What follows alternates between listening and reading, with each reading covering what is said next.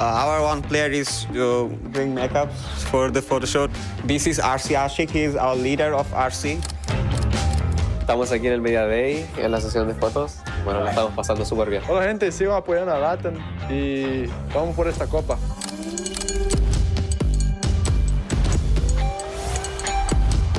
Esta es la sesión de fotos. Venga, papis.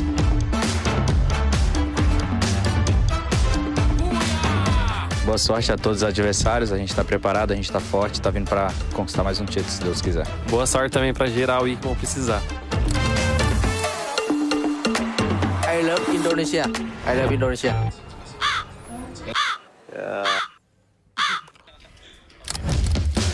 This is interview station.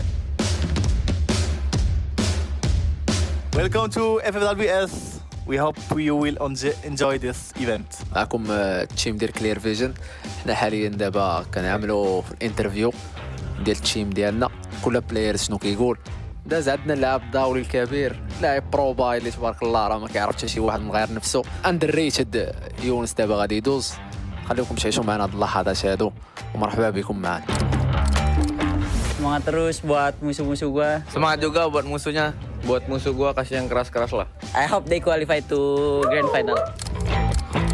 Buat tim Indo ya dulu, semoga dua tim Indo lolos lah ke grand final biar di grand finalnya dua tim Indo bisa kasih hasil terbaik lah. Pesan-pesan buat tim lain, terutama buat tim Vietnam, jangan macem-macem lah datangin di terusan kita. Soalnya kan di Asia kemarin lo udah macem-macem nih beberapa kali di terusan kita. Mungkin kita balas di turnamen ini lah.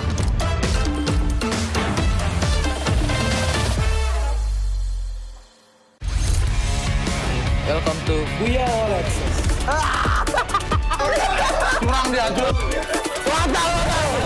Welcome to This or That, where your choices decide how ridiculous your game gets. All right, players, here's how it works. You'll make a blind choice, left or right. Each side hides a mystery, and once you've chosen, we'll reveal what you've chosen. Oke, 1, 2, 3.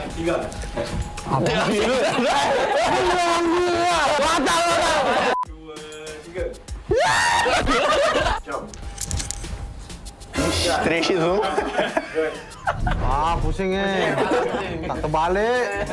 Eu não tô entendendo nada. Calma aí, é gladiador, vai aparecer as armas depois, eu acho.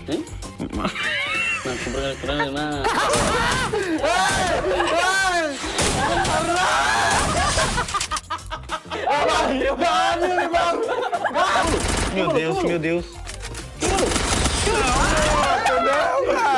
Nossa, é muito difícil, eu tô correndo no teto, viado.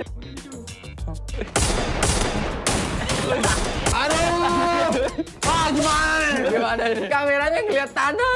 Kita sama-sama kebalik aja. Sama-sama kebalik, oke. Vem, Lopes, vem. Muito difícil, cara. Vira, agora vira ao contrário. É, agora é o contrário, todo mundo. Calma, tá recarregando. Acerta. Gue gak bisa cara naiknya, Mal. Di mode. Itu depan-depan. Mana? Dia mak. Ayo, tá fácil, tá Mano, é muito difícil. Mas é muito difícil. Desce campo Ele tá roubando, você não carga essa, não vale cargar essa, não. Curang dia, curang.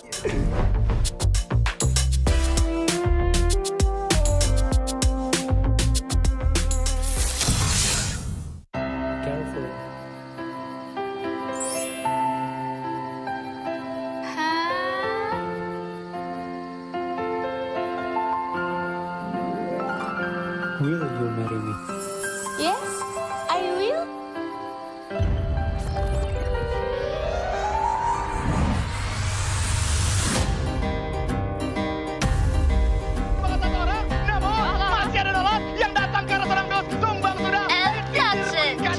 Falcon eliminates our argument.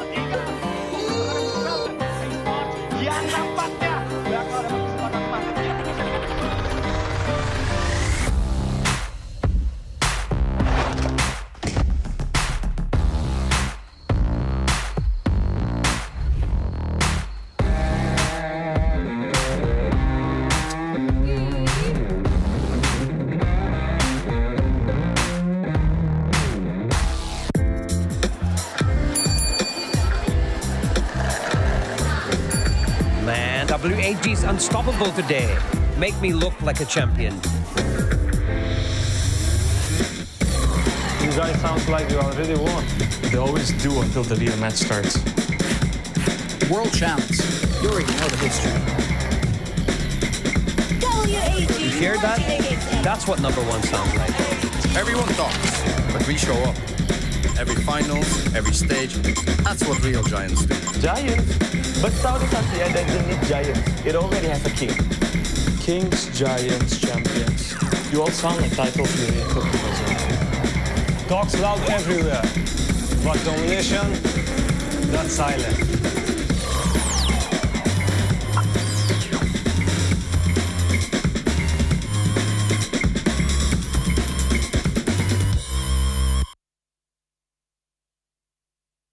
This is my FFWS 2025 Global Finals tier list, focusing on each team's global tournament pedigree and recent performance. Let's roll.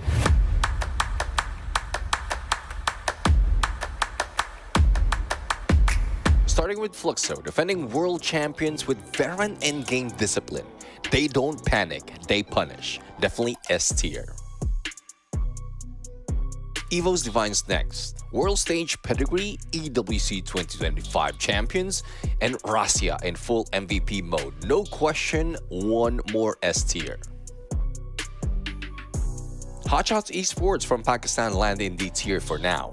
They earned the slot, but in the global stage, EWC included, they need a portable late game identity fast against the top seeds. Booyah United Esports, two-time world champion, no stranger to the big stage, aggressive on the map and clinical under pressure. A fresh champion finish would cement the aura again, but still, they stand as S tier. WAG go for A tier. Rough Southeast Asia finish this year and nearly missed it, but they got that 2023 Global Top 5 DNA. Veteran core, dangerous one synced. GOW are B tier, Southeast Asia's 7th. Flashes of timing but not enough map-to-map consistency yet. PE Sports also B tier, Southeast Asia's 8th qualifier. Scrappy, yet they steal space when other hesitates. RQ Kazu is an easy S tier. Last year's global runner-up, EWC Silver, and late zone calls are ice cold, and consistency is carry. E1 Sports slots A tier. Brazil top 3, and 4th at the Worlds in 24. If that version shows up, the podium opens right up. Team Falcons, another S tier. Southeast Asia Fall 2025 champs and EWC 2024 winners. A total point machine with crisp macro, especially with those Guerrero takeover moments. Team Solid stays B tier. Brazil's runner-up, and if their mid-game stops coin flipping, then they start looking like an A. But for now, it's B tier. Heavy is an A tier. Southeast Asia's number 2. Aggressive, confident, and their kill pressure travels if rotation tightens. Rainbow 7, also an A tier. Latam's champs with steady fundamentals. Internationally, they grade mid, but mid can absolutely upset. Nova Legion sits at B tier as Latin America's runner-up, solid regional form, global read is still pending. AG Global gets B tier. They do have time mechanics, but would swing a decision. On a good day though, they would grief your favorites. Red Hawks, your Bangladesh champs with raw aggression from dominant local run. This is the first true global test after EWC. For now, they get C tier. Clear Vision Esports, also C tier. MEA's champs whose style fits a format, though cross-region sample is thin, so we're betting on wildcard energy. Redcliffe closes us out on D tier. For Bangladesh runner-up, the goals are simple for now. Survive mid-game cleanly, cash out late zones, and build that reputation. Alright, that's the list. Why don't you drop your S tier in the comment and tell me who I overrated? Before we proceed any further, hit like, subscribe, and if you disagree with any of these, drop your argument below. Just keep it tight, keep it civil, and I might change my mind.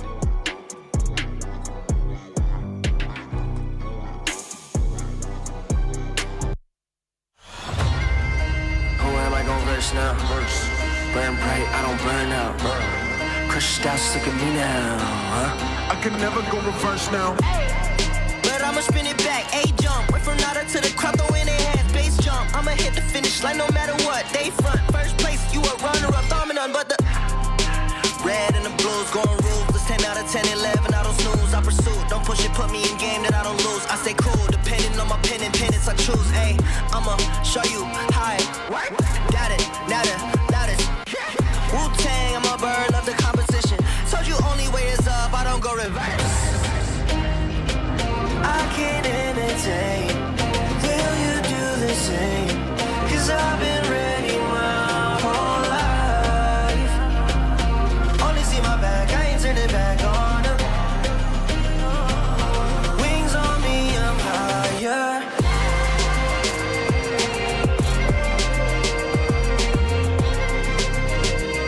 Cause I've been ready my whole life.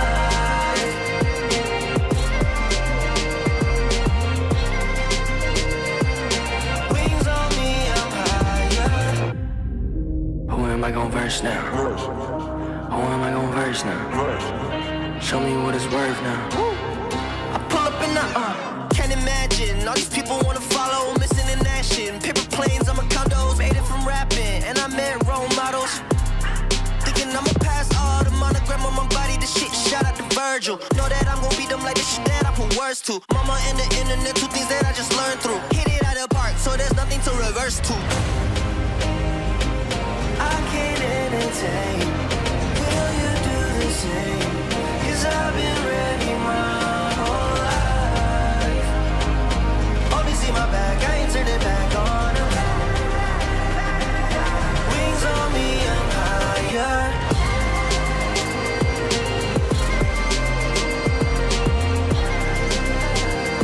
Cause I've been ready my whole life.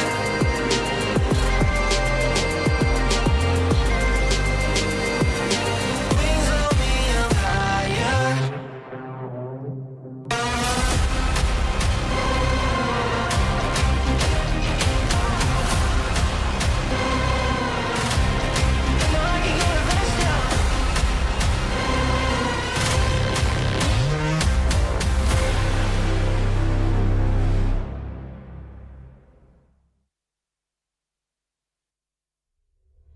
Every region has written its story. Every player has bled for a dream. Now the stage isn't just a battleground, it's destiny. The world's elite have gathered once again, and a new champion is about to rise. 5 names echo louder than the rest: EVOS, Buriram, Falcons, RRQ, Fluxo. Different lands, different styles, one goal: glory, the kind that never fades. EVOs play the game like a storm, fast, relentless, impossible to stop once they move. Across the field, Buriram United answers with control and composure. They read the map like a book and close every door before danger arrives. Falcons, quiet until it matters. They plan, they wait, then strike with the accuracy of a heartbeat. RQ, meanwhile, thrives in chaos. Fearless, ruthless, beautiful to watch when they go all in. And there's Fluxo, Brazil's beating heart. A team built on passion, raised by a region that lives for free fire. Every fight they win feels personal. Every drop they take shakes the arena. History follows them, and they're ready to add one more chapter. Beyond the spotlight, dark horses sharpen their blades. From the Middle East and Africa, teams that never back down, even when outnumbered. From Bangladesh, creativity and chaos rolled into one unpredictable style. Vietnam, talented, disciplined, still chasing that perfect plan to reach the final. And LATAM, the land of raw talent. Games King and company now face the moment they've trained their whole lives for.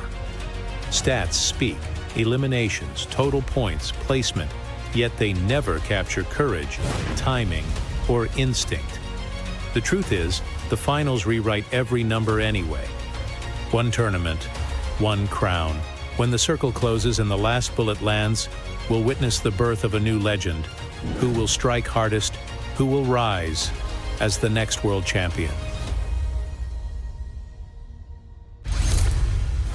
Welcome to Booyah All Access. Booyah All Access. Booyah All Access. Booyah All Access. Booyah All Access.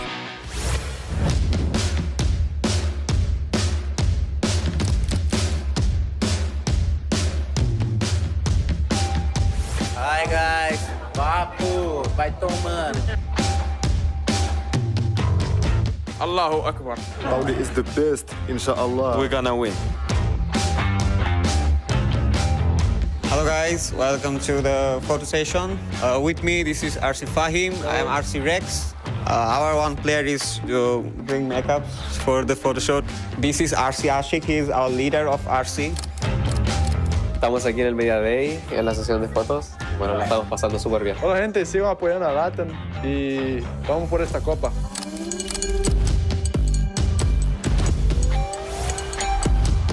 Esta es la sesión de fotos. Venga, papis.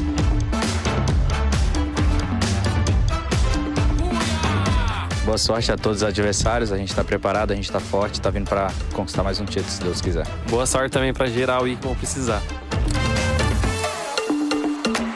I love Indonesia. I love Indonesia.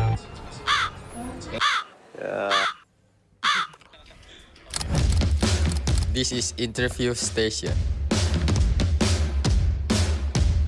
Welcome to FFWS. We hope you will enjoy this event. معكم التيم ديال كلير فيجن. حنا حاليا دابا كنعملوا في الانترفيو ديال التيم ديالنا. كل بلاير شنو كيقول. داز عندنا اللاعب الدولي الكبير، لاعب بروباي اللي تبارك الله راه ما كيعرفش حتى شي واحد من غير نفسه. اندريتد يونس دابا غادي يدوز. خليكم تعيشوا معنا هاد اللحظات هادو ومرحبا بكم معنا. Semangat terus buat musuh-musuh gua. Semangat juga buat musuhnya. Buat musuh gua kasih yang keras-keras lah. I hope they qualify to grand final. Buat tim Indo ya dulu. Semoga dua tim Indo lolos lah ke grand final biar di grand finalnya dua tim Indo bisa kasih hasil terbaik lah. Pesan-pesan buat tim lain, terutama buat tim Vietnam, jangan macem-macem lah datangin di terusan kita. Soalnya kan di Asia kemarin lo udah macem-macem nih beberapa kali di terusan kita. Mungkin kita balas di turnamen ini lah.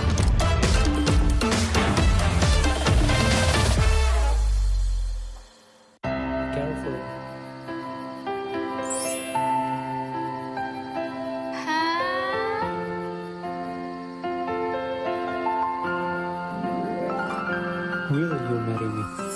Yes, I will.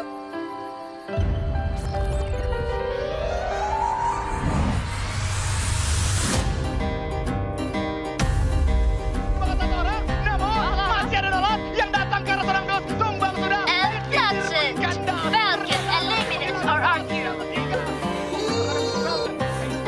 Yang nampaknya bakal dapat kesempatan emas.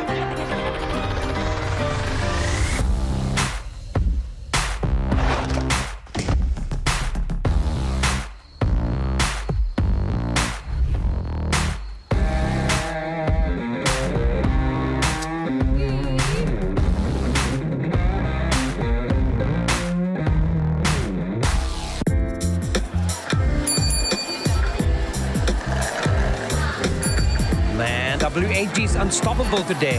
Make me look like a champion. You guys sound like you already won. They always do until the real match starts. World champs. You already know the history. You hear that? That's what number one sounds like. Everyone talks, but we show up. Every finals, every stage, that's what real giants do. Giants? But Saudi Arabia doesn't need giants. It already has a king. Kings, giants, champions. You all sound like titles in the football zone. Talks loud everywhere, but domination, that's silent.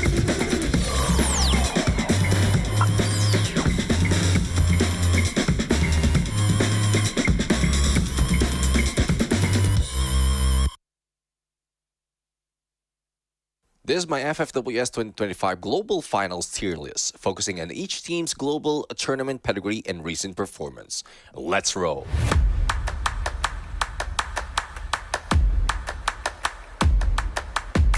Starting with Fluxo, defending world champions with veteran endgame discipline. They don't panic, they punish. Definitely S tier. Evo's Divines next. World Stage Pedigree, EWC 2025 champions, and Rasya in full MVP mode. No question, one more S tier. Hotshots Esports from Pakistan land in D tier for now. They earned the slot, but in the global stage, EWC included, they need a portable late-game identity fast against the top seeds. Booyah United Esports, two-time world champion, no stranger to the big stage, aggressive on the map and clinical under pressure. A fresh champion finish would cement the aura again, but still, they stand as S tier. WAG go for A tier. Rough Southeast Asia finish this year and nearly missed it, but they got that 2023 Global Top 5 DNA. Veteran core, dangerous one synced. GOW are B tier, Southeast Asia's 7th. Flashes of timing but not enough map-to-map consistency yet. PE Sports, also B tier, Southeast Asia's 8th qualifier. Scrappy, yet they steal space when other hesitates. RQ Kazu is an easy S tier. Last year's global runner-up, EWC Silver, and late zone calls are ice cold, and consistency is carry. E1 Sports slots A tier. Brazil top 3, and 4th at the Worlds in 24. If that version shows up, the podium opens right up. Team Falcons, another S tier. Southeast Asia Fall 2025 champs and EWC 2024 winners. A total point machine with crisp macro, especially with those Guerrero takeover moments. Team Solid stays B tier. Brazil's runner-up, and if their mid-game stops coin flipping, then they start looking like an A. But for now, it's B tier. Heavy is an A tier. Southeast Asia's number 2. Aggressive, confident, and their kill pressure travels if rotation tightens. Rainbow 7, also an A tier. Latam's champs with steady fundamentals. Internationally, they grade mid, but mid can absolutely upset. Nova Legion sits at B tier. As Latin America's runner-up, solid regional form, global read is still pending. AG Global gets B tier. They do have time mechanics, but would swing a decision. On a good day though, they would grief your favorites.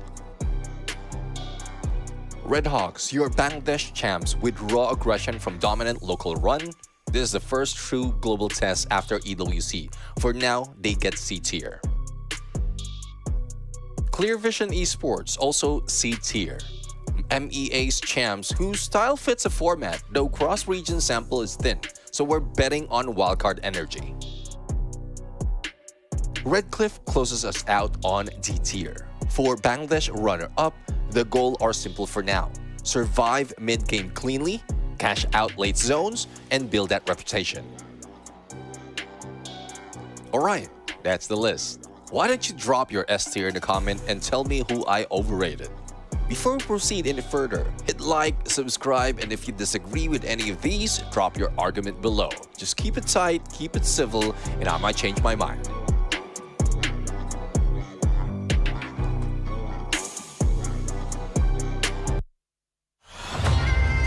Who am I gon' verse now? Burn bright, I don't burn out. Crush style sick of me now, huh? I can never go reverse now. But I'ma spin it back, A-jump. Right from nada to the crowd, throw in their hands, base jump. I'ma hit the finish line no matter what. They front, first place, you a runner-up, dominant, but the red and the blues going ruthless. 10 out of 10, 11, I don't snooze. I pursue, don't push it, put me in game that I don't lose. I stay cool, depending on my pen and pennants I choose. Ayy, I'ma show you how I got it, now this Wu-Tang, I'm a bird, love the competition. Told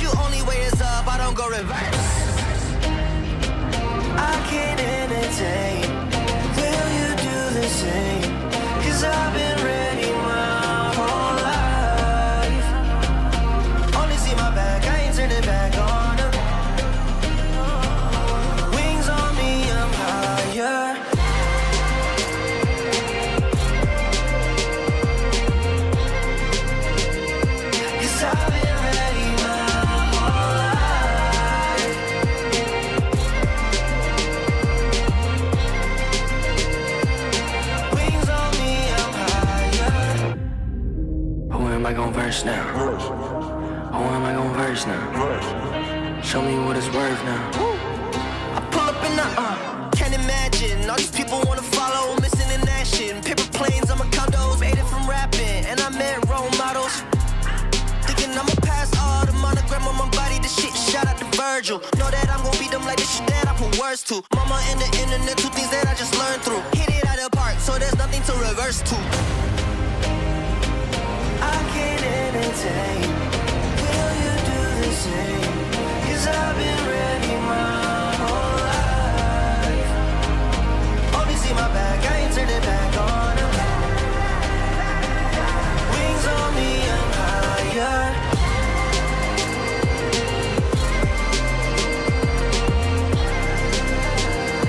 Cause I've been ready my whole life.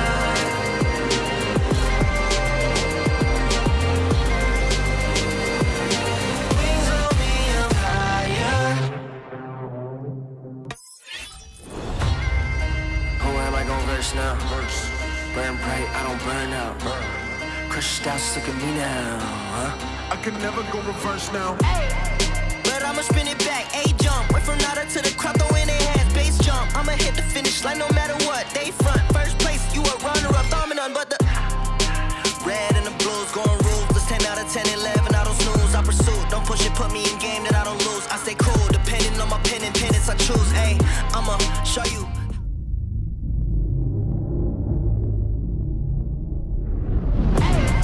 But I'ma spin it back, A-jump. Wait from nada to the crowd, throw in their hands, bass jump. I'ma hit the finish line no matter what. They front, first place, you a runner-up, dominant, but the red and the blues going ruthless. 10 out of 10, 11, I don't snooze. I pursue, don't push it, put me in game that I don't lose. I stay cool, depending on my pen and pennants I choose. Ayy, I'ma show you high. Got it, loudest. Wu-Tang, I'm a bird, love the competition. Hit it out of the park, so there's nothing to reverse to.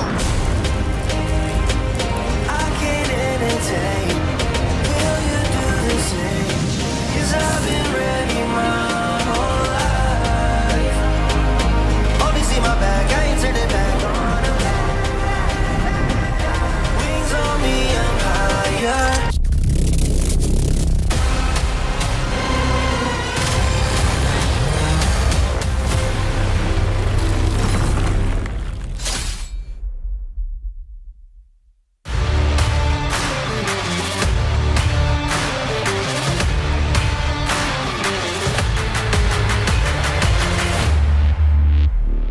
Host country? Is Indonesia cursed?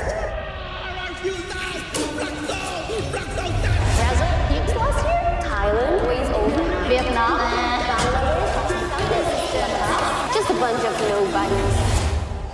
Everyone is just so busy doubting. Good. Doubts are meant to be crushed and they have everything left to prove. Who's gonna lift the trophy this year? Oh my god, we were just talking about cute guys. This is way too early. So the face card is more important than the player's skill? Well, a handsome face can surely boost your confidence. And if you're confident, you can be champions contender. Champions contender! Let's talk about the defending champions, so Lifting the trophy in their home country last year and still dominating Brazil as the region's champions. Can we see a back-to-back? Not so fast. Thailand won a Free Fire World Series Southeast Asia 4. Team Falcons are very confident right now. Also, Buriram are strong contenders. But Team Falcons only finished 8th last year. They are looking very clutch this year though. Clutch? Maybe. RQ had so many chances to win this year, but it seems like they're so unlucky. First one to match point, but they never got the Booyah. Second at EWC and another second at the Global Finals last year. They have so much to prove, and they surely want to win on home turf this year. Speaking of home turf, the other Indonesian team, EVOS Divine, has their wonder kid, Russia. Fresh off an EWC win, lucky or not, they are gonna want to win in the home ground too this year. Did anyone expect them to win all the way at the EWC Finals? What about some underdogs? Vietnam might rise above this year. Some of them barely qualified to the Global Finals, but Heavy has proved to us that Vietnam is still a force to be reckoned with. They finished second in T-Ball. Did they get it with luck, skill, or grit? I think you need all three to be champions.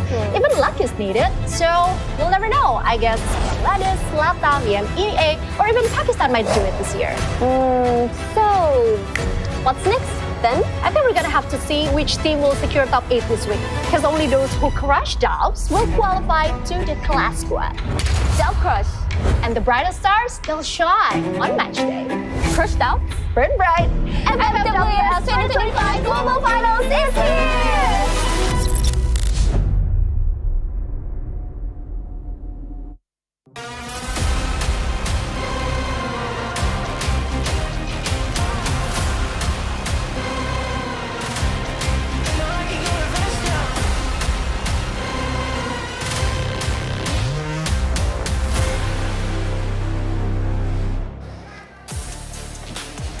Selamat datang semua!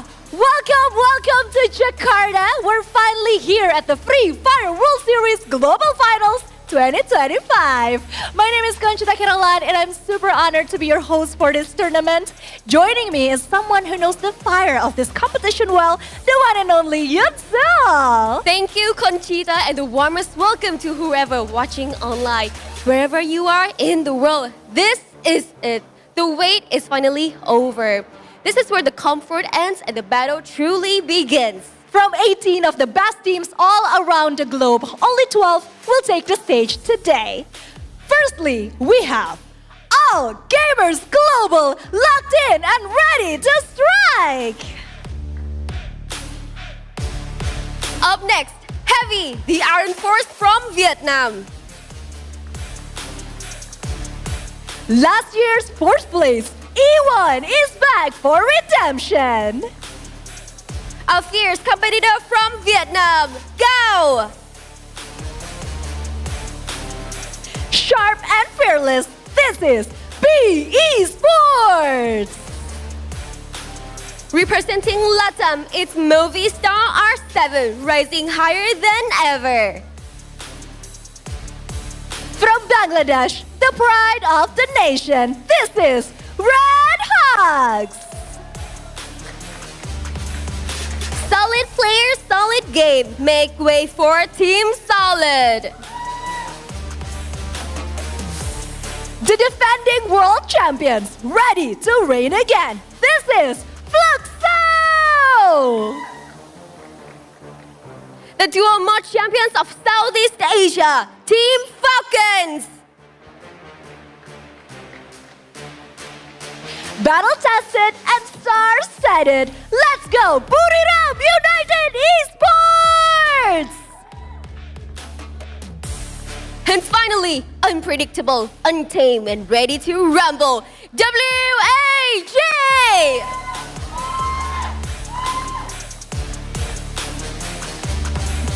All the teams are ready to prove that they belong among the brightest. And this year's team, Crushed Ups, Burn Bright, says it all. Every player carries their own fear, their own hesitation. But champions, they rise above it. They turn pressures into power and doubts into fools. Only the strongest team will survive from a knockout stage. But wait, before we begin, Conchita, how do we say do your best in Bahasa Indonesia? Oh, you can say semangat, because semangat actually means keep up the spirit, or you can do it. Can you say that? All right, let me try. Semangat! Semangat! Yeah. Shall we do it together? All right. 3? One. Oh, 1, 2, 3. Semangat! Sounds great! You sound amazing. Yep. What about Time to Shine or Burn Bright? Oh, we have that as well. You can say waktunya bersinar. This one sounds hard. I know. Waktunya bersinar. Bersinar. Let's say it again together. 1, 2, 3. Waktunya bersinar! There you have it, survivors. To all the players, semangat! Once again, the battlefield awaits. Jakarta is watching, and the world is surely watching. Time to curse out, burn bright. Let's get back to our casters, semangat. The stage is yours.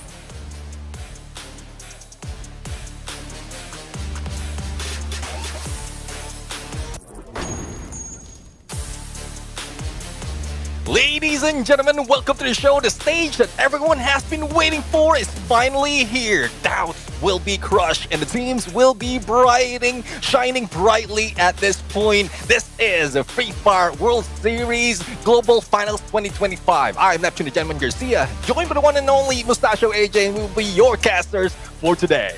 I am not excited. I am over excited at this point of time.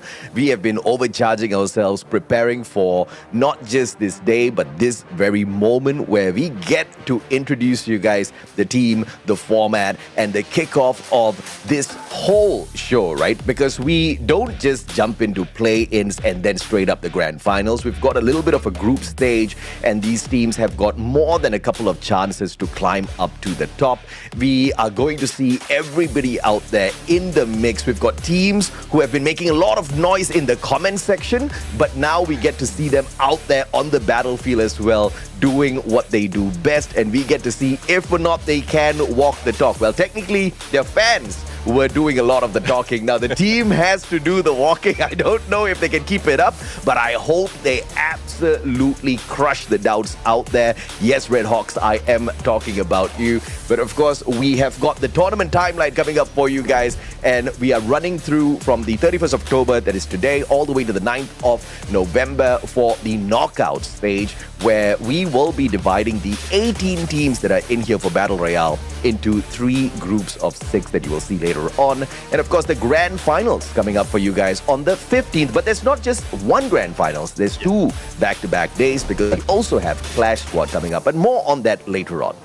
Yeah, definitely. And as you did mention, we do have 3 groups similar to what we've seen in most tournaments that we have in Free Fire. And Group A, B, or A, B, C, and AC would be the rotation that we have. It's not in a particular order. It would be randomized for the 2 weekends that we will be having the knockout stage. But for the 12 teams that will be coming up on top, that's where we beat them on 15th of November. So I'm really excited for that to happen, to see, as you did mention, who's going to walk the talk or walk the talk the comment section has been throwing out in there, because this is what at stake, AJ. That's $300,000 for the champion. Yeah, absolutely stacked with the prize pool here. Everybody wants the biggest slice of the pie, but can you digest it all? Can you survive long enough to the very final day for the final battle? And of course, even when we get there, you gotta deal with Champion Rush, baby. The point system as usual. You hit the Booyah, you walk away with 12 points,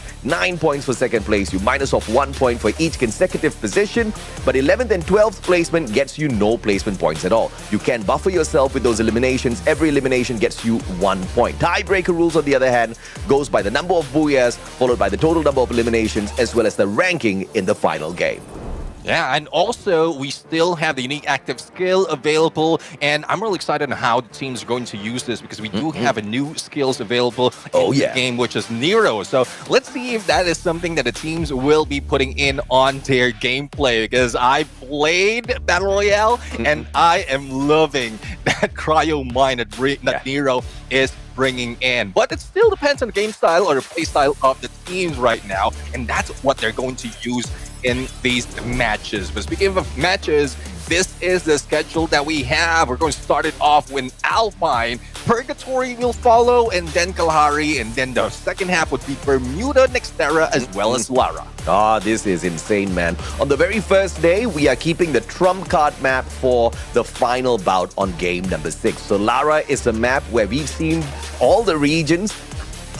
Not many of them have found full mastery on this map just yet. It's still a coin toss as to who's going to be able to dominate it. Yes, there are some outlier squads, which we'll not mention now just yet, because we want to see how they fare against each other on the international stage. But of course, later on down in the competition, we'll be breaking that down a little bit more for you guys as well.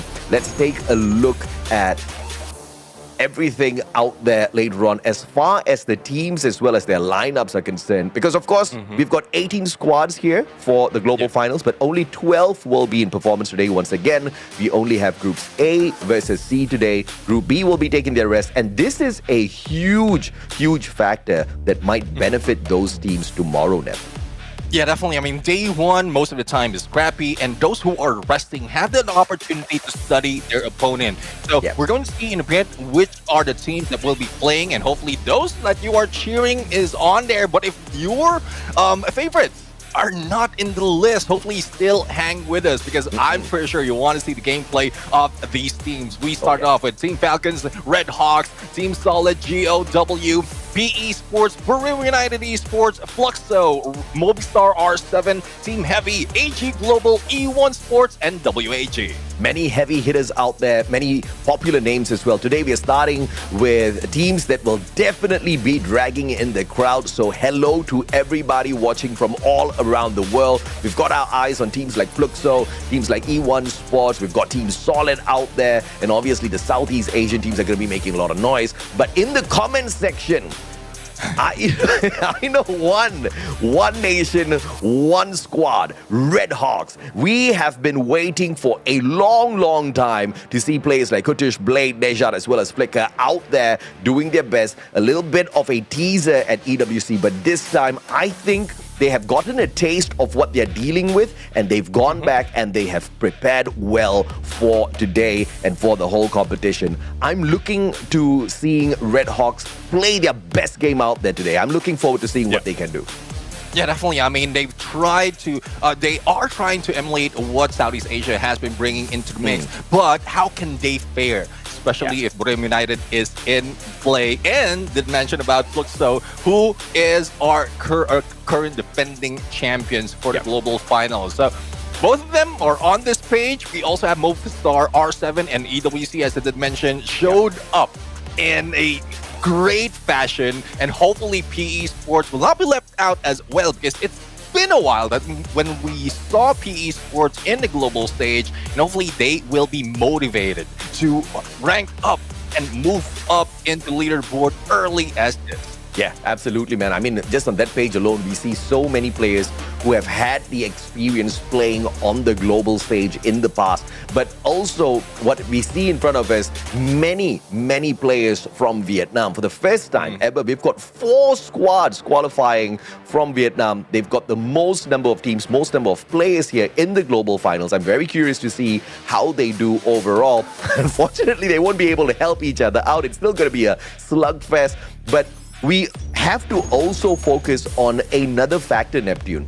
Yes, we've got the individual teams, but now there's a little bit of a tiff, a little bit of a struggle within the comment section all over the world.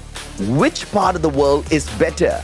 Is East the best, or will the West find or manage to best the East at the end of the day? You look at the Eastern powerhouses, you've got teams like Buriram, Falcon, AG Global, WAG, and then you look at the Western powerhouses, you've got Fluxo, you've got Team Solid, E1, R7. I mean, it's going to be explosive out there when we start this match. Yeah, exactly. It's more of the quantity that we have in the East right now, and hopefully they will also show up with the quality. But when we look at those from the West, like, we've seen great quality out of them, despite of not having that much numbers in terms of teams. So that would tip the balance a little bit on that battle of East and West. But I want to see more. I want to see West defend their champion and also their prestige all over this game, because so far, even for the videos that we've seen earlier, there's a lot of banter that is being thrown right now, and hopefully they can live up to that. Yeah, no doubt at all. And of course, we have got a little bit of a teaser for all of you guys in a little bit coming up. It is called the Room of Pressure. How much of pressure we throw at these players? Well, you guys will see in a little bit. Neptune and I will catch up with you in a bit.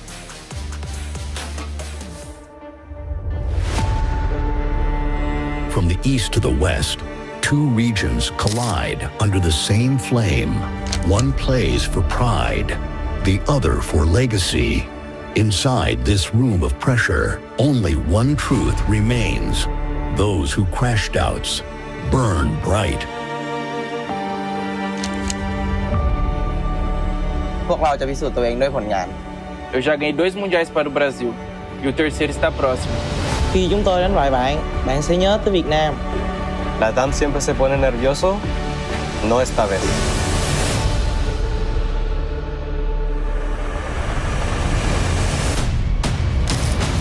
4 đội Việt Nam đã làm được điều đó và đó không phải là một sự trùng hợp.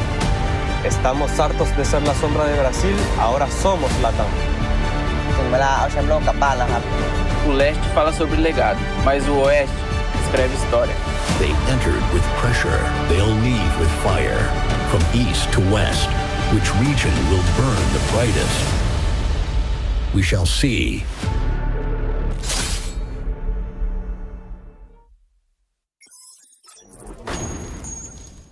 Love that. The room of pressure we're in. Everyone needs to be hyper-focused just in what's in front of them and not look around on what is being thrown around them. Again, it's a great metaphor that the room pressure has.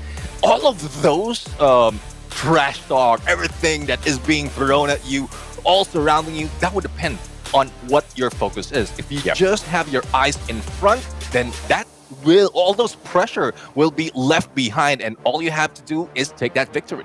Yeah, absolutely, man. The East versus the West. That's exactly what we're going to be looking at for a majority of the competition all throughout. But of course, in the comment section, you guys let us know exactly who do you think is going to be the very best. Are you here for the East? Are you here for the West? If you're from the East and you're supporting the West, let us know as well as vice versa. But you know what? There was a little cookie crumb in there that was dropped that we have to pick up on as well. There's a battle between the East and the West, but LATAM, which is from the West, is also gunning for Brazil. They no longer want to be that backup story. They no longer want to be that second thought, right? They want to take the step forward. They want to lead the West, perhaps even dominate out there for the West. But of course, here are our predictions on who we think are going to dominate today, and it looks like we kind of think alike, at least for that first place step. Yeah, definitely. I mean, Team Falcons had our eyes, especially from the qualifiers in Southeast Asia fall. But I do believe that Fluxo will be able to put on more prestige in the game. I mean, they are here to show up. They're here to really make sure that the West has a representative all throughout the Grand Finals. And let's not forget Heavy as well. I mean, how they showed up from Southeast Asia is really pristine as well. Yeah, absolutely. I mean, no doubt at all, they are going to go out there and they're going to try to rip things away. But I kind of am a little jealous that you have Fluxo out there. They are most definitely a threatening one, managing to dominate both Battle Royale and Clash Squad in Brazil. And I think that's no joke, right? Yes, Southeast Asia, we know it's very dominant, it's very competitive, but so is Brazil. Yeah, I mean, I really love how when I saw them first, especially in EWC, how they practice, how they motivate themselves, and as well as look forward to each and every game. That's what I really respect about those from Brazil, especially from Fluxo. So I want to see that happen right now and also be emulated by those coming from the East, because I know that there's different tactic, but I guess this is where we stop on doubting and wait for what is up front, because it seems like the battle is ready, AJ, and I'm loving this going to start right now.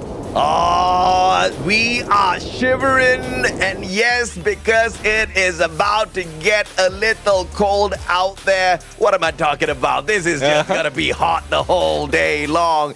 Game number 1 here to open up our Global Finals knockout stage. Day 1, Game 1, Alpine. Ladies and gentlemen, boys and girls, survivors of all ages, we hope you are ready. We sure as hell hope your favorite team is ready, because it's not going to be an easy one. Neptune, what I want to see at the start of this match is some hot drops. Oh, let's see if that would happen against some of the teams that are already dropped in, but it seems like Militia will find a few of those engagements where Red Hawks will be fighting against Heavy. And even in Snowfall, we are seeing Brim United being hot dropped by Movistar R7. And I love this storyline coming from both of these sets. Woohoo! And Red Hawks, they are the one with the first blood on the first game, on the first day. Come on, Bangladesh, this doesn't get better than that. And they are picking on Team Heavy of all squads, Vietnam.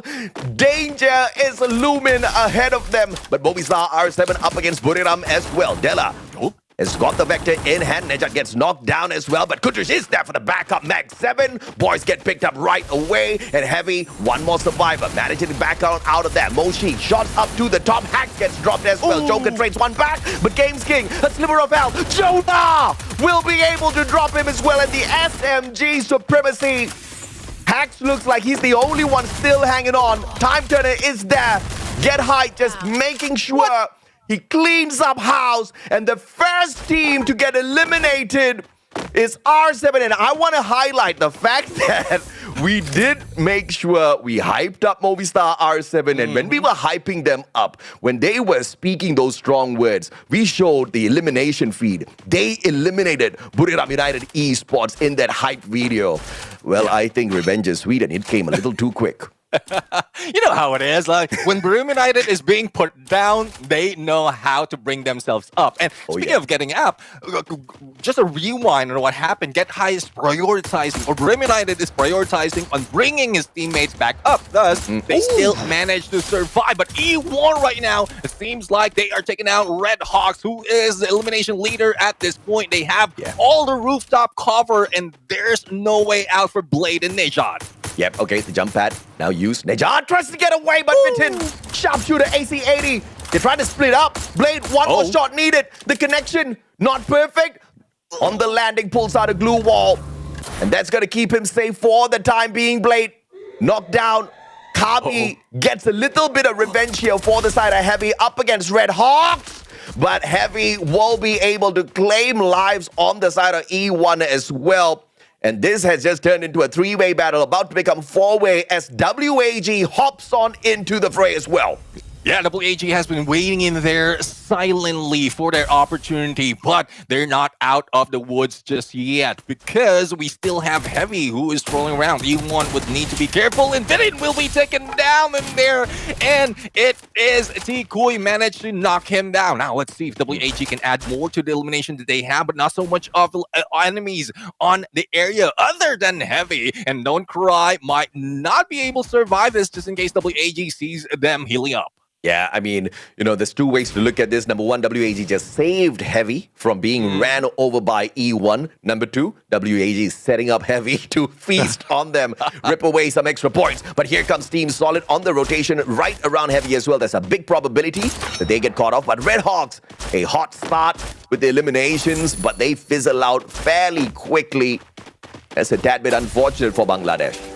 Let's see though, there you have it. We have Team Solid right now being in a hit list or triggering that hit list as well, so they need to be cautious not to be out in the open. And Launchpad is available for them to get away. Now let's see though as to where they will be placing themselves. They are trying their best to make sure the arsenal is also clear with that binocular. So I guess they do have a lot of openings unless GLW rushes against them.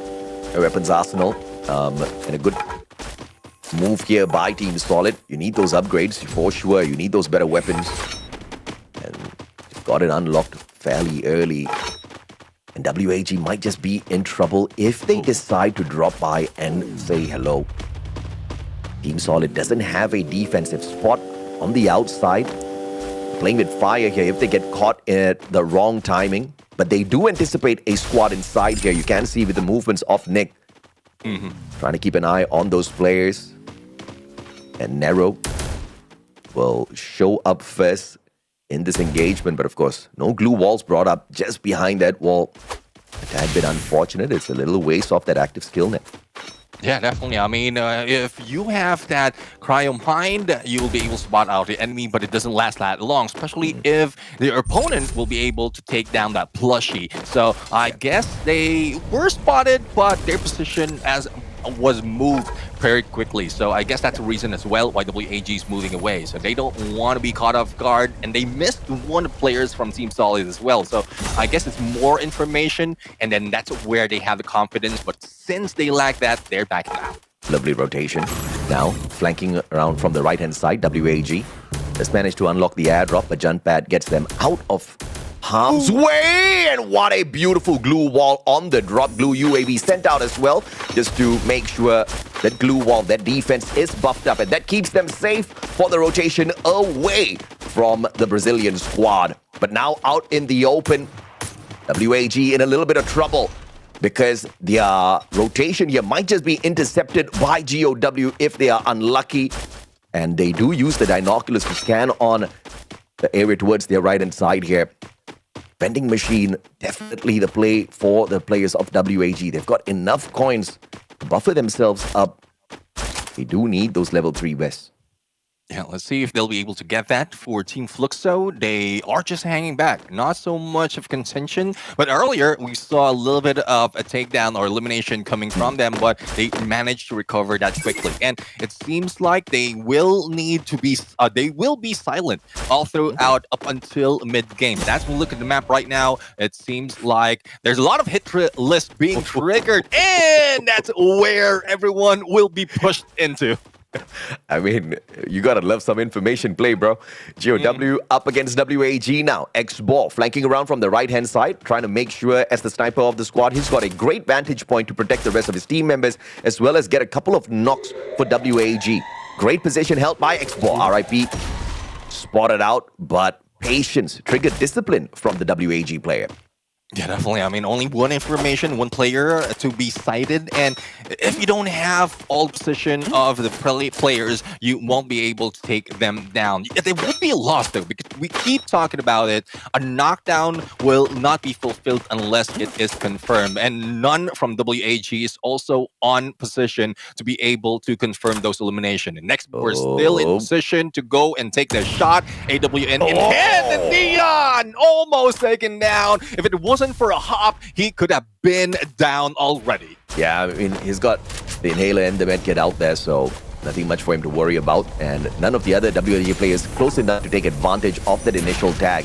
Banmo now, RGS-50 going in for the double on those grenades, but the Steffi popped in time, so no damage from grenades. GOW safely make the rotation around to the right-hand side. Tikui now at 590. They burst through those glue walls. Then Deanne gets the first drop onto Banmo. PLS1 trying to run away. WAG in a lot of trouble. Can he get to a vending machine to at least bring back a couple of players? Inside he goes, but gets caught out by Deanne. GOW ripping apart WAG. For elimination for GOW, only one remains, but X4 is hiding out. Now, we'll see if he will be able to hide out for long, because there's no way out, because Fluxo is just waiting for them. And it seems like the shot coming from Fluxo would be a saving grace for WAG, but X4 has ran out, and there you have it, GU stealing that away from GOW. Yeah, the Winchester in hand, managing to take it away from GOW. Extra point for Fluxo. Unfortunate for WAG, but what a counter by the players of GOW. Phenomenally played, especially on the right-hand side flank. They knew exactly what was going to be advantages for them.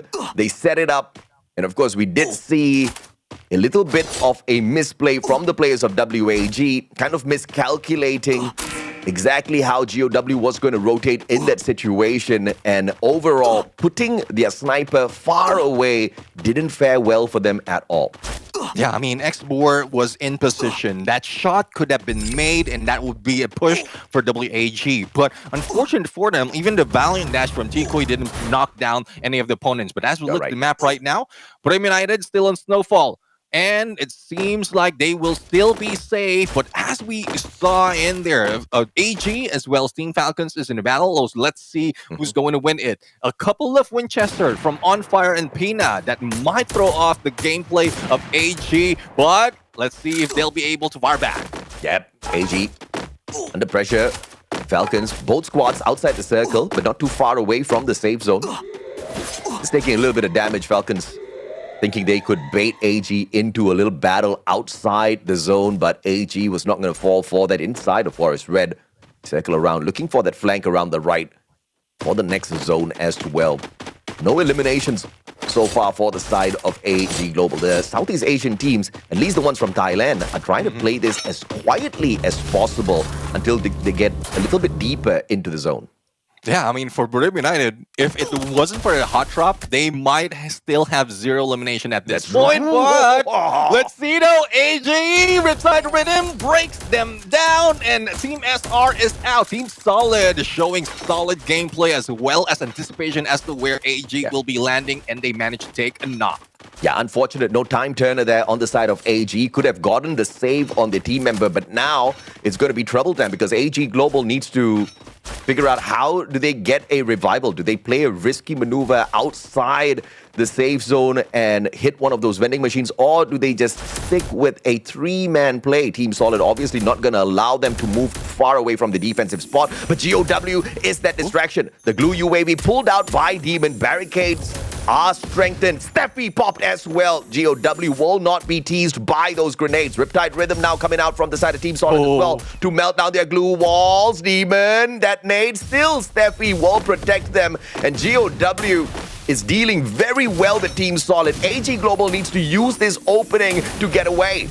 Love the combination that GOW has pulled up. The Steffi plus that glue wall that would help or make sure that the glue wall will not be going down despite of the Riptide Rhythm. Demon with that valiant dash, but Demon will be taken down by Guaxa from behind. Rip right now, M79. Let's see if he'll be able to take one shot and bring down Team Solid, but it is a high hopes for him. He's the only one remaining against 4 players of TS. RIP, he's got the grenade launcher. He needs to make some magic work here. RIP takes himself out instead. I'm not going to make fun of him because it's happened to me as well. Well, that's to a lot of us, okay? You guys just don't admit it. That's one reason I'm not using that weapon, because I'm off angle when I make that shot. But Lao Ho right now being taken down, and Fluxo is taking advantage of their position to go and chase against PE Sports. And as they lost one player, it seems like they are up in the corner right now with nowhere to go out. Yeah, well defended though by PE Sports, just barricading all of those windows with the glue walls. But Nolan, the timing was off, and the charge buster by GU puts him down onto the ground. Fluxo just waiting for the timing here to hop on in there, pulling out a double glue wall to block off the windows once again, but a mistake by PE Sports. But they still do manage to block off the access by Fluxo. GU really low, but the time turner pulled out in the nick of time. And GU saves the day. PE Sports was so close to annihilating Fluxo, but not a single player from the Brazilian squad was knocked down. Yeah, definitely. I mean, that is a great move coming from Fluxo at that point. Now, let's see on Booyah United and Team Falcons.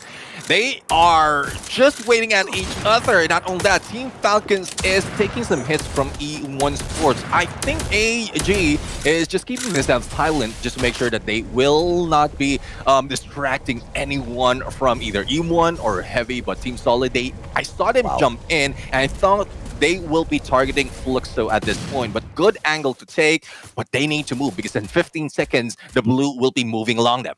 The East has got quantity here, but the West has got quality. Team Solid as well as Fluxo, but there's a little bit of infighting. Riptide Rhythm sent the way of Team Solid! And Jonah with the double! Gets the 3-pointer, Kobe!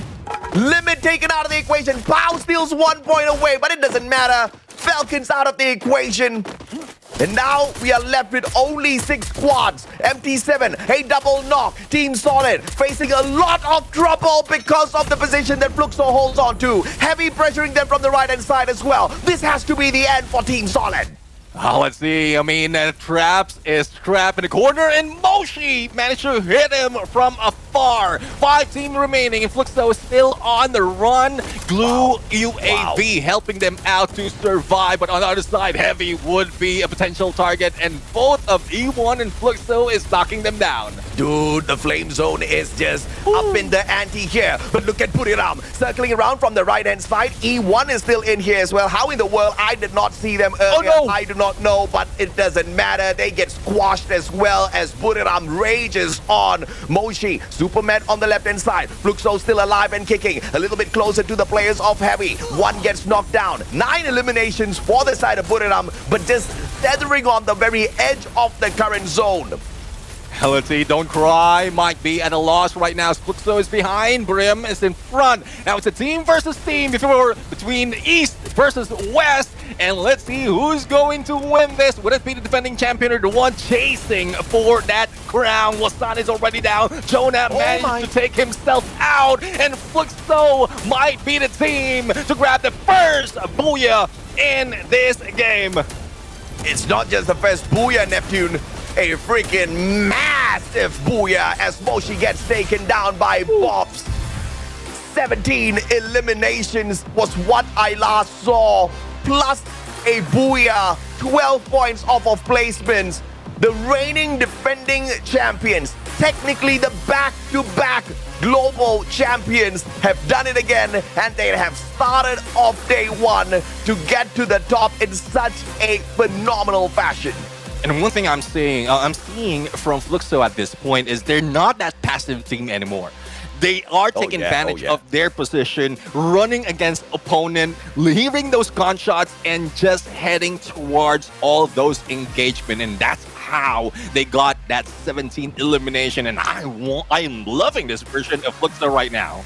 Yeah. I mean, this is exactly what we needed to see out of Fluxo, the tenacity and the confidence and also the capability. Because yes, we've seen them in the past, and what they have done is mainly stay passive until the very end. And sometimes they would have stayed too silent for too long. They could not catch up. But of course, when it comes to the global finals, the grand finals itself, Fluxo is a different kind of beast. But now we see them bringing out that version of themselves so early in the knockout stage. I'm loving it. This is what we need. This is exactly what all of the other teams need out there, as well as a wake-up call. Yeah, exactly. And then, well, it's even better than coffee to wake us up with Fluxo in the lead. I mean, I'm really loving this turnaround. I mean, game number one is just so heated up. It's just so massive. And I was expecting a global final. It would be a slow game because everyone is trying their best to identify where they can rotate safely, but there's no safe space. All they have to do right now is just look for the enemy and trust their instincts. Yeah, I mean, at that point of time, the final engagement, it was a story called Run, Moshi, Run. But no matter where he ran, no matter what he did, there was just nothing that he could do to save his squad and to get them the booyah. But you know, valiant effort overall for Buriram to survive long enough to that final circle. But very, very impressive first booyah of the day, courtesy of our reigning champs. This is ridiculous, man. I mean, look at the number of eliminations on a stage like this. Fluxo's not messing around. Oh, definitely. I mean, 17 elimination plus that booyah. It's 29 points already. And what I'm sad about, because we saw Team Falcons being eliminated in there, though they do have placement point. Unfortunately, they don't have any elimination as well. The same goes for Movistar R7. Yes, they grabbed one when they hot dropped Buriram United, but that's it for them in the first game. And hopefully it doesn't affect their motivation as well, because if you're lost after losing out on Buriram United, then that would carry over onto the next game. Yeah, no doubt at all. I think, you know, it's okay because it's just the first day, technically just the first game. They've got 5 more games to find a little bit of adjustment out there. Fingers crossed, it's a little bit more kinder to them, the environment. You know, fingers crossed they don't get those early engagements again, albeit, I have to say, Red Hawks was very impressive up against Heavy at the start of the game. But 29 points, so 17 eliminations was correct. 29 is massive, but Buriram's not too far away. 11 eliminations on the other side for a total of 20 points, including the placements. Heavy still kind of, you know, getting up towards the top here because surviving long enough was the name of the game, and Red Hawks just could not finish the job at the start. Yeah, I mean, I still love seeing Heavy on the top 3 of this match, but looking at Team Fluxo at this point, they're not going in with the current meta. This is where they are confident, and we saw that confidence onto the game with A124, Skylar, Oscar, as well as Steffi. But the Skylar, it seems like it's being slowed down because of the glue UAV. We've seen that so many instances wherein that could have been a clear out of those glue walls, but that update just gave more opportunity for the teams to stand up.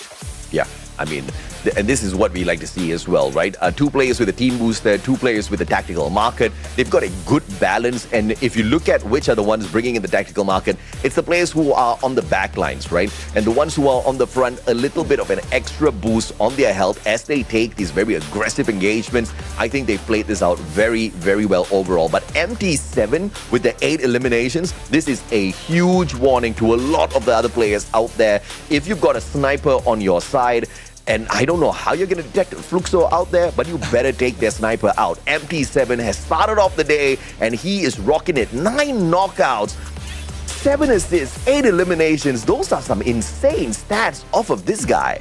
Yeah, definitely. I mean, close to 5K on the damage. And, well, I know I put a little bit of, well, not hate, but question on Skylar, but it seems like it doesn't matter for MT7. As long as he have the sniper, whether an AC-80, AWM in hand, he can still make those shots. And it's not just from long range. He can make this in the mid-range as well. That is one reason why he is one of the deadliest sniper in the field right now with that Maro, Susie, and Moko as well. A little bit of insurance policy with that Susie that we rarely see that nowadays.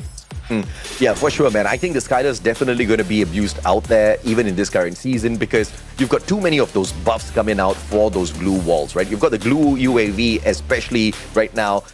You know, you've got everything going in the way of defense, so you need some extra glue wall breakers, which is why I did expect to see more Narrows. Unfortunately, we just saw him appear kind of once, and even that was more of like, you know, getting information gameplay instead of breaking down the defenses of their opponent. But a little circle analysis here. At the very start of the game, Circle 1 itself had a lot of incidents that were not friendly to a couple of squads.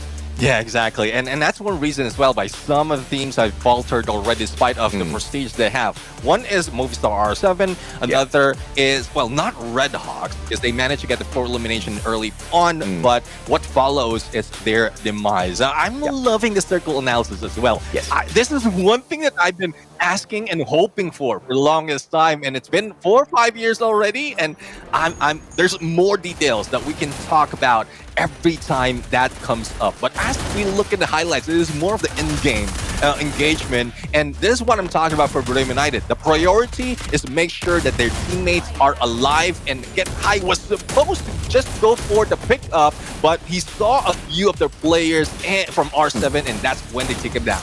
And that time turner was a life-saving time turner for Fluxo, because just with one shot off of that M590, you could have taken down 2 players because they only had a sliver of health on themselves, right? And that kind of shows exactly how well put together Team Fluxo is, from the brink of annihilation to shutting down that squad, making it into the final circle, and walking away with the Booyah as well. It's not going to be easy to dethrone Brazil and take this one away from them. I think the other teams are obviously well aware of that, but what can they do with the information, of course, is the biggest question. Yeah, definitely. I mean, it's more of how they can play with that. We've seen a lot of teams who use a lot of skills and utilities to gather all this information. It's more of how they can approach it, and it doesn't show up as quickly compared to what we've seen what Fluxo did. The turnaround, the pickup is quite easy. It looks so easy. Then one reason as well why they dominated that game number 1. So for the question of East versus West, even though the East has got the numbers, even though we've got the quantity, the West is still proving that they have got the quality. Lesser squads in there overall, but still managing to walk away with a massive game. Then it's kind of a testament to how strong the fight is going to be from the West to keep the crown on their side. I mean, the East technically has enjoyed the crown being on their side, you know, very specifically in Thailand for a long, long time, for many years. So I think it's good for the trophy to spend its, you know, time in the West. What do you guys think, though? Let us know in the comment section whether you think the crown needs to go back to the East as well.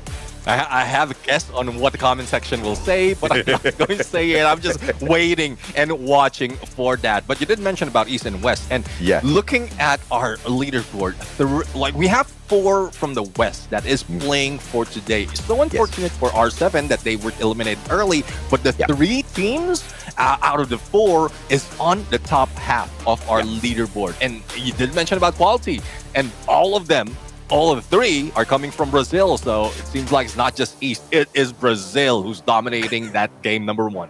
Yeah, absolutely, man. And obviously, Fluxo at the very top, E1 as well as Team Solid, managing to climb up quite a little bit, but and they are in the double-digit, area, but they do need to climb up a little bit more.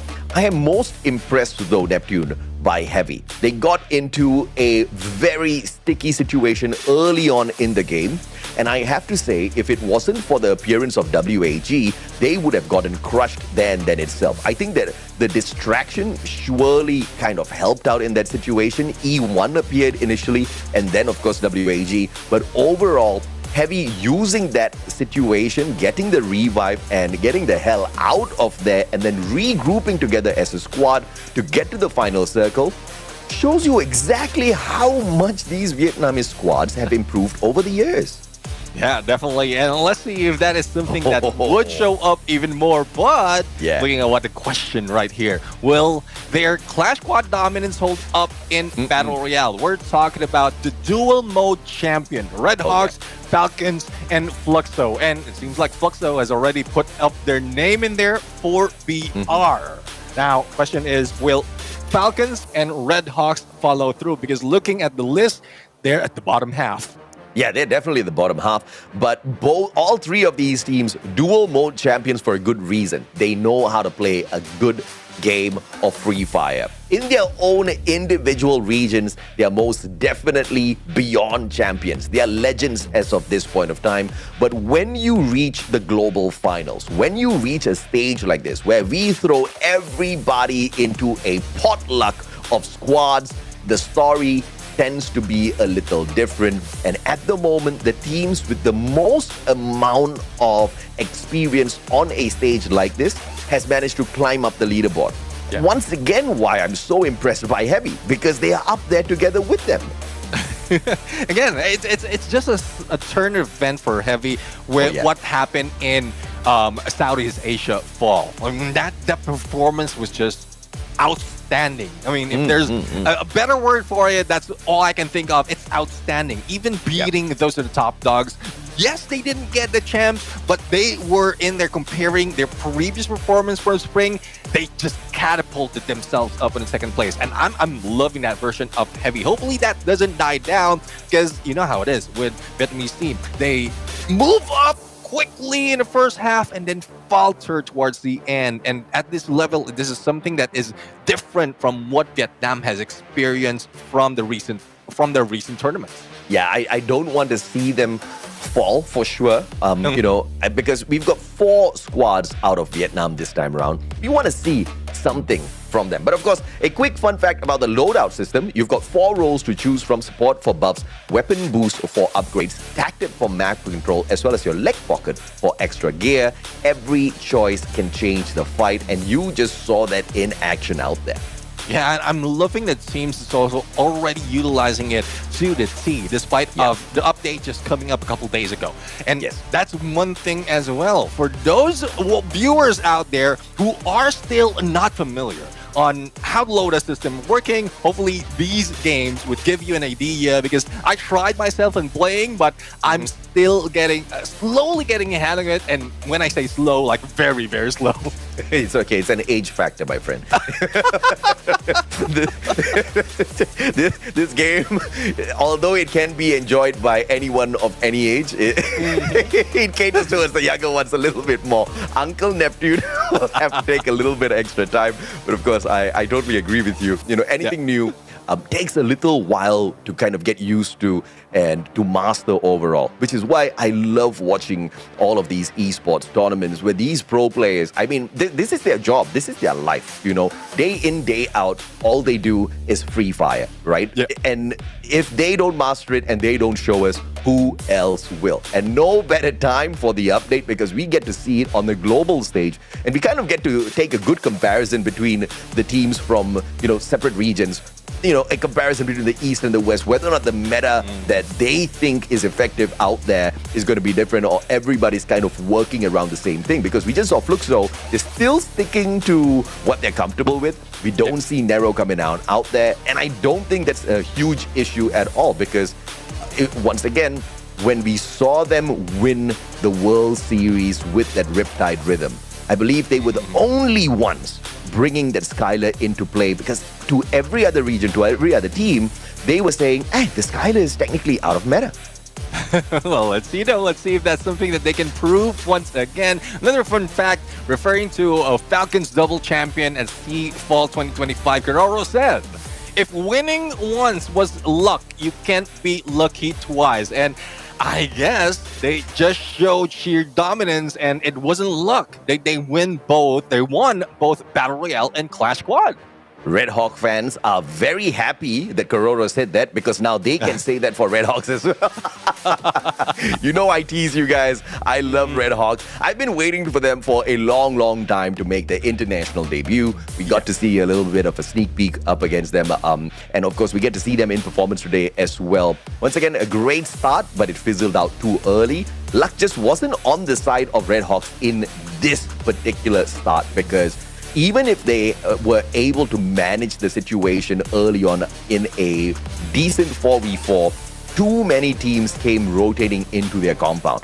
I think as far as Red Hawks is concerned, they need to start looking for some of these safer drops which are not occupied by any of these other squads, because if they're not prepared for the battle, I usually don't see them hanging around long in the lobby at all. And that's going to be a problem if they don't fix it. Exactly. I mean, and there's one thing I would want to say, guys, for Red Hawks. Yes, they show dominance in that hot drop, but it's the moving away part that they need to move, that they need to do quite well, because we've seen a lot of teams, they don't like, especially wherein 12 teams are still involved or 11 teams are still involved. Definitely some of the teams will be hearing those gunshots, waiting for the opportunity. If you spend so much time in engaging in one compound, you will need to anticipate that someone else will keep waiting for you. So like after the engagement, if you win that fight, then just move away. At least one person can move away, and that can be your insurance policy. Not just for Red Hawks, but for everyone else of these teams who's going for the hot engagement for the early games. Yeah, man. I mean, you know, at the end of the day, we definitely need to look at a few different factors overall as well. But I do want to highlight one thing, right? We've got a few underdogs who are on the rise here. We've highlighted them extensively already. We are talking about the teams out of Vietnam. We're talking about Red Hawks as well. Okay, we also have to throw Red Cliff into the conversation, because many of the fans out there, and even some of the teams that are on that global stage, they kind of feel like these are the teams that are going to be the filler squads. These are the ones who are going to get crushed and thrown down to the bottom. Now, Red Hawks are not doing us fans a big favor by kind of proving that right in the very first game itself, but it's good that they got punished early, because it's all about the rise up to the top. It's all about how you find those adjustments. But it wasn't just Red Hawks that got crushed early. WAG performed, even worse. They only got 2 points out of that game. And wait, let's take a quick pause on that statement. A quick fun fact here. When it comes to age, still at 16, Blade and Kutush are the third and fourth youngest players at the Free Fire World Series 2025. And right behind, AJ Chinoy as well as Rasya. Rasya is still the youngest player out there on the stage. Well, technically he's not on the stage right now, but the youngest one out there on this Global Finals. Yeah, I mean, I got hurt a little bit when it comes to age, but fun fact, Neptune is the oldest caster in the lineup right now. But anyways, I mean, you did see, we are seeing a lot of potential, especially from Rasya. When he got introduced, that's when Evo Divine just changed, changed their face.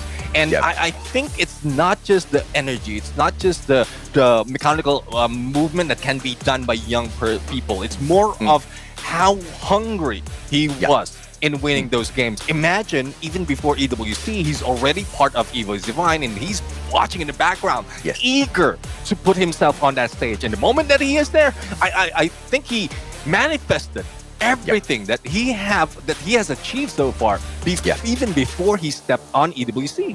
Yeah, I mean, there's two types of people when it comes to manifestations. One just wishes, another one wishes and puts in action to get there, and Russia's the latter, right?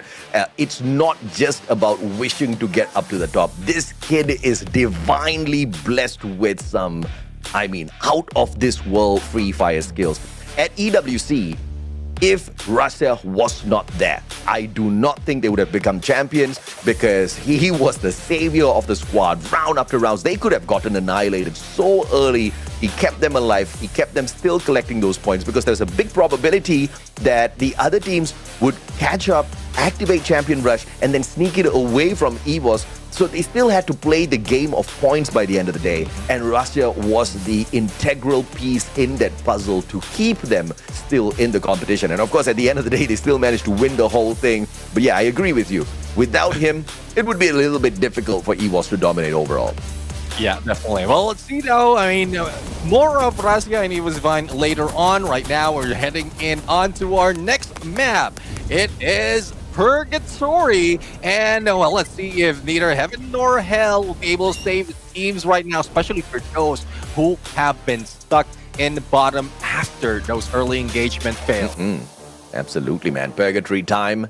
And like you say, usually neither heaven nor hell, but they're about to get tortured for sure if they get into yet another sticky situation. Those hot drops are unforgiving.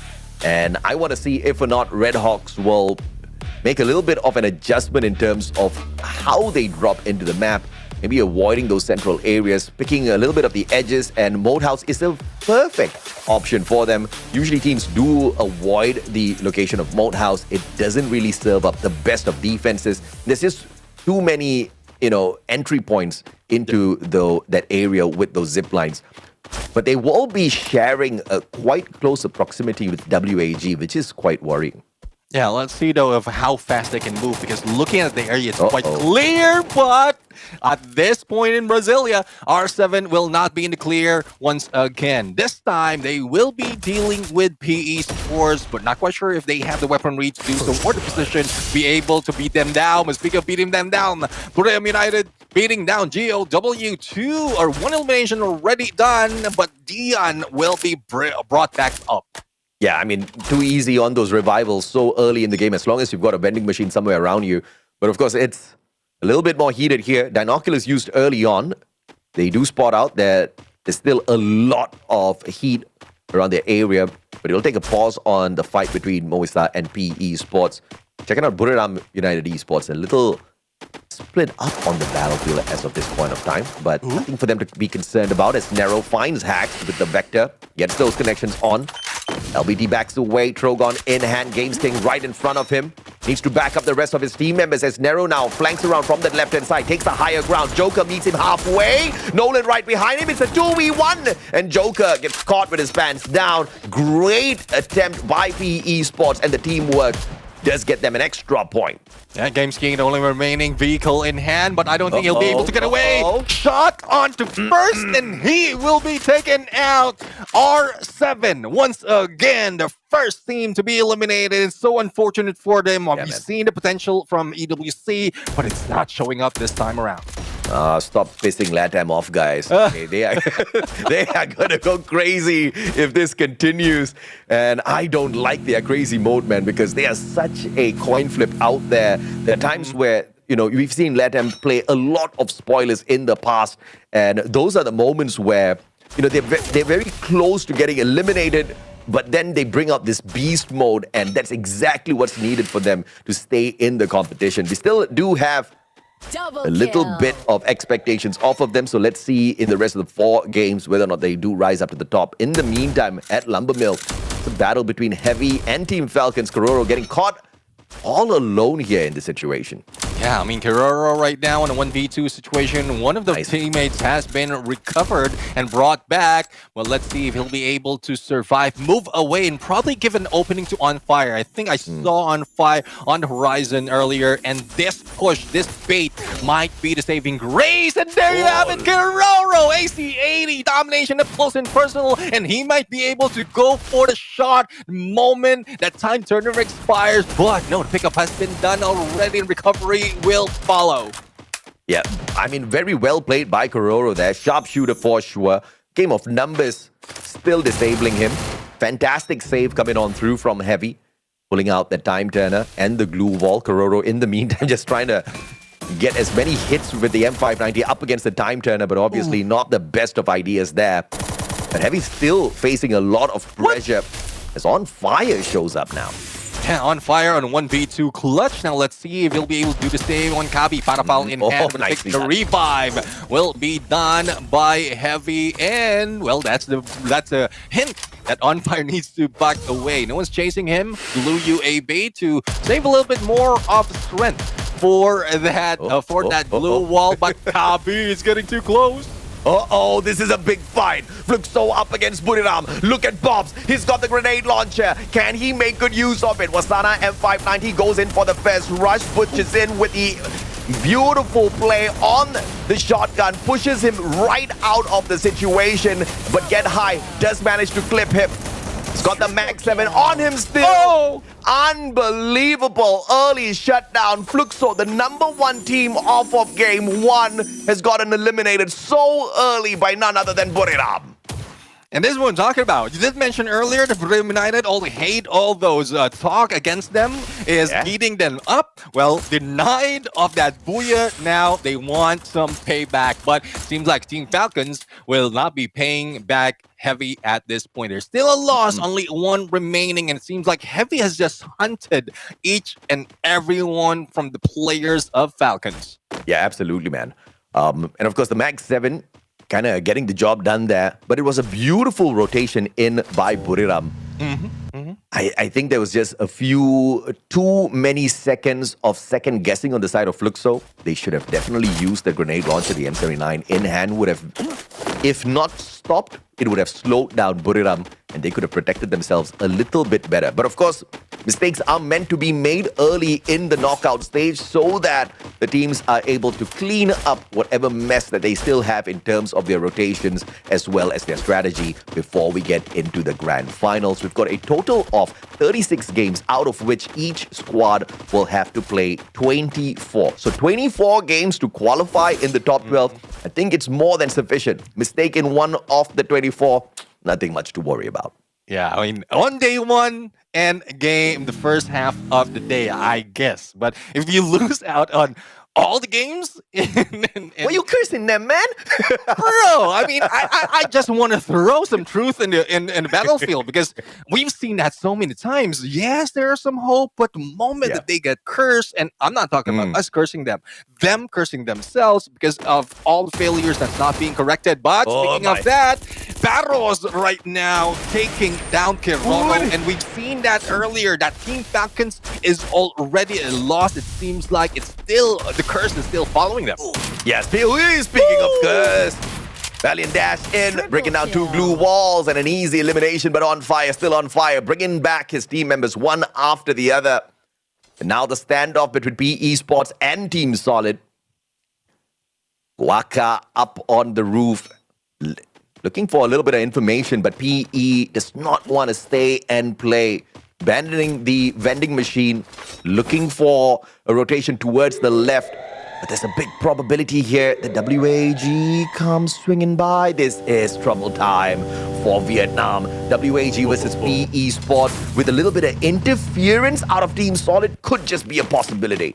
Yeah, let's see. I mean, the noise of the vehicle might have pull in PE Sports or probably have them on their toes. The same goes for Team Solid. But as you can see the map or the minimap, they are getting close, a little too close for comfort into PE Sports. The same goes for Red Hawks. Hopefully, Red Hawks hang back a little bit because they don't want to be part of this if they want to survive longer unless they have the firepower to do so. But speaking of firepower, like Falcon is feeling all those firepower from the beginning of the game up until now. They're still in trouble. Yeah, he's got the super med on him though, On Fire. Grenade. Okay, it's just a blue wall melter. But nothing much to worry about for now. But you gotta admire how Team Falcons has managed to quickly recover their squad.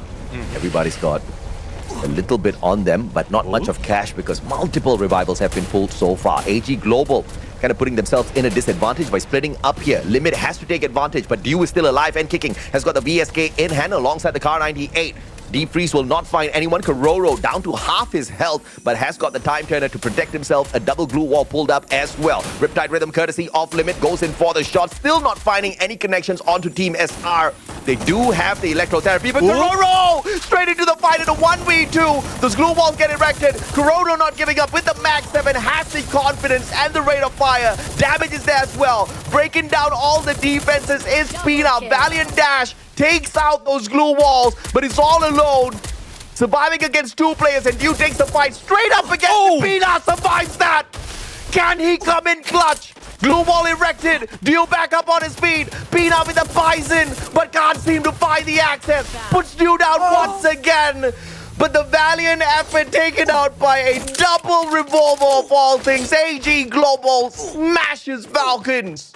I was counting how many knockdowns Kororo has in that play, and seems like that was 5, but unfortunately, there's still Team SR that he didn't touch. And that's another unfortunate play coming from Team Falcons, and AG Global will push through. But will they be able to make the time? We're already close to the 10-minute mark, and it seems like a lot of real stakes are already being taken by the team. And as you look at this view, there's no more that the agent will be able to sell. Whether the land, whether the house, everything is booked. My goodness me, that battle between AG and Falcons, it was just too hot. And of all weapons, the M1917 coming in clutch at the very end. Imagine having to pull out your secondary, but it was just big brain stuff, right? You run out of bullets, you still need to stay in the fight instead of just running away, reloading. You pull out your secondary. I think the presence of mind there was just supreme on the side of AG Global to manage that situation. They've also gotten a double revival now, so we do expect them back in the fight in a little bit. Heavy, on the other hand, circling in, looking for the zone. But they will have to be careful here, because out in the open, if they do get caught by some long-range shots, they'll have to use up a lot of those precious glue walls early. Yeah, let's see though if they'll be able to use that. But look at Booyah United. They're not rushing, crossing to the river. They do have a launch pad, but where will they land? I think the ridge would be a best option for them. I think that's what they're going to take. But Heavy has spotted them, and shots by Kabi. I think it missed a little bit, but I think with the information that is gathered by Heavy, they might be backing away, taking a few more cover before they go for the fight. But that was a very good jump pad usage here by Buriram. Granted, we've updated the game. You get to be much more accurate now with your jump pad location and repositioning. But Buriram made the right choice, and that's the biggest factor. Heavy could not take full advantage of it. Clearly, not all of their players playing on the marksmen and the snipers. So, and of all teams, Heavy would not want to make that mistake of engaging early when the lobby still has got 9 squads available as we approach our 12-minute mark. Let's see though. I mean, Dew is flying solo at this point, surrounded by a lot of teams. I guess it's just more information that they need to gather before they take real estate at this point. But shots from Red Hawk's Blade right now onto, I believe, is WAG. And, well, that would trigger even E1 Sports to point their guns at them. Now, that's the problem. When you still have a lot of teams remaining in this part of the circle, in this part of or face of the circle, there's a lot of shots that you might receive, and that's not a problem for Booyah United because they are hanging way far away from the rest of the gang. Flame zone time once again. Riptide Rhythm breaking down. A couple of glue walls up on the roof, but nobody home. GOW though, looking for one. Setting out the bed, so nothing much from that situation. GOW on a little bit of a rotation route to the right-hand side, looking for a good flank. But overall, they've got a very decent spot in this next circle. There's nothing much for them to worry about overall. Yeah, the Flame Zone, looking at it, it's just nostalgic. Remember the danger zone that we had from the past? It is just bringing a lot of memories. But let's see if there's something that they would avert, because all the noise might be distracting as well. It's not just the visuals, it's also the noise, and you might not be able to hear your opponent get closer to you. But Booyah United not faced at all. jumping behind Red Hawks, and I don't think Red Hawks is ready for that push, but unless they will be moving out, that might be it for Red Hawks. A great position of the glue wall by Nejat. Manages to walk away, but Jonah finding Flicker with the grenade launcher. Blade on for the save. Nejat dropping by as well. Kutush has to use the medkit. Can't get into a fight just yet. And Wasana takes advantage by shooting from the very corner of the window. Hops on in M590. The trade out is there as Flicker finds Wasana, but Jonah does the rest of the damage from outside. Buriram overall getting capped. Unbelievable. As Red Hawks backs away, Buriram goes down. And all of the Bangladeshi fans will say that's what you get when you mess with Red Hawks, but they only have Blade. 3 eliminations in hand. This has to be the end for Red Hawks. Yeah, I mean, Nero did take him down, but valiant effort from the Red Hawks. Now, a little bit scramble coming from Heavy as well as PE Sports. Both of them move away from the compound, and a little bit of throw of utilities, and PE Sports is feeling it, but Heavy needs to move despite of the glue UAV. There's not so much of help, and Steffi has been triggered. Don't cry, already to rush, and a takedown by Nero once again with M79. Yeah, Nero just took himself out of the equation there, unfortunately as well, right after the initial connection, and that puts PE in a little bit of a pickle, but thankfully the final player up on his feet manages to get the final elimination and potentially a save here as well. Lao Ho taken out, so Pao gets that point for the squad. PE Sport will not be able to walk away with the Booyah on this game. But of course, valiant effort to make it all the way in here. Once again, we've got an equal fight between the West and the East as far as squads are concerned. But when you look at the numbers on those squads, the East has no chance of picking up a Booyah here. It's going to be a back-to-back Western gameplay, Western dominance by the start or by the end of this game too, I have to say. Yeah.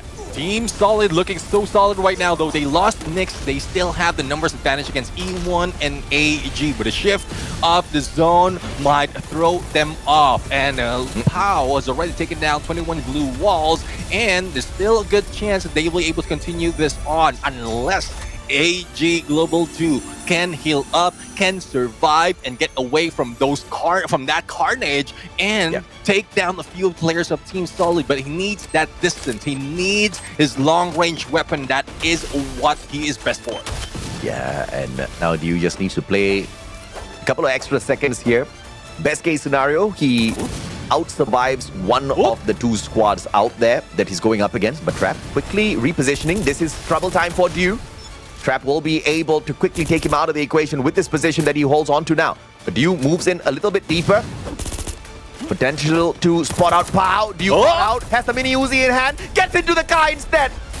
But spray down, not there. Diu, Liver of Hell, still tries to get away, but Trap with the grenade launcher will take him out, and it is Team Solid picking up the second Booyah here on day 1 for the West. And for the time being, the East is able to smile, but it is the West laughing all the way to the bank, at least a little closer.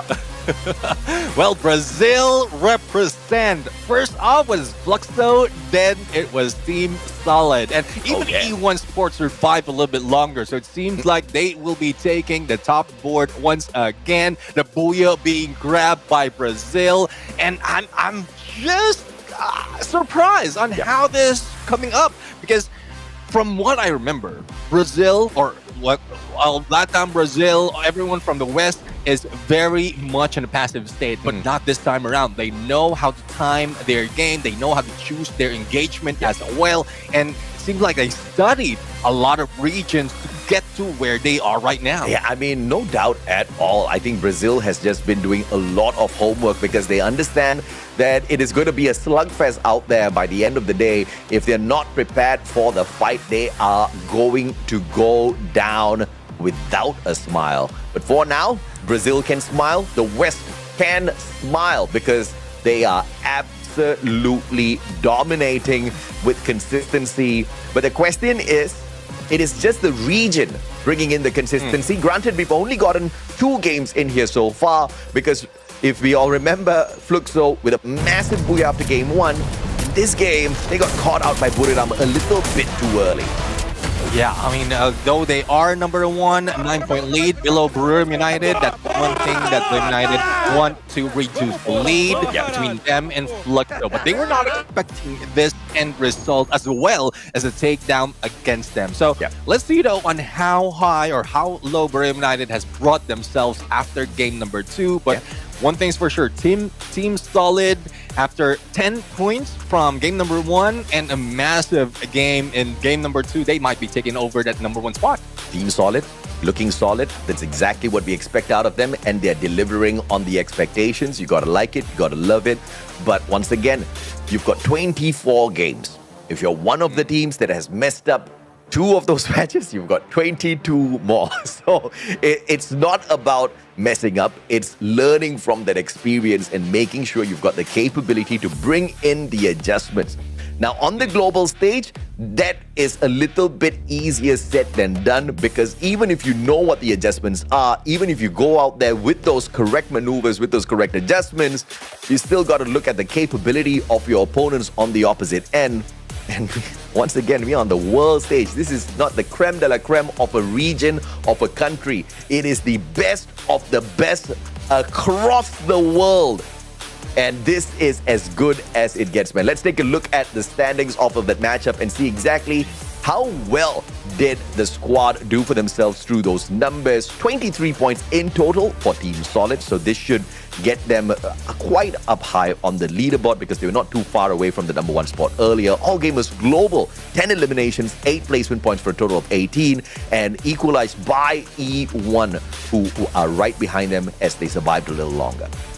Yeah, well, let's see though. There's a lot more that can be put in, and Heavy right now still on the top 5. I'm loving performance of the team. A lot of elimination, surviving a little bit longer, and I'm quite surprised who is the coach who is taking the lead in Heavy side, because they are doing quite well, putting themselves in the 3rd spot after game number 2. Booyah United stick to that number 2 spot, but I did mention Team Solid taking over that number 1 spot because they had 10 points already, plus the Booyah being taken from that Purgatory map. Yeah, I mean, this is looking really good for Buriram and Heavy.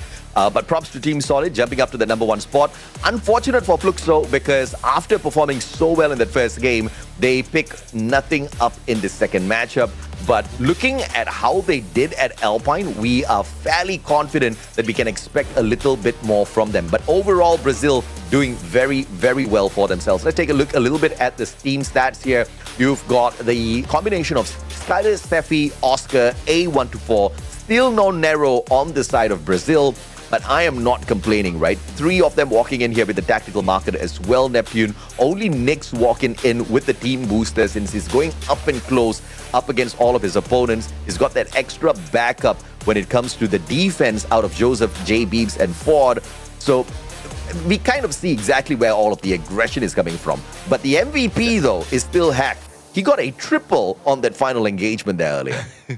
Yeah, definitely. And I was looking at the skills as well, because yes, the team booster is only being used by Nyx, but Hack has that Olivia. So it counters whatever is missing in terms of the loadout, and he can use tactical market freely at that point. So again, it depends on the play style and the mix and match of skills, the loadout, and whatever everything else, like plus the weapon. But it brings Hack to a different reign when it comes to taking the lead, because he did mention a triple on that final elimination, and also in terms of damage, he put in a few more, and that's one reason why he is the MVP right now. And his favorite weapon is the M590. We've seen that being used, those swings, those jumps, those hits being done by the Brazilians, and this weapon is just pristine. Yeah, and like you said, right, he walks in here with the Olivia. He also has Joseph as well as Ford out there. Even though Ford had a little bit of a nerf recently on the OB51 update,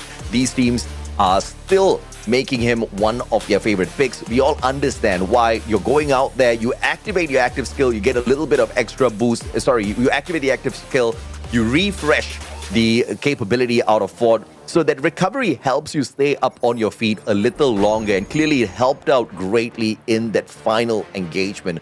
Let's take a look at the weapon progression here as well for the squad.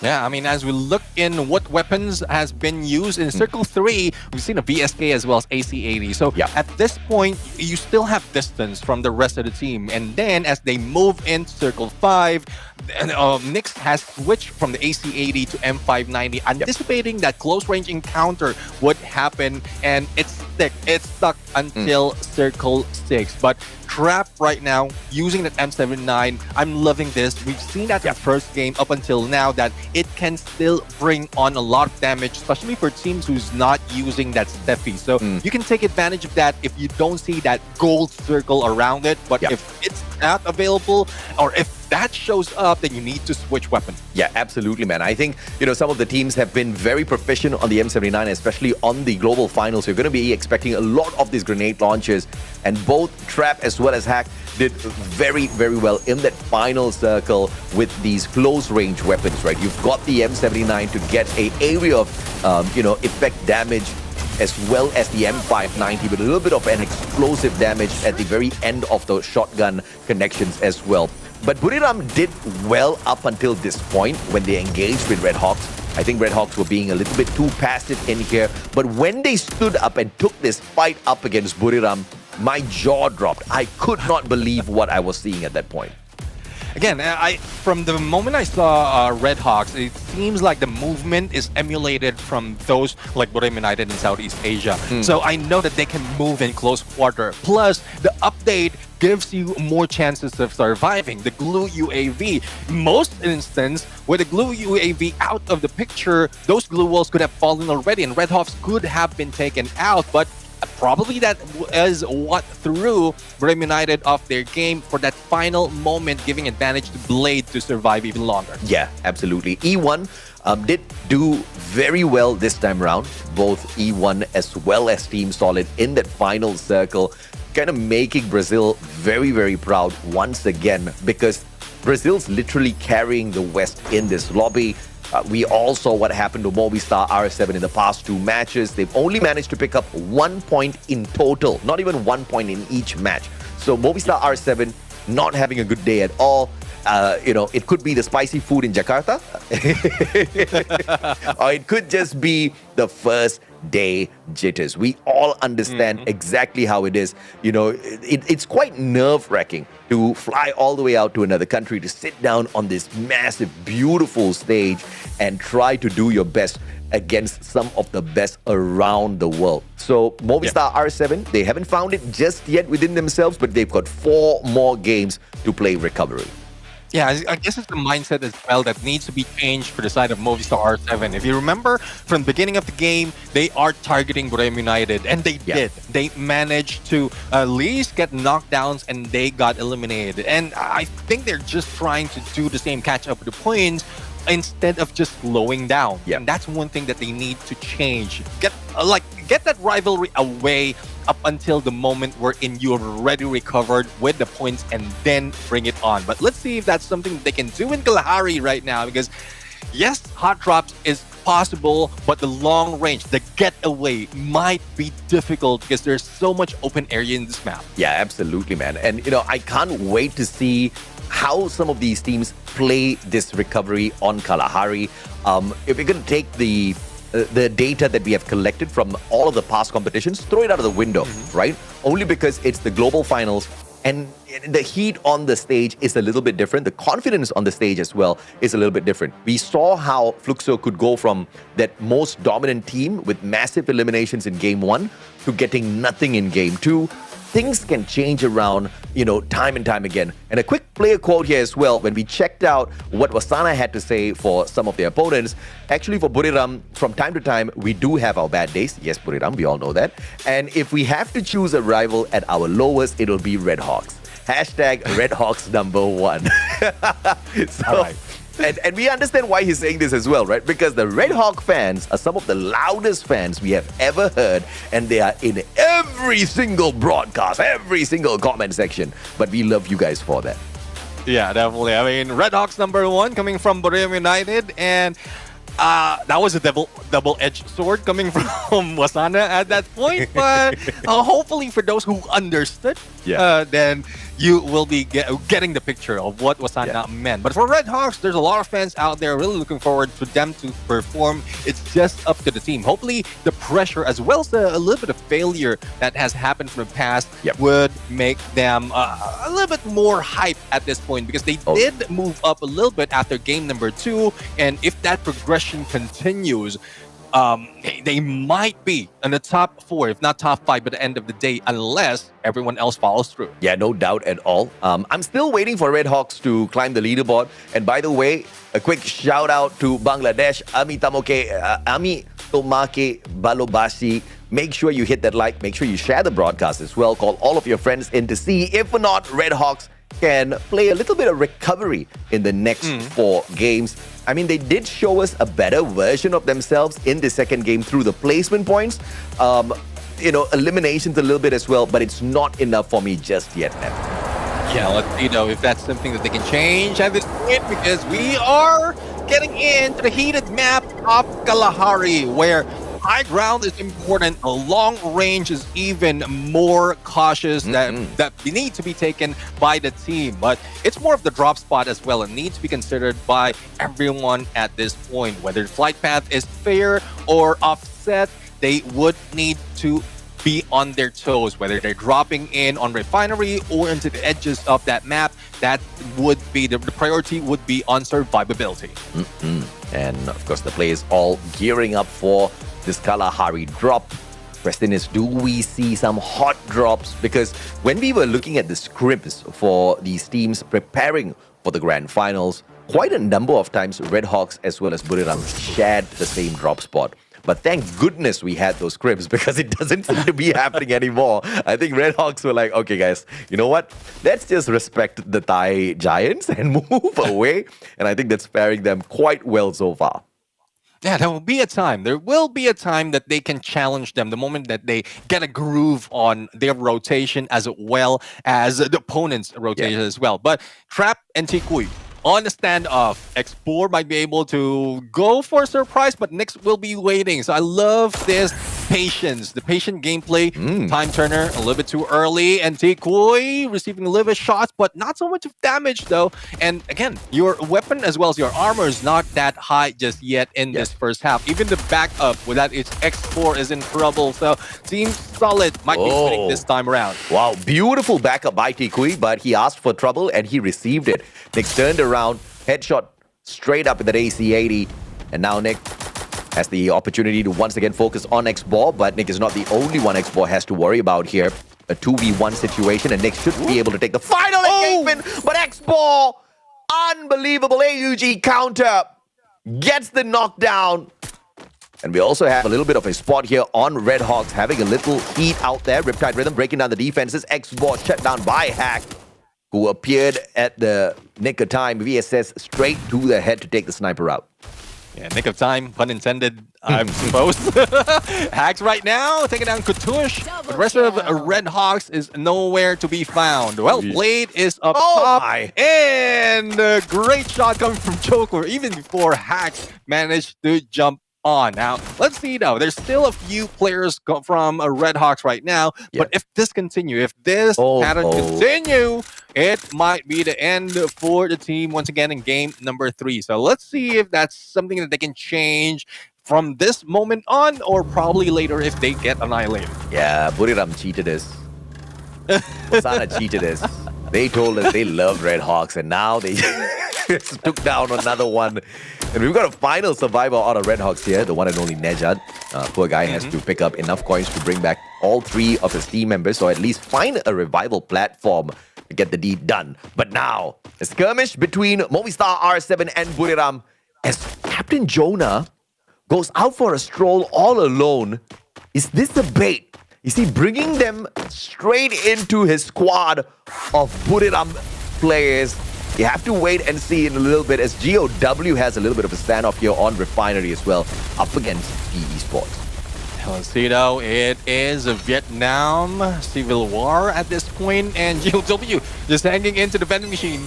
Not sure what the plan is right now, but that damage will push them away. Glue UAV being gun, and Demon will be down. M590 coming from Nolan LBT will shut down Hands, but the pickup is not possible. Now Rip would be the next target, and the rest of GOW might be going down. That was one of the best Valiant dashes 180 M590 connections we have seen in a long time. I'm sure he was practicing that quite a number of times. It was too smooth, Neptune.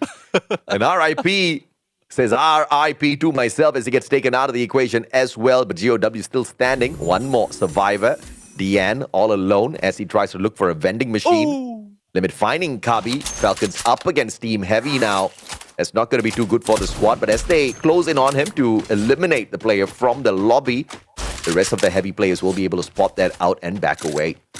Yeah, and GOW would be first team to be taken out. Dealing with Brim United, though, a knockdown has ensued, but no elimination just yet. So Command Post would be the next stop for Brim United after their drop from their initial area. But I'm seeing that Red Hawks is slowly recovering, but compared to that, Team Falcons managed to pay back to what Heavy has done to them from the previous map. So I guess this might be the rise of Team Falcons after a faltering game from the first two. Electrotherapy connecting Cypher. Question is, Team SR, very smart play here. Puts down the trip mine, baiting out the WAG players as they quickly flank around. Now giving the vantage point to WAG. This is a very smart play from AG Global, but they put the trip mine on the wrong blue wall, so it's unfortunate. But it's okay. Mistakes happen. Yeah, definitely. I'm quite surprised, though, on how WAG and AG Global finds themselves, and Cypher with AC-80 takes down X4. So they lost the long-range power, and Barros will be able to go for the push, but he is losing Team SR behind him. So he needs to wait, he needs to double back, but PLS won. The divide and conquer approach by AG Global seems to be working.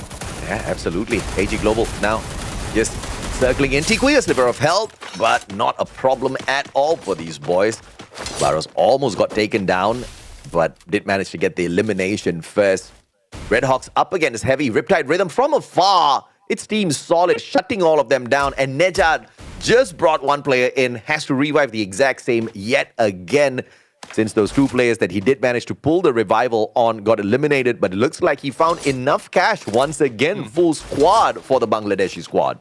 Yeah, teams are back in play. Now let's see if they can put in themselves in a number for later. Because I'm not forcing Red Hawks to go for the engagement right now. Because it seems like it's a little bit too heated at this point. They need to gear up. They need to be ready before they go for the fight. But Habi might not be that ready because it seems like Team Falcons would stop them in their heels. Kabi plus one more, that would spell elimination for the entire Heavy squad. Yeah, absolutely. And it's unfortunate because Heavy just keeps being put on the recovery this time around. Just like Red Hawks, I'll have to say. But it's very impressive that Red Hawks have managed to find the full recovery, not once, but 3 times so far, just in this lobby. But now, as we can see, just on the top and right-hand side corner there, AG Global slowly circling in. Nejad has been using that compound to play the revivals, but if he gets caught out, it's going to be a little bit troublesome for the rest of the Red Hawks squad.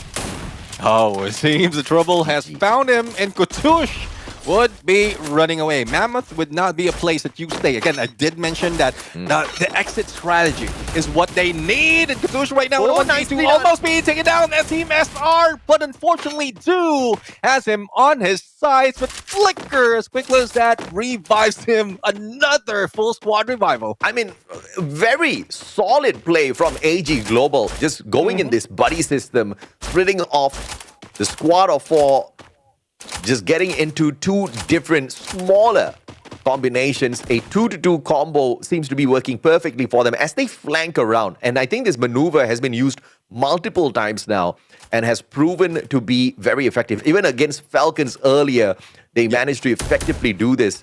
So clearly the squad has been practicing this for a while now. AG Global used to be a very soft squad, not looking so anymore.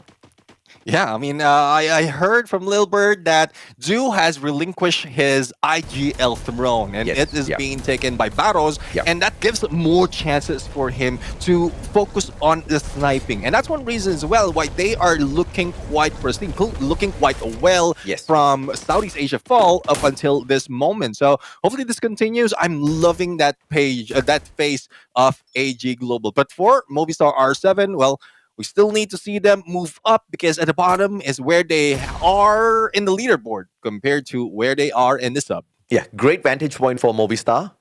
A perfect defensive spot for Team Solid in the sub. But that also puts both of these squads in a little bit of an uncomfortable position if the circle drags them away from the sub. Because obviously Movistar R7 will have a great vantage point at the top. Team Solid will have a perfect aim up towards their heads. It's not going to look good for either one of them if the circle is not kind on this next move. Fluxo down at the bottom here, and it looks like they don't have to worry about a lot of these engagements. But again, even if I say that, if they move in towards the players of Movistar R7, they'll have to deal with not just R7 Solid, but also E1. And to make things worse, PE Sports approaching the sub as well.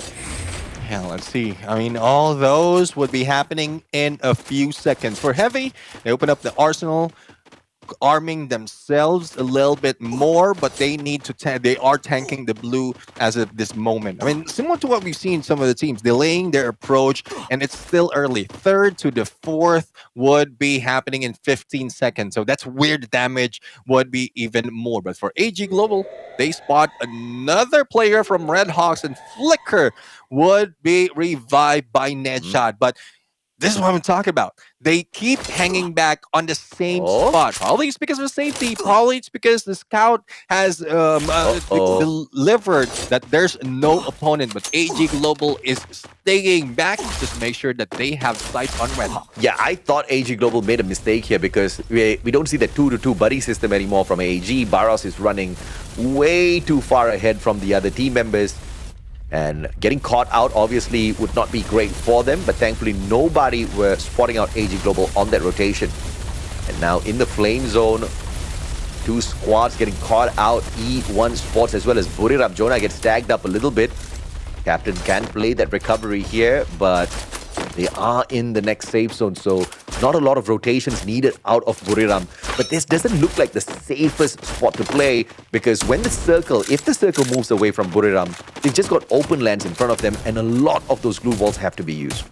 Yeah, definitely agree with that, and hopefully they can find their position. But for E1 Sports, the position is the target is on them, especially when they're dealing with Team Solid. But PE Sports is also throwing a few on them, but it needs to finish now. Otherwise, a lot of teams will be stepping in, flying in, similar to what we're seeing Falcons, and that position that with Limit X7 and AWM might be able to take down either E1 Sports or PE in this matter, but they will stay silent at this point, and if they move to the left, it's Buriram United that they will meet. This is definitely crunch time for the movements. As we mentioned, Buriram, they'll have to deal with a lot of pressure as they look for this next circle if it moves away from them, and unfortunate for Buriram, it does move away towards the sub. E1, lots of pressure onto Fluxo this time around. A little civil war within the Brazilians. And it is Movistar Hacks with massive damage this time around. Movistar, great recovery after getting down early. 2 games in. Heavy! Facing a little bit of a heavy challenge from the back. The rotation by Falcons, absolutely sublime. Snuffing out 2 of their players, and Don't Cry, about to cry as he drives Mufasa away. Yeah, it seems like Heavy would be crying a lot because it is Team Falcons who's bringing them down in more instances than one. But very close to PE Sports right now, plus the noise that they made, they will be targeted by a lot of teams. And with that Dreki, as he heals up, Don't Cry would be a target by PE Sports. Buriram United, though, moving on to the left. Team Falcons on the right. E1, well, they are focused on the long range, but I don't think they've spotted Brim just yet. Unless shots will be made, they will be able to squeeze themselves in. Yeah, Fluxo spotted out by Buriram now. MT7 looking straight at Get High. Get High looking at MT7 and Jonah making one big mistake. Deep Freeze takes him out. And they do not give them an opportunity to recover. And now Wasana under pressure as well as the Riptide Rhythm breaks down his defenses. R7 Della shuts down Nejat. Redhawks are still alive. Red Hawk still alive and kicking. Couture, though, almost kicking the bucket. It is Hacks from above. And, well, the sub has been occupied by R7 for long. And, well, it seems like Red Hawks will not surviving that long. Now, for AJ, great position to get away from sights of Movistar R7. But the only question is, how will they move up? Later on, once they step in, especially in those stairs, Team Solid will be waiting for them. Whoa, Fluxo, early downer once again. I mean, they started off super hot. This could be a plan. Maybe they want to show others that they are maybe not the most fearsome team this time around, until the grand finals, of course. E1 loses their double barricade with those glue walls thanks to a Riptide Rhythm, courtesy of Mr. Joker, who saves another Riptide Rhythm off of his Skylar that has not gone into a cooldown just yet. We'll be able to use it once again from this vantage point on top of the sub, but they'll have to move towards the opposite end of the sub now, using up their glue walls as well. Falcon is rotating down from that lower ground to potentially encounter Booyah, who meet a double nader out of the M79 courtesy of Vitin. E1 Sports shuts down Booyah. Vitin XP with a double. Now let's see if they can recover and deal with both Heavy as well as Team Falcons, and including the mix would be PE Sports, a little bit of Glue Wall Melter and Glue UAV as well to protect themselves. But Mufasa would be in trouble in a moment. Riptide Rhythm, but still managed to get away. Unfortunately for Lion, he has been knocked down and there's little to no chance for him to be picked up. Yeah, this is crazy. E1 about to get down and shut out of the lobby. And that's exactly what happens as Falcons picks up the title of Elimination Leader. Circling in, the circle on the side of Falcons. They have the big advantage here. Full squad as well. Flame zone trouble once again as the players look for a little bit of cover. Solid up against AG Global. They do have the vantage point, but AG very smartly sneaking under the platform to make sure they are not the target of anyone. I love what AG did. I mean, Glue Wall Melter just on that platform that pushes the teams to move away. And let's see if Team Solid will be able to maintain their flank right now onto PE Sports, because they still have the cover, but compared to where Movistar R7 is positioned, they might be a loss, especially if nades are thrown at them. The shift of the circle, as you did mention, favoring Team Falcons, and they're heading away already, probably gatekeeping the rest of the team. But Joker, a headshot, and it seems to be continuing with. I see a head, I take the shot, says Joker. And a great rotation round. Movistar R7 still under a little bit of pressure here because the circle is going to be moving away from them. They pull out the Glue UAV to barricade and protect all of their glue walls. Extra bit of defense, leaving Team Solid to shut down PE Sports. AG Global circling into them, and just like that, will eliminate the whole squad of Team Solid. Sidebar picking up 2 out of the 3 eliminations. AG Global on a different level at this point of time, looking for PE Sports as well, and a little bit of extra help for their glue walls, but the circle will leave them high and dry. Barras up in the air. He does have a little bit of capability to play this maneuver, but R7 waits them right beyond those defenses. Yeah, let's see if AG can deal with R7 quickly, otherwise Team Falcons might take them down. Sandwich, and between the East and West would be AG Global, and there's no way out other than forward. Now, they are putting in the Glue UAV. Not quite sure if that's a good plan, because earlier I saw someone trying to break down the glue wall, but it's redeemed by that Glue UAV. But still, Riptide Rhythm delaying those breakdown, but still R7 survive as they fall down. Yeah, I mean, thank God they were in this spot. Early rotation gives the advantage to R7. They played the edge of the cliff perfectly well there, dropping down to the lower ground. But now making their way back up to the top is going to be a little bit of challenge. But Falcons will have to deal with AG Global first. So this is a big advantage to R7. Could we see the West pick up a back back-to-back Booyah here. The first 3 games, all for the West. There's no better way to start off this grand finals. AG Global now, this time, get a little bit of a peek at the Falcons players. But how many more glue walls do they have? R7 finally shows up into the fight, and Falcons rotating over towards the left-hand side. AG Global should be able to aim down at them, but R7 helps out Falcons to take down AG Global. Yeah, it seems like in a bit we'll see R7 going against Team Falcons. It's a 4v4 situation, but the favor is still on Team Falcons. Hacks right now, M590, but misses that shot, will be taken down. And Team Falcons would be flying high. Bella will be on the ground. Booyah will be taken by the Southeast Asian champion. I believe that's got to be the record of the day, the record of the global finals for 2025 so far, with the number of points the Team Falcons have picked up for themselves. At the start of this game, Team Falcons were placed 10th on the overall leaderboard. They have only picked up 10 points off of the first 2 games, an average of 5 points per game, but they've definitely increased their average after this match number 3 on Kalahari. Falcons are back, baby.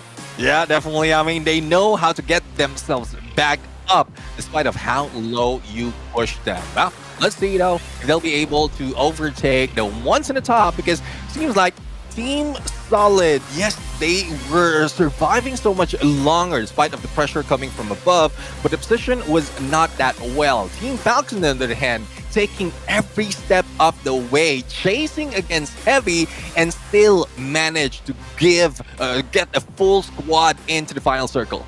Yeah, absolutely. And of course, valiant effort from AG Global overall, but it just wasn't their day, wasn't their game specifically, I have to say, as Falcons just had the better spot. And when Falcons tried to rotate away, Movistar R7 started rotating at the same time. That was just a little bit too much of pressure for AG Global to deal with. And to make things worse, instead of AG Global and Falcons focus fire onto the players of Movistar R7, it actually turned on them, and the attention paid to AG Global early by the 2 squads was just absolutely disastrous for them. But of course, Falcons picking off a lot of those eliminations, sneaking those points to themselves. Yeah, definitely. I mean, that's what they need right now. And we know how it is. Despite of being down in the early parts of the game, they just know how to switch it up. And that's one thing that we ask, like most instances, for the teams that are failing in the first few matches, especially in the knockout stage. And we did mention about like learning from those mistakes, and hopefully a 3rd game, if you still make the same mistake, I don't know what else to say. Well, it is what it is, man. This is the global finals. This is the place where teams make right decisions and teams, unfortunately, make the wrong decisions. And like we said, even if you do have the right decision in your head, executing out there on the lobby, on the global finals is just not a easy task at all. I think the nerves are just on the very edge here, just waiting to break, and it has broken for quite a number of these squads. But it's still very nice to see the recovery from many teams. But this lobby was stupidly difficult, okay? We had the final circle with 6 squads. Bro, how do you even do that? There is just no way. There is no way you get to manage that chaos without breaking, right? And I think the teams that did manage to play that very well on the rotations was Movistar R7.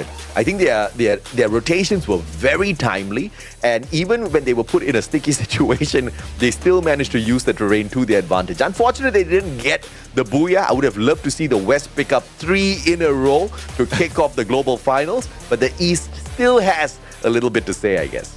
Yeah, let's see though if what else can be done. But in a bit, we're going to see the game standings at this point, and we'll be able to anticipate how high the teams has moved. 29 solid points coming from Team Falcons with 17 elimination. AG Global did almost the same with 12 elimination, but in terms of placement, they were gunned down before Movistar R7 was dealt with. So they tied it up with 20 points. PE Sports, though we didn't see them that much, but it's only on that final battle where they tried to survive that well. But that's one reason as well why they only got 5 elimination. Quite surprised why Team Solid only had 5 elimination, because they were they have good cover. It's only R7 that they need to deal with. It's more of how the zone is pushing them, and they couldn't push through against those already in front.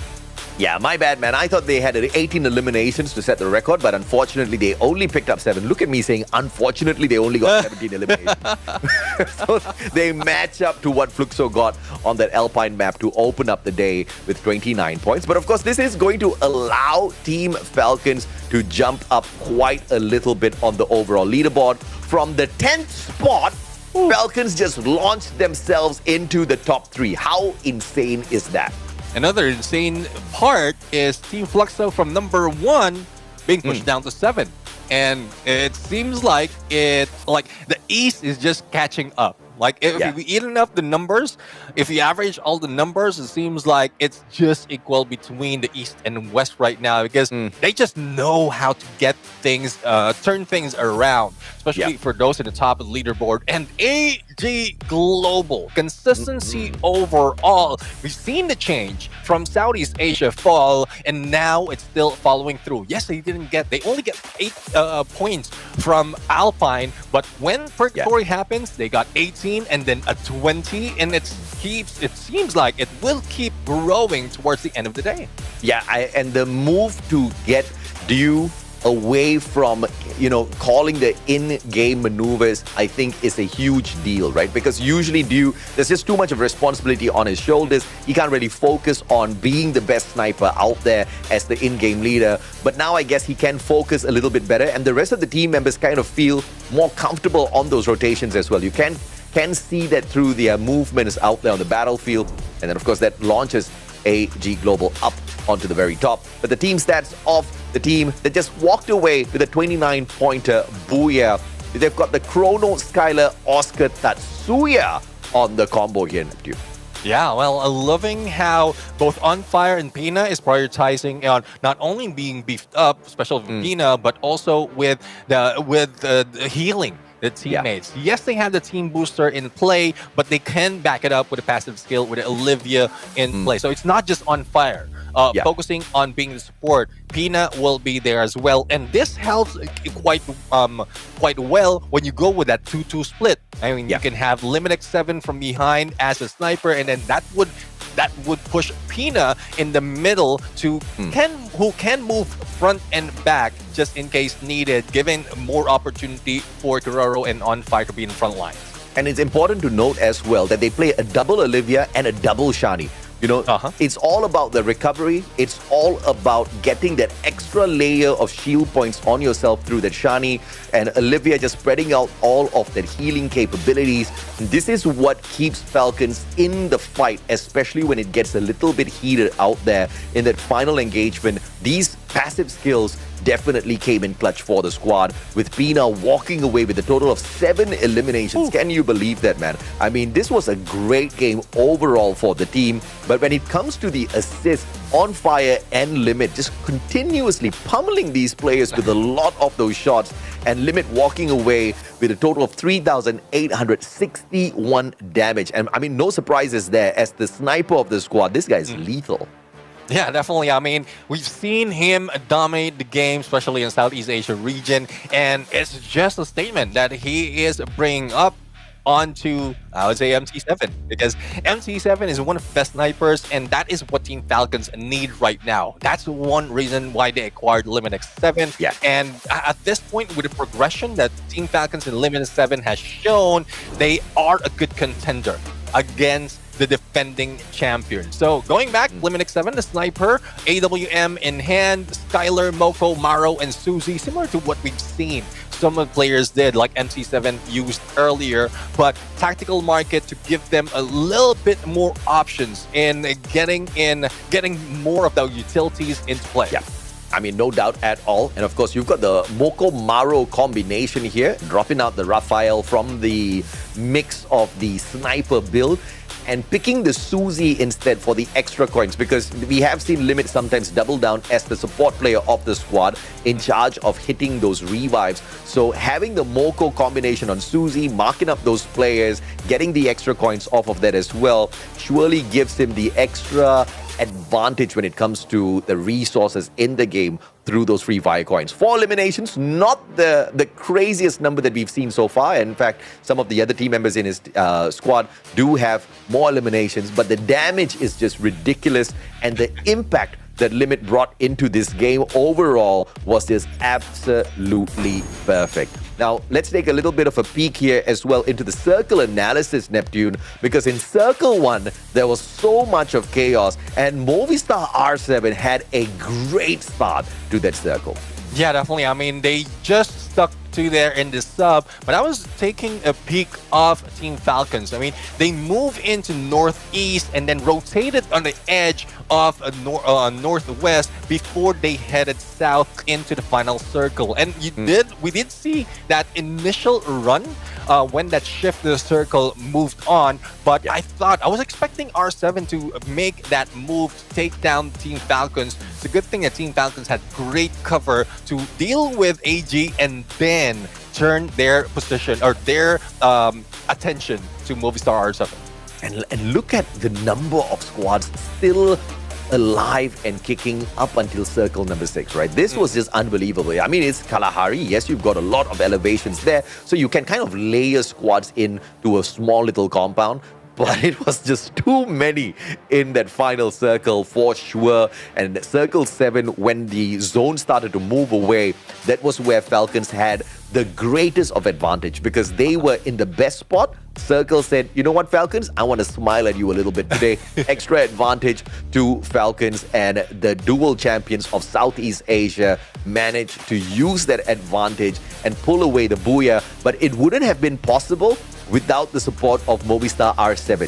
Movistar R7 helped Falcons take AG Global out of the equation, and AG had, I dare argue, the best position to fight against these two there. Yeah, definitely. I mean, they have the higher ground, but the circle is against them, pushing them onto Movistar R7. But let's see, though, on what happened to the game through the highlight. And I want to see more of these engagements to favor Red Hawks, because it seems like, again, they're sticking to the same problem, same mistake. They've spent so much time in Mammoth, they tried to push through in the sub, and they're still taking the area wherein the number of crosshairs are on them instead of rotating quite far, similar to what we've seen Team Falcons has done. But I guess to it, each their own, and hopefully they'll be able to find their way later on.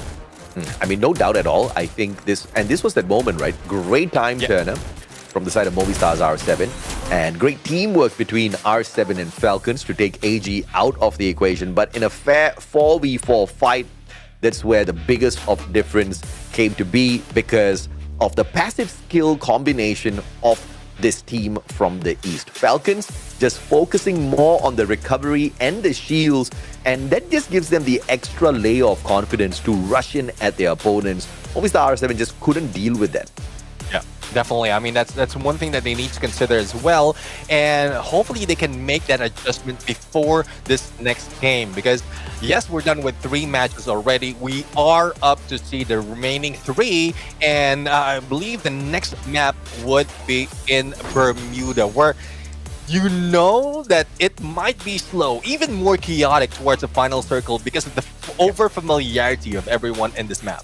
Yeah, I have not been getting my hot drops. I think we will find it in the next map. Bermuda is where everybody's comfortable, and they kind of don't want to let go of their, preferred drop spots. I'm expecting the ego to play a little bit more here. Many teams think that they are dominators on this map, so I want to see them take a little bit of action towards those feelings, right? Get out there, get a few aggressive engagements, but yeah, again, easier said than done on a stage like this.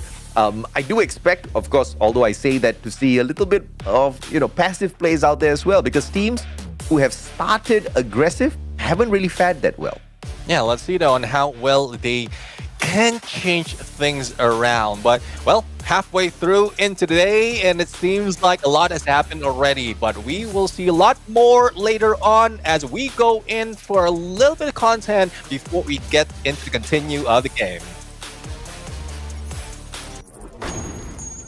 The battlefield of Free Fire is evolving once again. OB521 isn't just another update, it's a full-on meta shift. Loadouts redefined, arsenals upgraded, and the rules of revival rewritten. This is the new landscape every FFWS finalist must adapt to, or be left behind.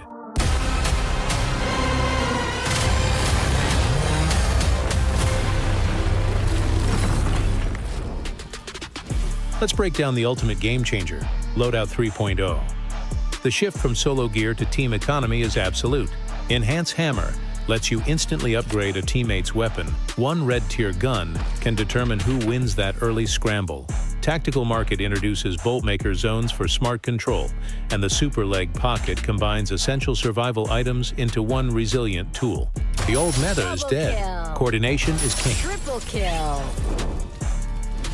This meta was practically built for the aggressive roaming giants. Teams like RRQ and Booyah United thrive on early momentum, and now they have zero excuses. The weapon rack guarantees a gun off the drop, and the Enhance Hammer ensures their first rush hits lethally hard. They will dominate the kill point race, setting the pace for the entire lobby. But the mid-game masters, the teams that are start safe but always ready for combat like Fluxo and R7, get their own safety nets. The Super Revival Point allows for riskier mid-game fights because a revived ally returns with a much better chance to stabilize. They can leverage the gold accumulated from safe rotations into the upgradable arsenal, ensuring their late-game inventory is overwhelmingly superior. Now, let's talk defense. Survival-focused squads like Heavy gain endurance from the Super Leg Pocket and new glue mushrooms that add healing to their fortifications. But there is a massive counter. The new character Nero is the ultimate anti-fortification tool. His skill generates a field that prevents all glue wall placement and drains health inside. This is the new key to breaking up stubborn late-game holds. Survival teams must adapt or they'll be defenseless. In Loadout 3.0, the Team Booster stands out as the most strategic upgrade. It will be a must-have item for all teams.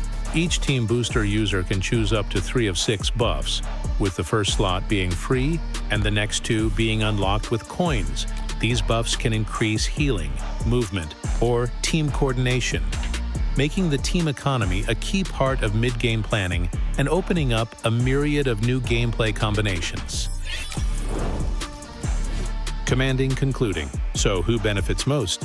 While every playstyle gains a new tool, the pure early game consistency provided by the weapon rack and the Enhance Hammer turbocharges the aggressive approach. Our final take? RRQ and Booyah United are best poised to ride this acceleration to the top. They'll dominate early kills, and the new resilience tools will secure their late-game push. Get ready for an FFWS Grand Finals where the early birds definitely catch the win. What's your prediction for the FFWS Grand Finals? Let us know in the comments below, and don't miss the action. Hello everyone and welcome to the Room of Pressure. First Doubts and Burn Bright. Right next to me we have 2 candidates from the Vietnam region. Here is Kabi from Heavy and this is Tê Quý from WAG. So let's have a little chit chat with me right now. Alright, so we will start with Tê Quý first. Alright, so during the media's day, a lot of teams saying that Vietnamese teams here is just like the fillers to the tournament. Only 1 or 2 teams will make it to the grand finals. So how do you think about this? Xin chào Tê Quý, thì đến với câu hỏi đầu tiên là ở trong nghề làm media của chúng ta thì có rất là nhiều đội tuyển khác bảo rằng là những đội tuyển Việt Nam ngày hôm nay có mặt ở chung kết thế giới lần này tại Jakarta thì giống như là chỉ là tô điểm thêm thôi, chứ cao lắm là sẽ có đến 1 tới 2 đội có thể tham gia vào chung kết. Thì bạn nghĩ như thế nào về ý kiến này? Theo em nghĩ thì Việt Nam mùa này chắc cả 4 đội vào chung kết luôn nha.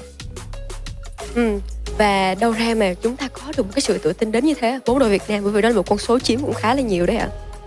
Đây là lần đầu tiên trong lịch sử FIFA Việt Nam có 4 đội đi tham dự giải thế giới ạ. Alright, so for the translation, Tê Quý said that no, I think there will be 4 Vietnamese teams can qualify to the grand finals because this is the first time in history Vietnamese can having such a crowded places like that in the grand finals. So we do believe that we have the power to all of us qualify to the grand finals. To our next question will be Kabi. So as we can see, the Vietnam region right now has the most dominating teams in the global finals this time in Jakarta. So do you feel pressure, tired, stressful, or even this is your motivation to push up you further? Bởi vì đến với chung kết thế giới lần này, khu vực Việt Nam chính là khu vực có nhiều đội tuyển góp mặt nhất. Thì không biết là Khaby có cảm thấy bị áp lực khi mà có nhiều đội dòm ngó đến hay không? Hay đây là một cái động lực để cho mình thúc đẩy đi xa hơn vậy ạ? Em nghĩ là không áp lực bất cứ điều gì hết. So for him, he said, I don't feel any pressure because it's really easy to understand. Heavy achieved their second place in the Free Fire World Series fall last time in the grand finals, and they did a very good job. So maybe that's why they are hunger more for the victory. It's really easy to understand. Vietnamese region is not a place that you can bully at all, and I'm so proud of them today. This is the end of our interview. Thank you so much for listening, and let's heads out.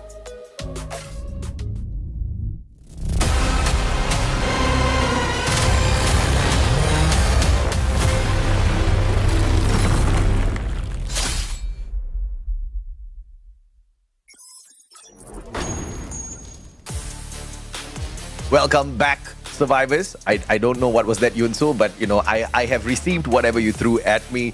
This is the best start that we have had to our global finals. Ladies and gentlemen, boys and girls, welcome back to the action, and for some of these squads, the disaster, right? You're here with the Mustachio and Neptune, your casters for the day, and for the time being, it's still leaning towards the West when it comes to the Booyah victories. Falcons pulling one back for the East, but it almost went to the West yet again, Neptune. Yeah, definitely. But in terms of numbers, in terms of points, it seems like it is balanced because AG Global did manage to put themselves in #1 spot. But that would depend on how well they can treat it. Would it continue on with their consistency, or will they falter after this, similar to what we've seen Team Fluxo? Because Fluxo, they got that first Booyah and fell down in 7th place after 3 games.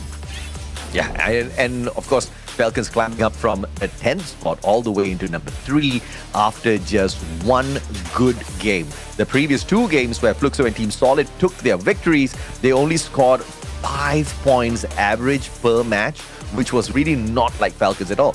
And we have to remember, both you and I predicted that Falcons were going to be #1 by the end of the day. It wasn't looking good after the first 2 games. But of course, with Falcons finding the recovery on Game 3 here, you know exactly what your casters are expecting. More of that Falcon flying high. But is that going to be easy? Is that going to be possible? Will the West allow the East to steal away their great start to the day? Yeah, definitely. I mean, another contender would be Team Solid, who is doing quite well. After getting that Booyah, they managed to survive a little bit longer, especially in Kalahari. But the only question is, will they be able to do it in Bermuda? Because it seems that other teams might be able to take advantage of this map, the familiarity that they have in this map, to be able to get more points. Looking at the map performance of Team Solid from the previous tournaments, like the qualifiers onto this,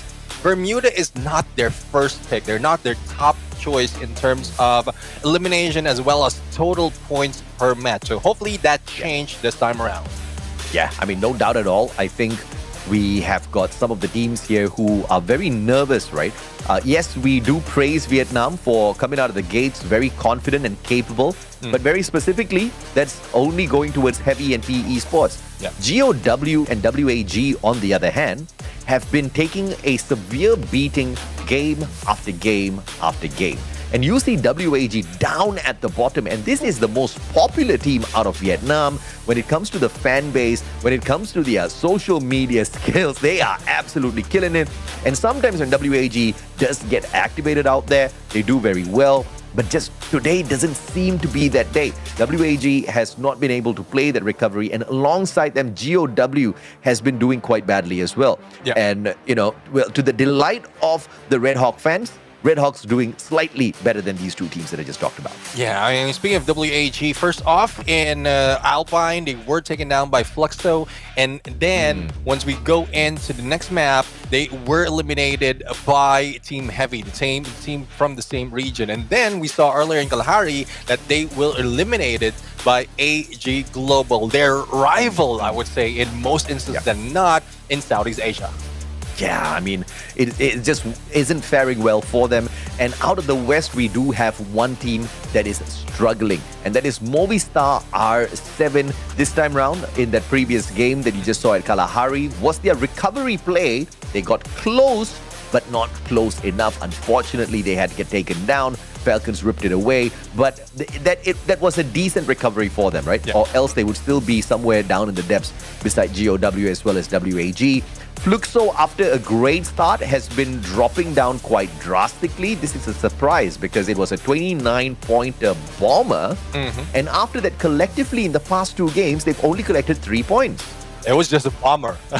It was just a bummer after that 29 points bummer. But I mean, it's depending on probably because of the progression of some of the teams right here. Because we've seen that they were slow in the beginning, and that's where Team Fluxo took advantage. But it's fortunate for them, they couldn't adapt to what the other teams, the other region can bring into the game. So hopefully this is saving grace for them going in Bermuda, wherein I can't stress enough on how familiar everyone is. But the worry is, earlier we've seen in the game a Circle 6 wherein a lot of teams are still surviving. The same might happen in Bermuda.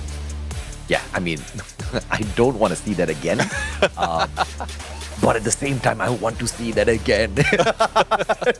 There's so much of chaos, so much of confusion, because it's just no way to really confirm your rotations in that situation, which is why I really love what Movistar did in the final bout. But early on here, we see a battle between WAG as well as Red Hawks, and Movistar R7 has caught sight of this action, and they want a piece of it as well. Oh, let's see though. I mean, who's going to survive that? And again, another unfortunate event if in case Red Hawks fail, because if they can eliminate the first contender, then they need to move out. That's the first condition that they need to do. Otherwise, that would be lost for them. Blade though, going on 1v1 against Games King. Hacks has been taken down, and let's see if they'll be able to recover. Flicker a little bit delayed in the action. AC-80 equals the Bison in hand, and Della just jumps with the G36, moving in, flying in like a G6 at that point. 2 eliminations already for R7, courtesy of Red Hawks.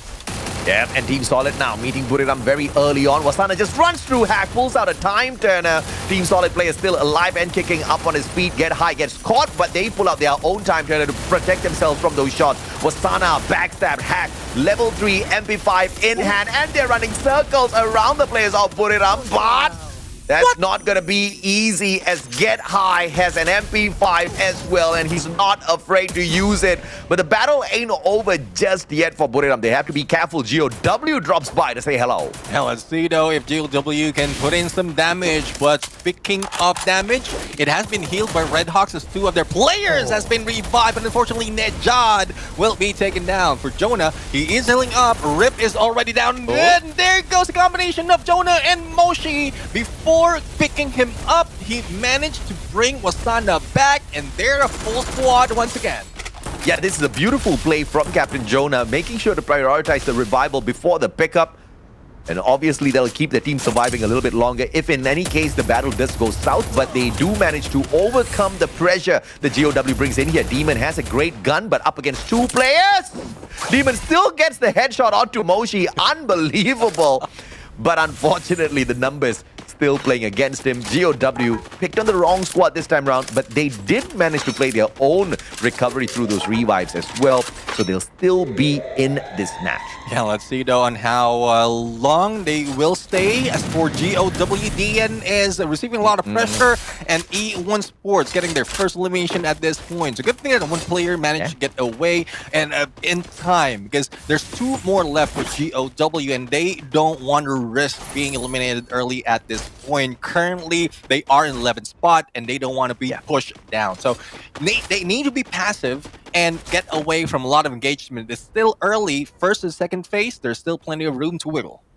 And only one team lost in the sauce at this point of time on this Bermuda map. Unfortunate for Team Solid, their performance this time was not as solid as they would have liked it to be, and they just pull a Fluxo on us because they climbed to at least close to the top, just 2 points behind AG Global. They falter badly in this Bermuda opener. And so a single point they picked up before getting eliminated. So not much to smile about. Limit almost got that one DSK, but the connection on the follow-up is solid. The rest of the players on the side of Falcons, though, flanking in. They want the fight and they want PE Sports out of this lobby. They want the points off of them in their pockets. Grenade from the side of PE flying straight towards the players on the side of Falcons. Is that a frag or a glue wall melter? We'll have to wait and see, but Pina's already aside and on fire, finds the connecting with the Winchester, and they rush on in to shut down the rest of the PE players. Pina now with the Bison. Steffi pulled down, but it's useless. Falcons annihilating PE Sports. I love that Bison is back in play as a meta weapon, and a lot of players has been utilizing the fire rate of this gun. But Lao Ho moves away, but he is on the crosshair. He is on the map right now because the hit list is on him. So he wouldn't be able to get away that easily, but with the amount of coins he has, he will be able to bring back the rest of the team. So, well, valiant effort for him. He will survive, and the rest of the teams can fly away far from that area to survive long. Yeah, he just told his team members, don't worry guys, you guys can get eliminated again. I can revive all of y'all again. No issues. This one have coins. You have coins up until the next lobby. This one's on me, don't worry. All you can revive buffet. WAG. Now, oh my lord, he quit with at the highest 50 of all guns. Taking hacks out of the equation here, and Movistar backing away from WAG, who has scored 6 points already. That's a great start for Vietnam and for the team that's literally dead at the bottom in the 12th spot. And let's see how long they can go at this point for Booyah United. 8 elimination already, especially with Carnage at peak that we've seen earlier. And they are moving away. But for Decoy, managed to take down Della, increasing the 8 points that they already have, or the 6 points rather that they already have. And there's still more to spare for R7 if in case WAG managed to spot them. But Launchpad is available. They can either move in to where the gunshots are, or they can just choose to stay at the edge. And they can be safe. GOW are the only contenders in their way. Yeah, since we've slowed down the pace here a little bit, I just want to say, because I'm looking at the comment section on this YouTube page here, our official esports YouTube page, to be specific, I see a lot of trash talk from the other regions up against Red Hawks. We have to remember, at one point of time, that used to be Vietnam. You know, we had teams like Team Flash, and they were just bottom feeders. They could do nothing in these lobbies, but they were teased, they were challenged, and this is what they're doing. So you guys can make fun of Red Hawks, but you better be careful what you say, because the comeback is going to be sweet out of Bangladesh eventually.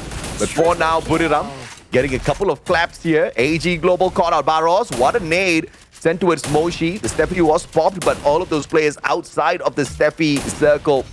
Yet another nade tossed on in. Doesn't find anyone from the side of Buriram. They all flank around from the left-hand side, looking for the reposition. Osana up against Team SR could be a possibility here, but Buriram pulling a U-turn as they do not want to get stuck in an open fight up against AG Global. They retract and looking for the retreat out of the compound, looking for the safer side of things instead of an all-out battle up against AG so early.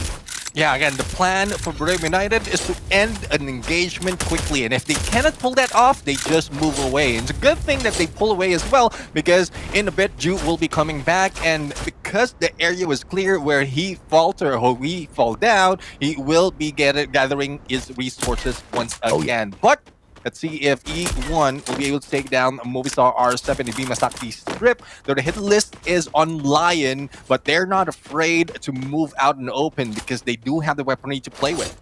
Yeah, absolutely, man. And of course, we feel bad for Team Solid, but they've already picked up some solid points for themselves, pun intended, to make that mistake in this Bermuda map. So 2 more games to go. Nothing's going to stop them from aiming for the #1 spot by the end of the day.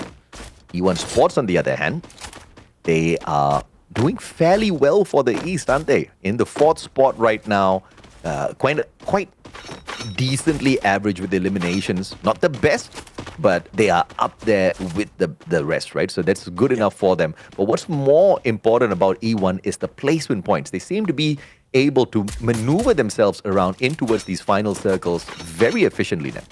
Yeah, definitely. I mean, they are just playing with the basics. Survivability is one of the basics of Battle Royale, and that is what they're trying to do. If in case they go in for the fight, lose a few players, they move away that quickly, but it's not the case for GOW. Despite of them moving away, they drop into the open, into the sights of Team Falcons and Riptide Rhythm. Despite of a few of those shots, it doesn't break down those blue walls. GOW right now will try to fire back, but 2 against 4 from Team Falcons is not enough. So they need to revive their teammates or probably make a way to where Rip is, because it seems like that area on the left is a little bit safer. But Guerrero says, no, I'm going to gun you down.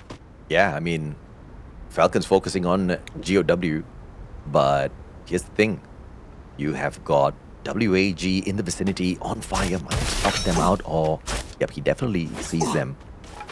Takes the rotation straight up towards them, but I think that was a little ballsy of on fire, because he could have gotten clipped right there and then in itself, but WAG doesn't take the first shot here. They will choose to retreat from this battle. Both teams outside the circle, tanking the damage from the blue. Of course, it's not too hurtful at this point of time, but it will eventually start clipping you just enough. Grenades courtesy of WAG, and now they move on at Tikui. And 590 first does not find the connection, but the second shot does manage to get the clip. Demon brings in Dian as GOW looks for the recovery. In the meantime, Tororo found, export traded. Vanvo has to turn around, looking for the pickup as well. Time turner pulled out by On Fire. Tikui gets away with the Valiant dash, pulled out defensively, catches up with On Fire as well. WAG just with 2 more players on their side, looking for the shutdown, taking On Fire out of the equation so nobody else can get picked up. And now, Pina, what will you do? Electrotherapy has its connection here. And Tikui with the grenade, just making sure Pina does not catch up with them. Yeah, what Pina would be planning right now is to pull them away into the open so that Limit will be able to, will be picked up. But it seems like Limit is already in the ground and Pina managed to move away! But unfortunate for Tikui, couldn't recover that quickly. Let's see if the pickup can be done by PLS1, third to the 4th phase. This is going to hurt, and I don't think they have enough on the team booster to be able to heal them that quickly. Yeah, Pina just gave up on that fight a little bit too early. He had a great opportunity to pick up Limit and turn things around. But of course, you know, we can't blame him for making that decision. They just didn't want to take any chances. And now a battle between Red Hawks and PE Sports. PE Sports inside the assault bunker. They've got the better weapons, highly probable situation here. Now, Monster Truck pulled out as a defense on the right-hand side. You can see the glue wall UAV coming up as well. But GOW could just serve to be that threat that takes Red Hawks out of this equation now, because as they rotate in, they've got a great line of sight. And from the right-hand side, Fluxo rotating in as well, looking for the circle. Red Hawks in a lot of trouble. How do they deal with this? At this moment, this is where I'm hoping the teams are using Nero's Cryo Mine, because PE Sports is stuck in there. If you use that plushie, if you have Cryo Mine, they will chip in the damage on there, and they couldn't even put in so glue walls. But before anything else, let's head into Team Fluxo against AG Global. AG Global managing to survive a little bit and defending, fortifying their defenses. But unfortunate for them, Bobs managed to pull out an M79. It seems like AG Global is out. Yeah, AG Global, #1 on the leaderboard right now, snuffed out. Red Hawks got a little lucky here as Falcons took the right-hand side rotation instead, allowing Red Hawks now to find the connection up against PE Sport. Nejat with the knock, but the recovery with a double, triple, quadruple glue wall to protect and pick Lao Ho right back up. And GOW joins the fight as anticipated. They take the fight straight up to Red Hawks. Kutush gets knocked down to the ground. Nejat trying to play the game of recovery, pulls out the time turner, hops into the monster truck, tries to drive away. But the monster truck super slow, and PE Sport will help out Red Hawks with the distraction. Buddy gets away, and a civil war breaks out between PE and GOW. Oh, Red Hawks still alive, but heading into Team Heavy, and unfortunately, Don't Cry hits him with an AC-80. Valiant effort, but it took a little bit more time for them to take PE Sports down, giving time for GOW to push, and they managed to take down both. Only Lao Ho remains out of PE Sports, but the next contender would be Heavy, and civil war continues. Yeah, man, I mean, It's unfortunate for Red Hawks because they should have been a little bit faster on that engagement. They should have just rushed into PE Sports. Like you pointed out, if they had the narrow, could have been a little bit more easier. But even without, they just needed to take the decision because standing outside the assault bunker in a circle like this just a terrible idea, and GOW made them pay big time for the decision that they made. Fluxo, on the other hand, circling around, taking AG Global out of the equation to take their defensive spot as well as a great position for this next circle. This is big brain play coming in for the Western squad, and we have got three of them here from the side of the West. Yeah, let's see though. I mean, E1 might be taking R7, but it seems like the movement is prioritizing in the next phase of the circle. Heavy though, taking heavy damage from both sides, and unfortunate for them, they couldn't survive. Now, GOW, 11 elimination already, need to deal with Team Heavy, but they need to speed up. Because whoever wins between R7 and E1 would be the next contender in that fight. Yep, E1 now has to deal with shots from all around. Fluxo focusing on them. GOW looking for the shots as well as E1 will get eliminated from the equation. Movistar R7 taking advantage of that situation, and GOW taking a fight up straight to Fluxo, but they have to be careful here. Trip mine laid out by Box, so GOW circling straight into them will be absolutely disastrous. The knock does stop Hans, and that could have just been the saving grace that Fluxo gave GOW. If they didn't get knocked by that, it would have been the trip mine, which has been a little bit more disastrous. Now, defensive spot rotation by GOW. They are now in a safer place as opposed to Team Fluxo, but the circle will move in favor of Fluxo. Movistar R7 might take the fight up to them next. Hell, let's see though if Movistar R7 moves left for Fluxo or right for GOW, but either way it would be happening in a few seconds, and it seems like Team Fluxo has a lot of attention from both teams. Buff's already down, MC7 is out, and the team's left to Budastin, who has nowhere to go. Supermed in hand, would there be enough for him to recover, or will he be taken by the blue? But given the fact that GOW has more numbers than R7, it seems like the East might be getting a Booyah in this point. Yeah, the East looking for one back here to play a 50-50. GOW, a 4 versus 2. Movistar R7, you gotta respect the recovery. Games King with the FGL shots up against the glue wall of GOW, but this is not gonna deter them at all. GOW knows that they do have the advantage here. Games King runs out all alone. Joker trying to back him up with the VSK from afar. RIP. The flag from the left could instantly put an end to Joker here. But GOW not taking any chances whatsoever, and Joker with his position does manage to get the knockdown onto Demon. Eliminated instantly. The Steppy does get popped, Games King gets dropped, and now it's a 3v1 up against Joker. 3v1, a dream has been used. Let's see if Joker can survive, but the onslaught is on. GOW going for that Booyah. How amazing was that? GOW from the 11th spot, managing to conquer this map of Bermuda. Massive eliminations, great positioning, great decision making, and they were not taken on chump squads. They were taken on some of the best from the West, and they still carried the East to the top. Yeah, definitely. I mean, GOW, a comeback is real for this team. And you did point it out, coming from 11th spot, followed by WAG. And, well, seems like Vietnam is making a statement at this point. Earlier it was Heavy. Now it's GOW. PE Sports. Yes, they are on like the half or midway of the leaderboard, but survivability is not yet on them. So, 2 out of 4 already from Vietnam had show up, and hopefully this continue for GOW. Otherwise, the curse might still be the same. Every time they get the Booyah, they falter next game. Yeah, true enough, man. But I again want to stress, this is what Bangladesh needs to look at. This is the nation that Bangladesh needs to look at as inspiration. There was one point of time where Vietnam was only feeders on the global stage. They could barely survive long enough to get into the grand finals. The flames were disastrous in the past for Vietnam, but look at them flying around. Look at them dominating, not with one, but multiple squads out there. Yes, they all started from the bottom, but this is the hustle, and this is what happens when you never ever give up, Neptune.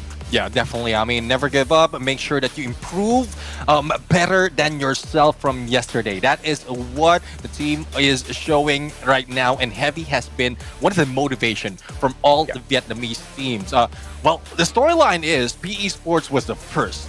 And then everyone followed through. And now that Heavy is showing up, everyone is getting a lot of those energy despite of not being in the region, coming in a different country and still performing slowly and better than they have in their own series. Yeah, I mean, this has been by far the most exciting global finals opener that I have ever witnessed, that I have ever shoutcasted, because of the quality of the squads in there.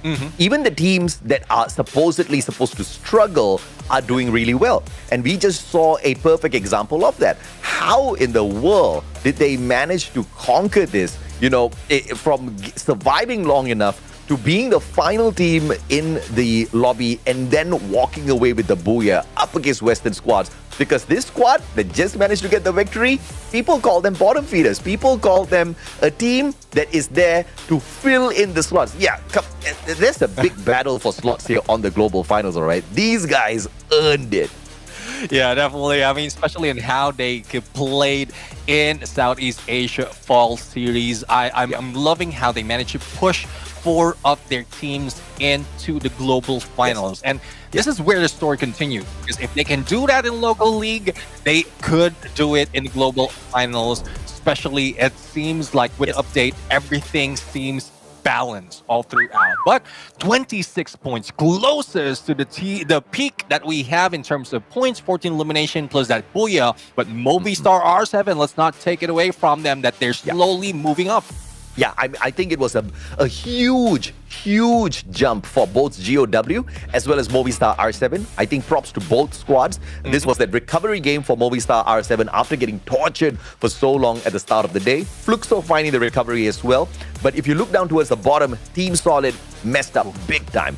But, in a lobby like this, there's that eventuality, even the best of the best will sometimes end up at the bottom. That just happens to be the case this time round. Red Hawks still struggling. We are not going to hold it too hard against them. It's still one of their debut into the international stage. So we're going to give them some time to rise up to the top. But All Gamers Global and Falcons getting taken out early in this Bermuda map is a huge surprise to me.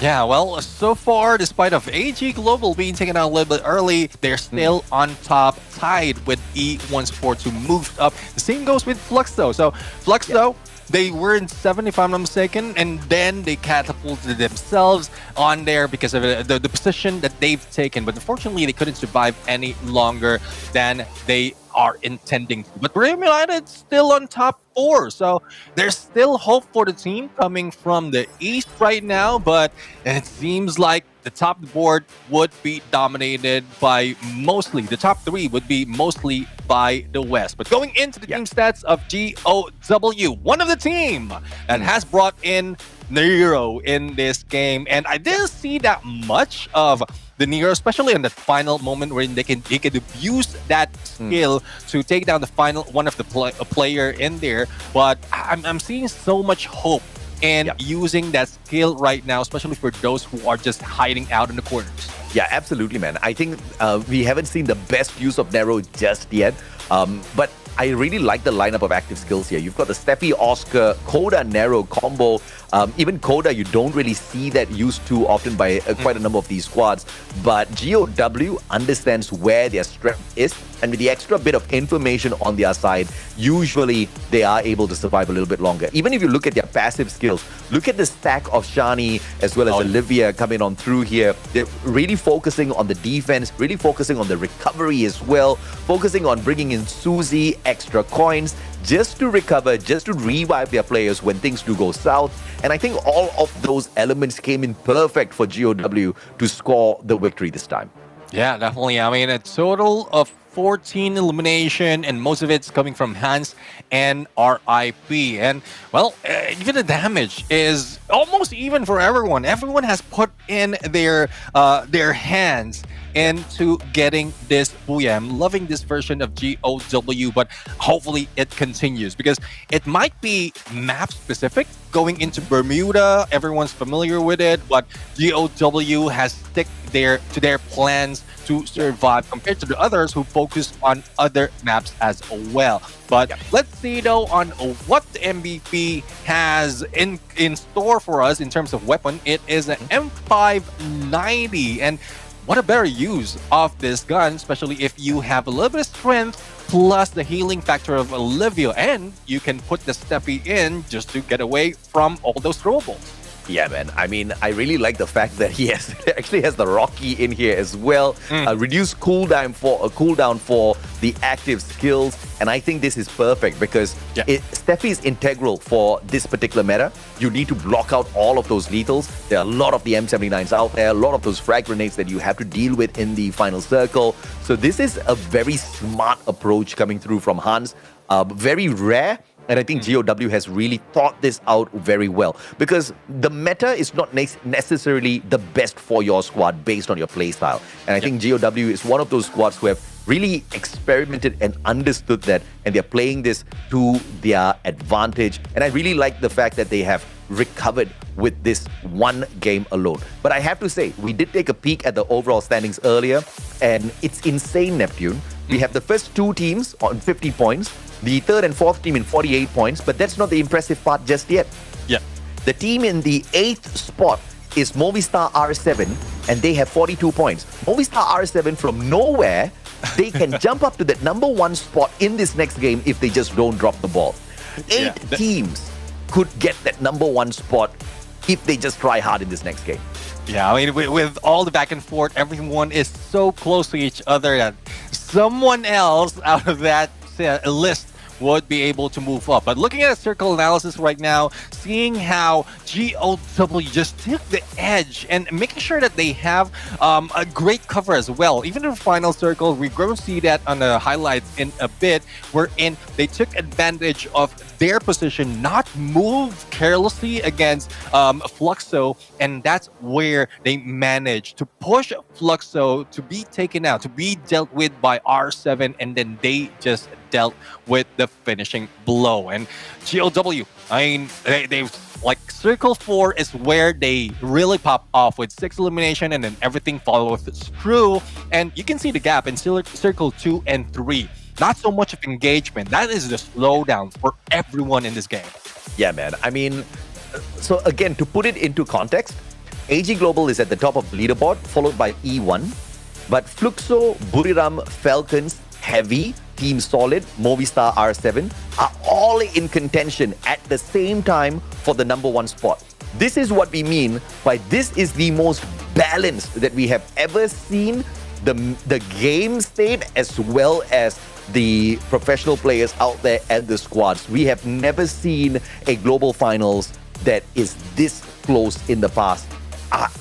I am mind blown right now, Neptune. Yeah, definitely. And well, hopefully they will be able to, with this performance, they will be able to ease the pressure, because from earlier we've seen the room of pressure. There's a lot of things that they need to think about going into this battle, going into this match, and this is something that are like game style and mechanical skills like can be done with practice, but mentality, like pressure being done by a lot of team, it's very difficult to deal with. So hopefully that's something that we can hear as well on how the team is going to deal with those pressure. But before we go in, let's bring it to Conchita Caroline for the interview on the room of pressure.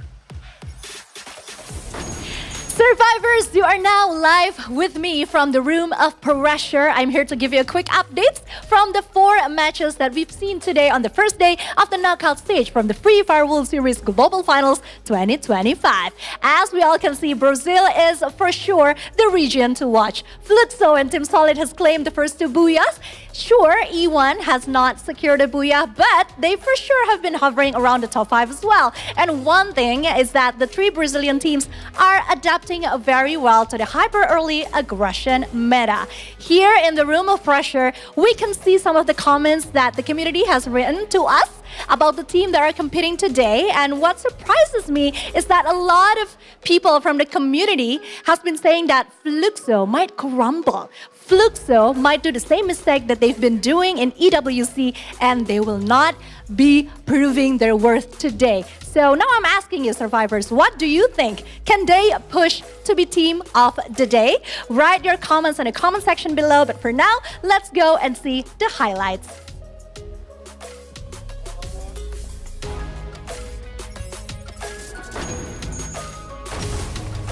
Well, I don't know if or not Fluxo is going to be able to prove that they're the team of the day, but the chat will definitely argue who's the host of the day. They are all absolutely in love with both of our hosts, and picking one of the two is definitely going to be a really tough choice. But of course, taking a look at the highlights here once again, GOW just pulled off a massive W on this matchup with the rotations, with the capability, even shutting down Team Heavy, being integral in the takedown of Team Redhawks as well.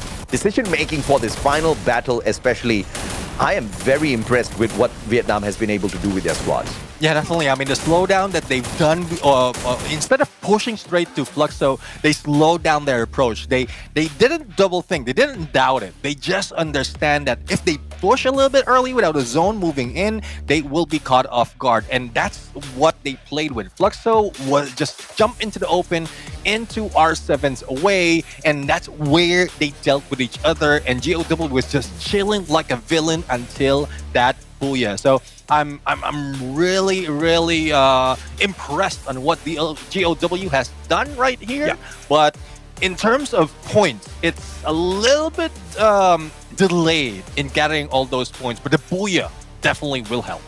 Yeah, better late than never, right? As long as GOW manages to do something out there to climb up the leaderboard, I am going to be more than happy. But you know, even if I say that down to the 8th spot, they can still contend for the number 1 spot, right? Movistar R7 is currently, as you can see on your screen, as well as the team that's in the 8th spot.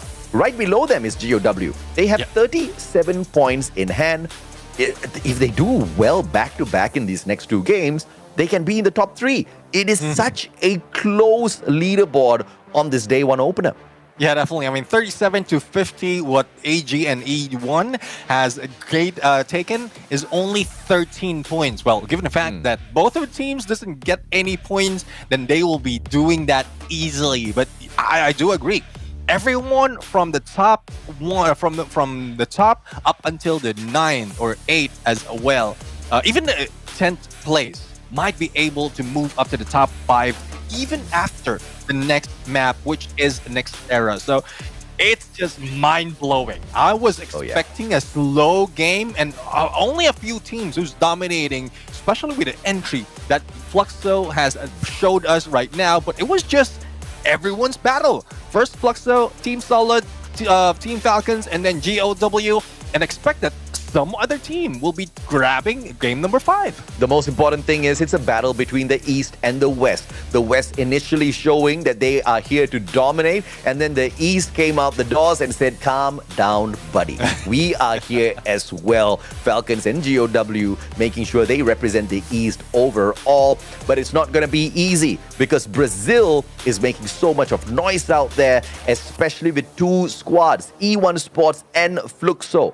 Yes, Team Solid did manage to score a Booyah, but I feel like the consistency-wise, E1 and Fluxo have just been a little bit on the upper side, right? Yes, Fluxo did kind of falter in 2 games, but when they do strike, they do claim a lot of points out there to climb the leaderboard. So overall, it's balanced their performance as well as their position on the leaderboard. In fact, even if they messed up 2 of their games, they are still in the 3rd spot, which is a testament to how good Fluxo is. Yeah, exactly. I mean, they know how to come back. They know how to recover when needed.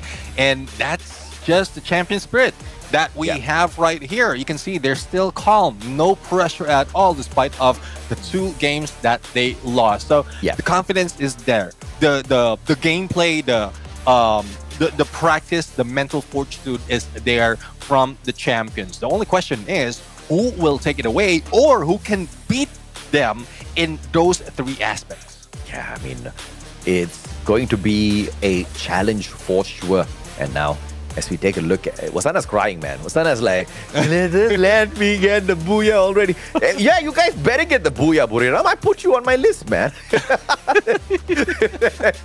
They're going to be in the top 3 by the end of this. Very specifically, I want them to be in the second place because how nice it'll be where you predict the top 3 in sequence of 1 to 3, and then it ends up just like that. Of course, it's very difficult in this lobby, once again, because of how good and how close these squads are to each other in capability, in style, as well as execution. But, you know, sometimes people do get lucky with their predictions. And a quick fun fact here.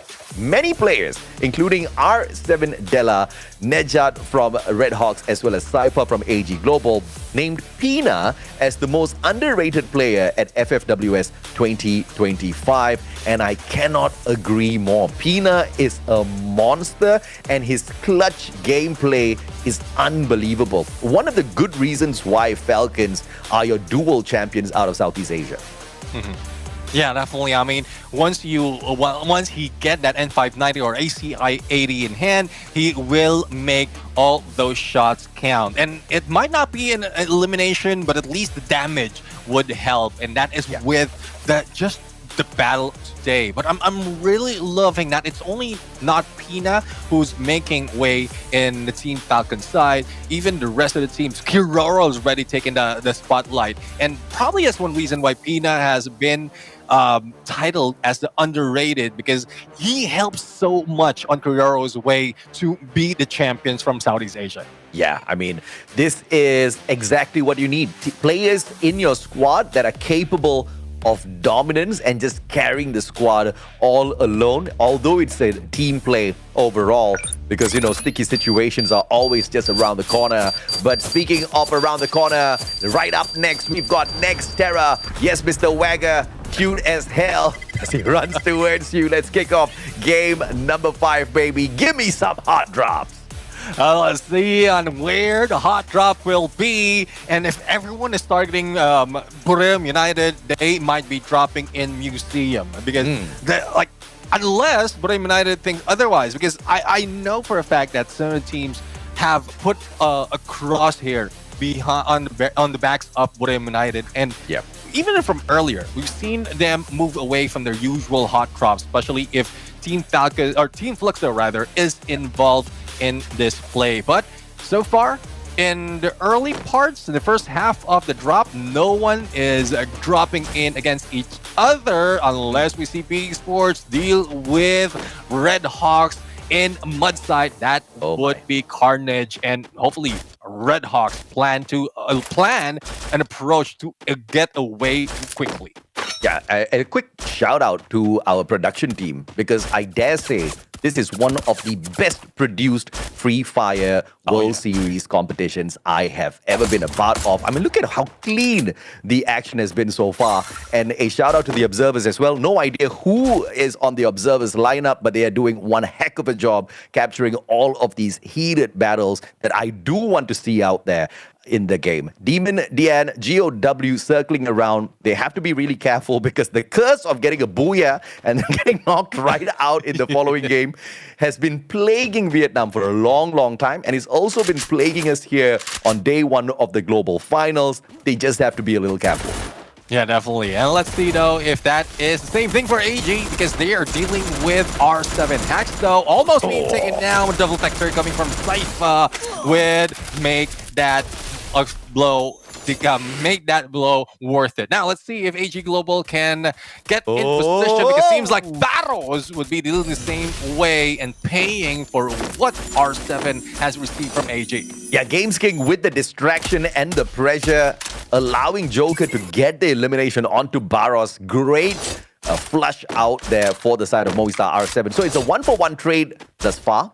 The hack gets brought right back in. AG Global has to be careful, though, because R7, UAV moving straight towards AG Global. They haven't shot it out of the skies just yet. So information gameplay on the side of R7. Team SR gets tagged up. They've got them circled in, but the approach is going to be very dangerous because there's a lot of distance between AG and R7, but that can be sorted out by the jump pad. Joker now on the roof. Cypher, Riptide with them breaking down his defenses. But a double glue wall protection by Cypher as he shuts down Gameskin, who flanks it from the back. Cypher still has it onto him, but the Bison will be not on his side. Cypher with the headshot off the Vector. Unbelievable play. Yeah, let's see though. Cypher with a sliver of health and will need to be the Uzi, but unfortunately Joker breaks him down. But I love how the approach of Movistar R7. Oh yeah. Clearly, they are in boxing gym and they boxed out a couple of AG Global. If it wasn't for Cypher's double elimination, double knockdown, that could have been the end for AG Global. Unfortunately, Battle's already down. Only one remaining for AG Global. Hopefully they find their way. Okay, now it's Team Solid up against Red Hawks. Kutush with Revival. Trap takes Blade out of the equation. As we spot out a little bit of engagement here. PE Sports in the vicinity as well. Will steal that point at the expense of Team Red Hawks. Nejat says, no problem, brother. I have got a ton of coins in my pocket. In fact, it's too heavy. Please use them. Get eliminated quickly. Nejat backing away. Team Solid on the rush.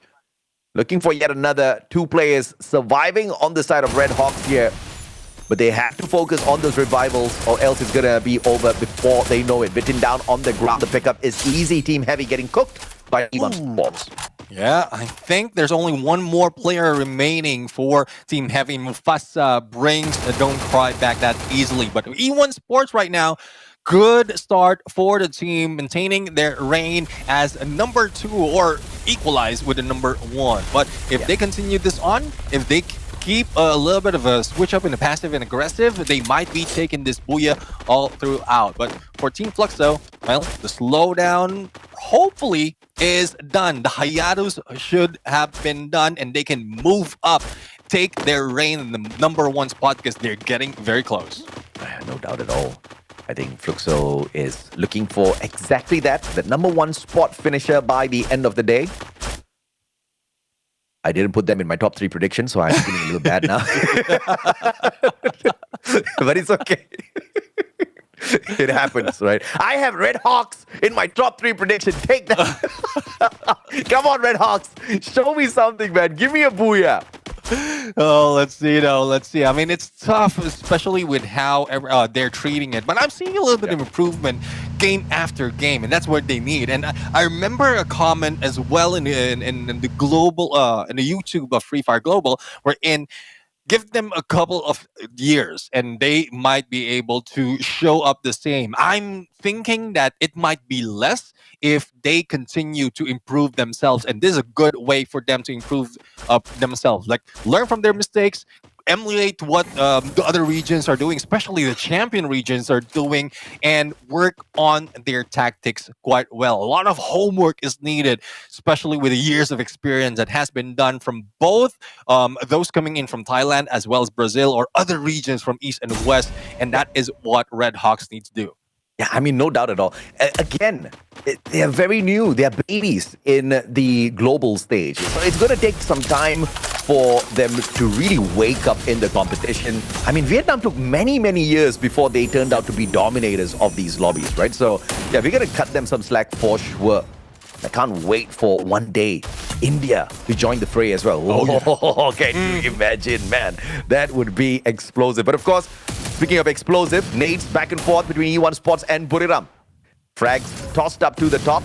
No glue wall melters just yet, as Buriram does not have any intention of rushing into the compound of E1 Sports. But as I say that, it looks like the Mad Squad is going to do exactly that. Jonah, what a nade. Pow 7 down on the ground. Vitin hops on out. Jonah's going to meet him halfway. Nobody's taking the shots up against him just yet. Moshi with the connection down at the bottom. Pulls out the glue wall in the nick of time. And Jonah gets taken out of the equation because of Vitin. He has the grenade launcher. Turn around. And Buriram, I did not expect them to make that mistake.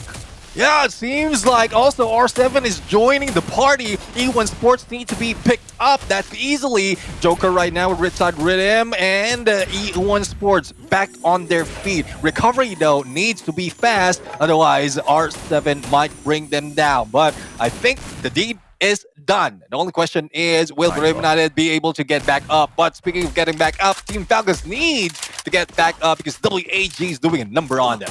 Hey, come on, man. I what was that move by Buriram? I am still in disbelief. And by some grace, they are still alive and kicking. I was going to say still alive and kicking, but they're still alive and cooking. Get high. Just got a double elimination off of R7. The ones that brought the interference into the battle between E1 and Buriram, kind of saving Buriram for a second there. But the problem here is there's no vending machines around him. There's a revival platform. If he chooses to use the revival platform, E1 is just going to run at him. Buriram just made a big boo-boo, and I am not happy, man. I've got them on my top 3. Well, let's see though. Let's see. I mean, Booyah United is not their usual way. Most of the time, they're passive in the beginning, and then that's slowly build their way on the 10-minute mark. But this time, I think they plan to change this because of how aggressive some of the teams are showing up. And let's see if this is something that they can stack up. Probably not in next era if they get eliminated. Probably the next map will do. But all hopes for them. The final survivor can bring them back up. Yeah, no doubt. Ooh, Nero stepping up, and Dian said, hello. Mag 7 is here. Nolan, a sliver of health left. GOW taking the fight up straight to them. First elimination, not enough just yet. Hans looking for one. Running around with the Bison. Nolan from outside, trying to find a couple of connections. Is going to be denied. LBT on the roof. And at this point, PE Esports is just trying to avoid GOW at all costs. All thanks to the Flame Zone. Maybe they get a chance to run away, or maybe they get hit down.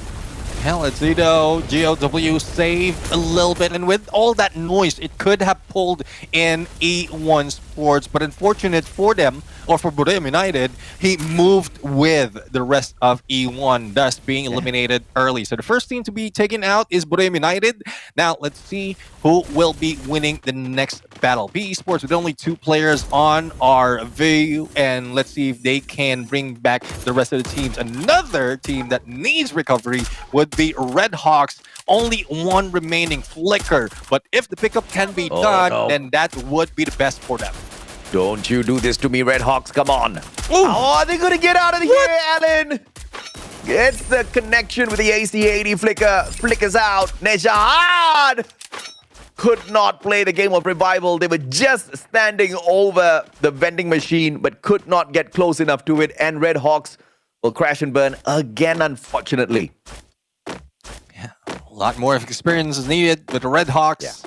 And, well, let's see if that will happen on to the next game. For Nick, though, he will need to be silent. He has view and information on WAG, but the rest of the teams is still a little bit too far. Portal Go available, not only 1, but 2 of them. And it's rare. It's a rare occasion that we are seeing that a little bit of a heavy investment coming from the team. But going into the other side, we have 2 teams from the West right now going in for the fight. Butusin almost swatting one out and taking them down. Pow sends one straight to Bobs. Down on the ground, picked right back up. Joker went in for the finisher, but couldn't get to him in the nick of time. And now Bobs and Butch is in, quickly rotating around. Very, very smart recovery coming through from the Fluxo players. And they don't put themselves in trouble as they do, kind of gearing up for a backup as well, as they stood around that house, close to the windows, waiting for a all-out battle. But thankfully, nothing happens, and R7 allows them to move away. Falcons rotating right behind WAG. This is going to get a little nasty shortly as Team Solid watches this situation. Yeah, well, it would be another team to watch out for, because Team Falcons is already in their mids. A little bit of FGL action being thrown into Nyx right now, coming from Kiroro. And, well, this is what we often see in Zipway. The towers right here is a good vantage point, but unfortunately for them, the Blue will be pulling away from them. So Launchpad will be used. They just reposition one tower, and they still have that high ground advantage. Hopefully Limit X7 will be able to go for a takedown. Otherwise, they might be in the crosshairs of a lot of teams, especially with the elevation that they have right now with their heads exposed. Yeah, Team Solid now dropping down to the lower ground, taking the fight straight up to WAG. Now they have to be really careful because Falcons are in shooting distance here. One wrong move, Falcons will not think twice to hop on into the battle as the third party. GOW though, up against PE Sports, a little civil war between the Vietnamese squads. As GOW wins out the initial bout, but AG Global from afar, Team SR taking aim at them. Sneaking away a point here as well. GOW outside the zone needs to play some sort of recovery. And those revives are crucial here. But it looks like AG is going to make this really tough for them. Yeah, there's no breathing space for GOW right now because AG Global has them on their crosshairs. And it's a good focus right now for AG Global. They are the top eliminators in this lobby, and they're not really focusing on what's happening in Zipway. But Team Solid getting headway against the rest of the teams like WAG and Team Falcons, and they might be going in for the gatekeep. But let's not take R7 away from the picture because they are the ones waiting for the opportunity for the takedown as well. Team Falcons still alive, Guerrero on the ground, and will be taken out by T. Kui on fire in a 1v2. Will he survive? It would be tough. It's a 1v3, and On Fire will be down. But there was some fantastic fancy footwork out of On Fire in combination with the time turner. Unfortunate that he was outnumbered. Oh, and in fact, the third player was the difference maker there. Limit with a massive triple revival. And we were talking about how he rocks that Suzy as the sniper of the squad, connecting those extra coins. And now Peanut does get taken out from the skies. On Fire as well. Those revivals in a lobby like this, in the circle this small, is just absolutely deadly. Falcons are being shot out of the air. Oh, let's see now if Falcons can still fly. Only one team or one player remaining at this point. Judo is struggling to survive, healing up, and Kororo is on his way, but did have a full HP right now. For Team Solid, they are dealing with Team Fluxo, and both of these teams not out just yet. TS might be able to survive, putting in the Steffi, and they are just being taken by that zone. The HP would be crucial, and BSB will be down. Yeah, man, I mean, unfortunate. Bob's, oh, goodness me. Usually you should fish in a barrel as they're inside the compound. This one was the opposite. They were in the compound, shot out through the window, finding those connections, and Fluxo is the winner of that battle. Going into this next circle, full squad. In fact, final circle time. Zone is about to move in favor of the Vietnamese squad, but look at the problem here. Vietnam is on all the way to this high ground, and their only opportunity to reposition will be that monster truck so as to not take any damage. Let's see though. A1 Sport, at least they are protected by this huge compound, but they will be in the target of Team Fluxo as they reposition, and heavy right now. Well, they're not too heavy because of the monster truck saving their way, but let's see if they can survive the onslaught coming from the other side of the map. Yep, and now E1 Sports taking aim at Team Heavy. Kabi finds the connection of bullets to his back, but a instant recovery coming on through as well. Inhalers used as they rotate around towards Fluxo. And this is out of the pan, straight into the fire for the Vietnamese squad of Heavy. Allen takes the initial shots first, but manages to return fire to Butch in, who backs away. Circle's now going to put pressure on them. The glue UAV thrown out here by Team Heavy, but Fluxo's not even going to be shooting at their defenses. Heavy needs to focus on staying alive, and this is going to give them the advantage as Fluxo now focuses on E1 Sports, and Heavy attacks from the back.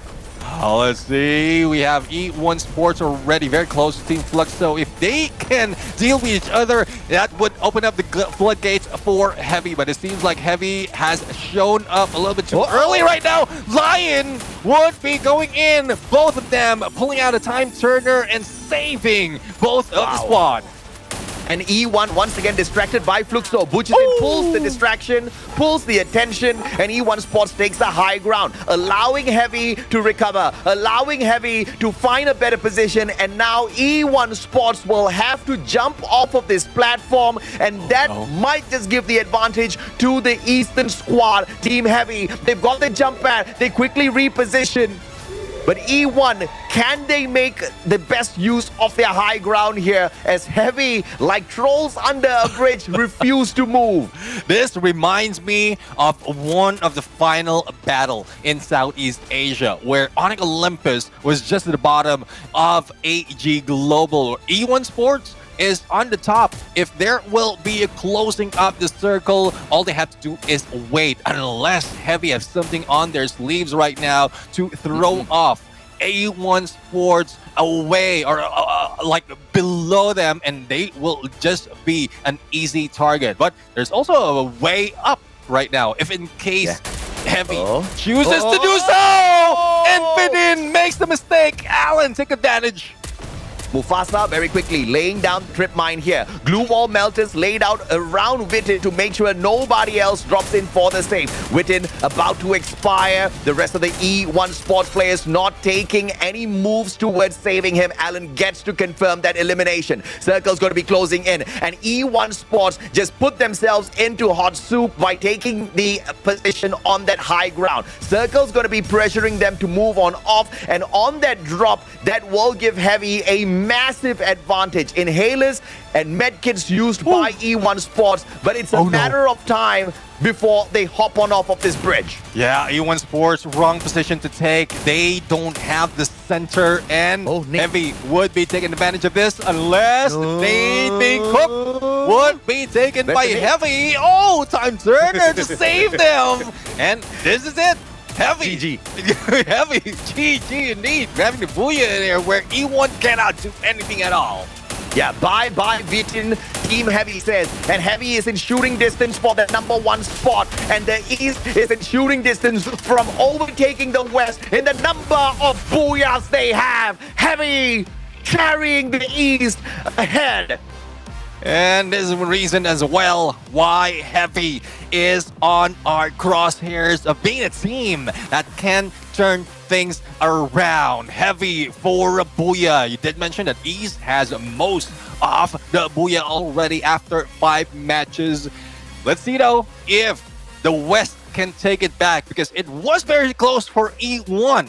If they have taken that, then it would have been the West leading the fray in terms of Booyah. And this is what I respect about Vietnam. It's not about just getting into the international stage the first time and then dominating, because that's so difficult. And this nation has struggled for so long in the world of Free Fire. And this is their year. For the first time ever, they squeeze in 4 teams to the Global Finals. And it's not about just a game of numbers. Just because you've got 4 squads from your region doesn't mean you're going to be able to do well. You can still all be bottom feeders. As a matter of fact, 60% of the squads during the interviews on our media day thought that Vietnam was going to be bottom feeders. Well, Heavy doesn't think so.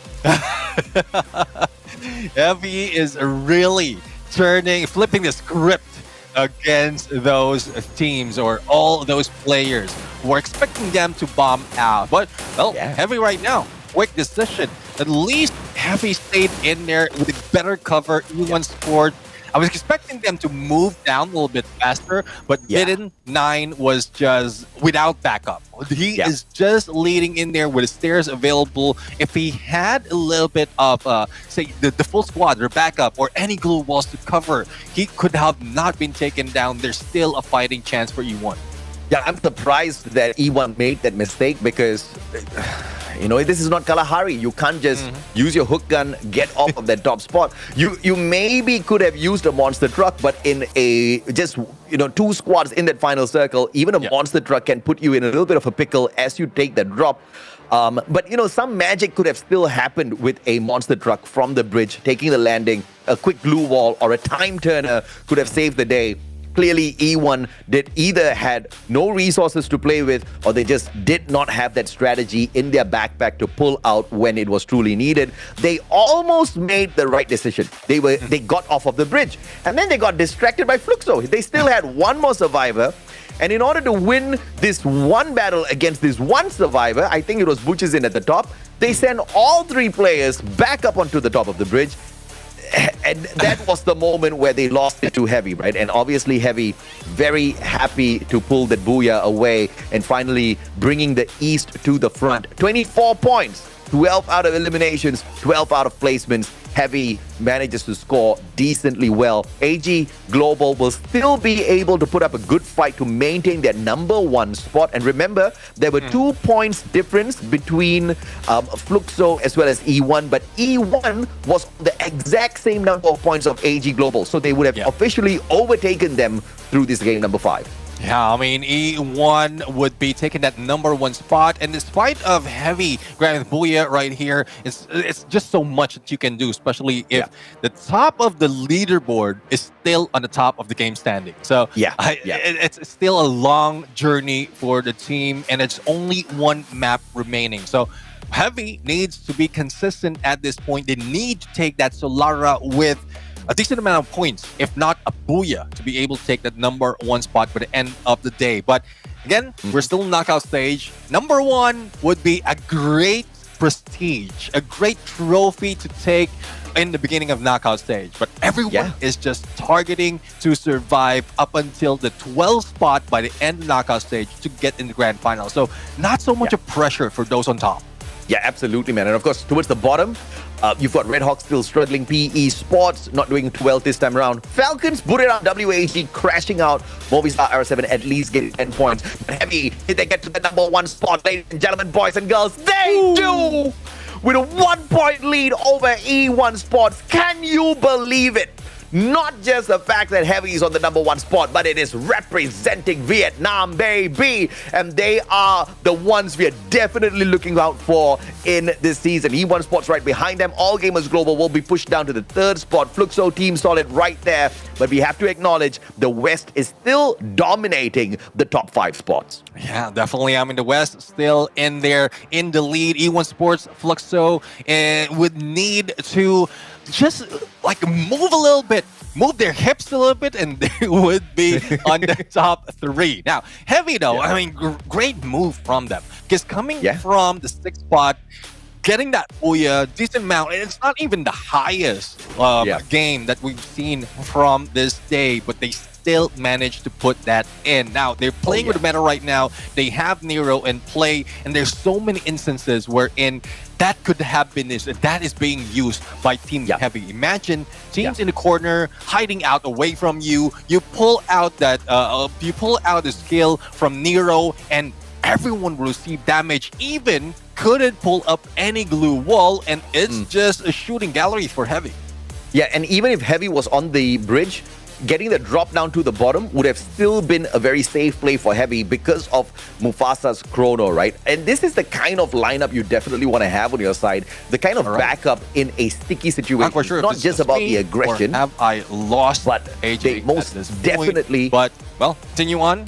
Team Heavy grabbing that Booyah, taking that number 1 spot is just phenomenal for the team. Now, I want to see more of what the team can do, but Heavy right now, especially with Alan, is part of the mix, would be deadly. Though Cabby, Don't Cry, and Mufasa would bring in so much more into this engagement. Now, I love seeing more of what Heavy can do on how well can they maintain this, because we've seen so much of curse coming in from Vietnam, and if they stop or like prevent that curse from happening, especially to Lara, they can still maintain that number 1 spot by the end of the day. Yeah, absolutely, man. Alan, 6 eliminations, 3,267 on the damage. Man was just going all out on the limb there to grab those, points for the squad. And you can see that through the knockout and the assist as well. That Alan would be at MVP, 6 eliminations, 6 knockdown, 3,000 on damage. I want to see what weapon he has brought in. AC-80. is in play. Not only that, we have the Coda on him, plus a Maro and a Luna. And not everyone has been using that Luna into the game. It's most of the time, Luna has been used in Clash Squad, but this is where that would be very useful. If you need a little bit of, increase for you, then there you will be able to bring yourself back up. But yeah, hopefully this continues on for Alan and the rest of Heavy, AJ. Yeah, no doubt at all, man. And one of the players who actually brings the Luna into play as well, it's quite a rare situation to see Luna being rocked out there. But we do understand why as well in a situation like this. And obviously, playing the favorite on the Coda, this is absolutely standard out of Alan. And this is exactly what we need to continuously see out of this squad if they want to dominate on behalf of Vietnam. Heavy is definitely one of those squads that the other teams are assuming will be the scary ones, even though Vietnam as a whole is a underdog in the competition, Neptune. But of course, as the teams kind of navigated through the circle analysis, you can see the number of early engagements in that first circle and down towards the very end when it was E1 up against Heavy managing to run away with the Booyah. But E1 Sports still keeping up the pressure. They are now just 1 point behind Team Heavy. And this is the closest that we have seen the leaderboard on a particular day. It's unbelievable. Just between the first to the fourth spot, there is a difference of 5 points. How close is that? Anybody would be able to grab it for themselves between Fluxo, AG Global, E1 Sports, as well as Heavy. And I do count them out. I do count them in, but you also have teams like Team Solid and R7 who could still jump into the number 1 spot, Neptune, if they get a massive one.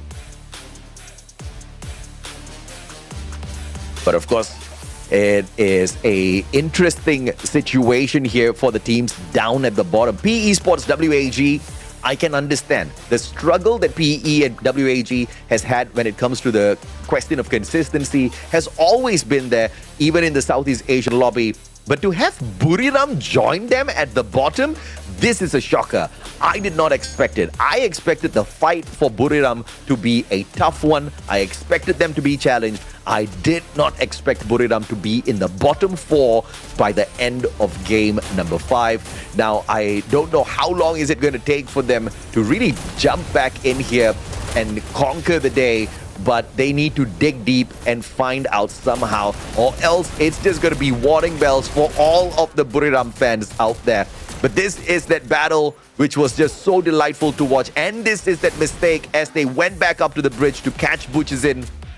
That was the point where they ended the run for them. They could have recovered maybe with a team effort to get off of that bridge, but Vitin made that approach towards the stairs first, got knocked down, and a great follow-up from the players as well of Heavy, throwing all of those glow wall melters, making sure that if anybody hops down to pull the save onto him, they are going to get sprayed down as well. And that was what stopped the players of E1 Sports, saving their buddy Vitin.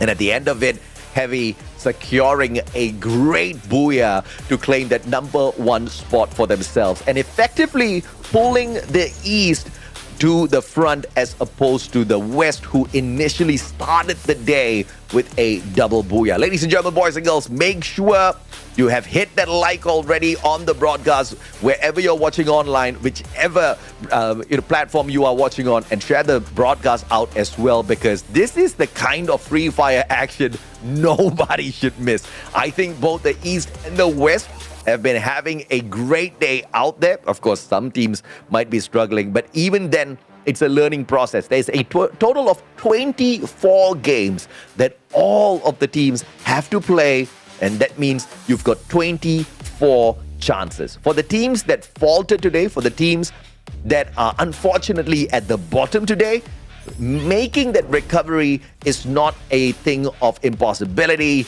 And once again, East managing to pull it back, in fact, rip it back away from the West when it comes to the total Booyah counts. Fluxo Team Solid definitely looking to climb up again alongside E1 Sports. And who would have thought that E1 Sports from Brazil, without a Booyah, would still be doing better than Fluxo as well as Team Solid. For the time being, no Booyah, no pro. But of course, they have to kind of keep things a little bit realistic as well. If E1 Sports cannot secure these Booyahs, and if we get to the grand finals on that champion rush condition being activated, I think it's going to be a huge problem, Neptune.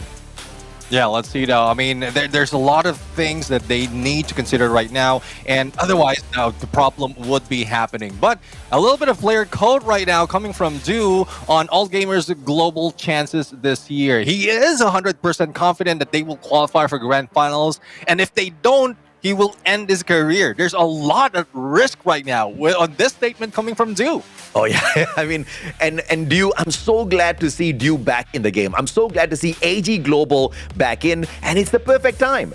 Imagine finding the recovery in terms of how you can find the synergy out there on the battlefield and have things go your way just before the global finals, and then you go on to become the world champion. I mean, it's a Cinderella story that I think Du and squad definitely deserves. Yeah, definitely. I mean, they're hopefully they can push through in achieving what they want to get right now. Again, it's just qualifying to grand finals, so just reaching the top 12. And I just don't want to see Du out of the picture just yet, because there's a lot of promise from AG Global. They haven't even achieved a champion just yet, not only in the global scene, but also in local region, in Southeast Asia. So hopefully this is a time that they have, because the showing that they have right now from Southeast Asia up until this moment, it's still very good that they will be able to make it to grand finals. Yeah, and let's not forget, right, Du was also the MVP of the Global Finals in 2023, where he played with EXPS. It wasn't the best run of all for Du, but at least he was very aggressive there, and he was honored for his capability as a sniper. That's where we all fell in love with him and his long-range capabilities. But he's kind of been on a downward dip right after that. The recovery from Du, I have to say, has been phenomenal. All thanks to the fact that they removed the responsibility of leading the squad in-game, giving it over to Barros. And I have to say, Barros has been doing a great job overall. He's done the team justice. But can they do justice once again on this map that has been pretty mean to quite a number of squads out there since the introduction? Yeah, let's see though. I mean, yes, it is mean, but some teams are taking advantage of how new it is. Well, it's fairly new. A lot of teams have already been familiar of this, but because of the dynamics of Solara, there's a lot of teams that's being thrown off, especially with the movement and slide rails, and then some of the teams just taking advantage of some of the position and drop spot in this area. Delta Isle is one of the drop spot that is the favorites, not only in rank but also in the pro scene, because of the number of loots that you can get, as well as the opening that you have in either in the middle or on the northern part of this map. Yeah, absolutely. And it looks like it's a very decent drop taken here by all the squads on Solara, except for Heavy and Falcons.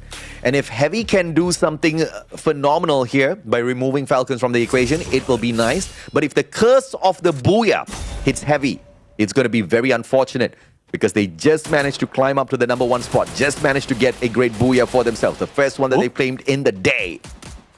Hell, let's see Cappy to ruin that. Cappy right now, good position to take, good hiding spot as well, and don't cry on a flank. But hopefully, how they put themselves a little bit too thin against Team Falcons would not be downfall, because as you can see, Team Falcons is regrouping, stacking themselves against each other, and that's what they can use to throw off Heavy right now in this game. Yeah, nicely done. Kororo still has the medkit though to work off of this, to be back to full health in a little bit. Don't cry, taking great advantage point with the P90 up on top. With the Vector though, Alan is on standby. It's a standoff for sure. Pina caught out, and Don't Cry fishes one fish out, and the fish's name is Pina. Unfortunate. Your clutch god on the side of Falcons taken out of the equation. Now Heavy Needs to be really careful on this rotation. Don't cry with the P90. Great rate of fire. Damage is decent in the early parts, in the early phases of this game. Kabi meets one. And Kororo survives it with the Winchester. Turns it around by shutting down Kabi. Good position being taken by Kororo and great weapon to spare. Double shot coming from the Winchester. Really can take that headshot quickly, and Kabi couldn't survive. Woodpecker coming from on fire, and Team Falcons is just putting a number on Team Heavy. One managed to get away. Mufasa will try to follow, but don't cry. Will he survive? He does, and 3 of Team Heavy will be able to move away. The only question is, would be anyone in front of them taken down? Nani on fire out in the open. Yes, Heavy is scrambled all around. Limit does manage to put Alan down onto the ground. Mufasa had the time turner on him, all thanks to the chrono. So he survives a little bit longer. But don't cry though, it's going to cry. And they're all going to hope and pray Mufasa manages to save the squad. Final survivor looking for a vending machine.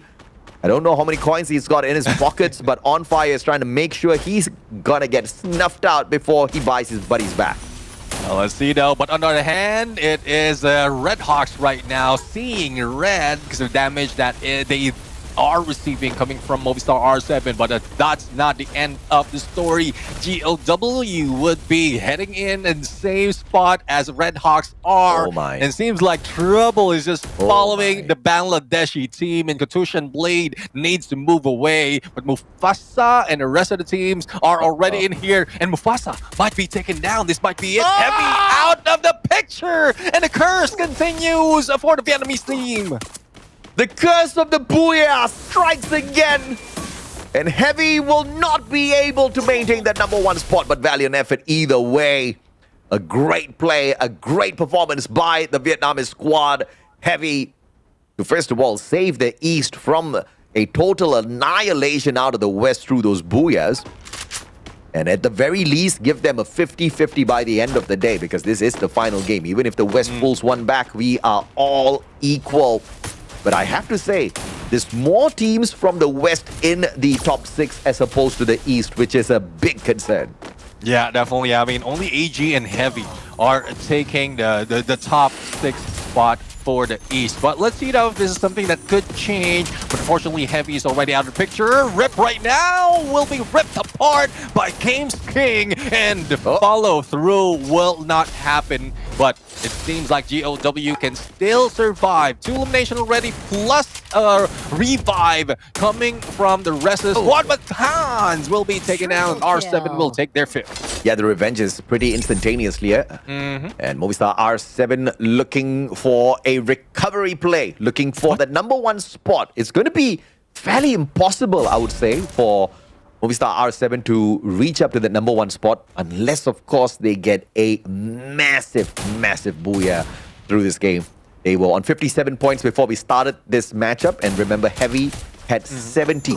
So even to catch up with that itself is going to be a big problem, but to collect more points as opposed to the rest of the squads is going to be a greater challenge. Games King, though, I think that we don't even need to do the math by the end of this game, because Falcons are looking to snuff them out right here, right now. Only 2 remaining for Rainbow 7. And, well, good position by Liminex 7 just to make sure that no one else, even those from Revive, can survive. And 8 elimination already being taken by Team Falcons, but they are tanking the blue right now. For E1 Sports, Vit9 will be taken out, or Vin XP rather, will be taken out. Vit9 will be on the other side. AG Global, who spotted them, it was 2 who spotted them first, who is out in the open, and 2 VSK in hand, dealing with them, taking 3 elimination, 2 of which coming from the sniper. Yeah, Monkey See, Monkey Do, and this time he is not taking any bit of instructions from anybody else. He is leading them with the action. And AG Global definitely in a punching position for the #1 spot, having 67 points on them.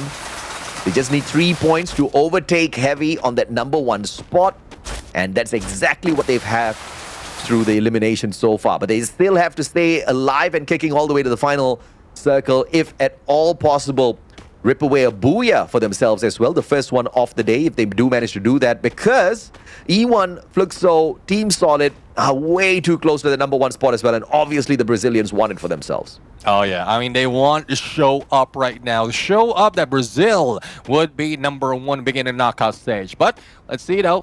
Team Fluxo, 0 elimination, staying on the edge of the zone. The usual tactic from Fluxo. So I love this approach. Not too aggressive, but we know that they can bring in the aggression if needed. They just don't need to rush this. But speaking of rush, E1 Sports rushing into Red Hawks, caught off guard and forced to fly away. Hit list is on hacks right now from R7, but Red Hawks is moving in onto E1, and quite surprisingly, I mean, the aggression is still not being lost onto Red Hawks. Not quite sure if it's a good thing or a bad thing, because despite of the failure, they're still using the same gameplay, the same energy from game number 1.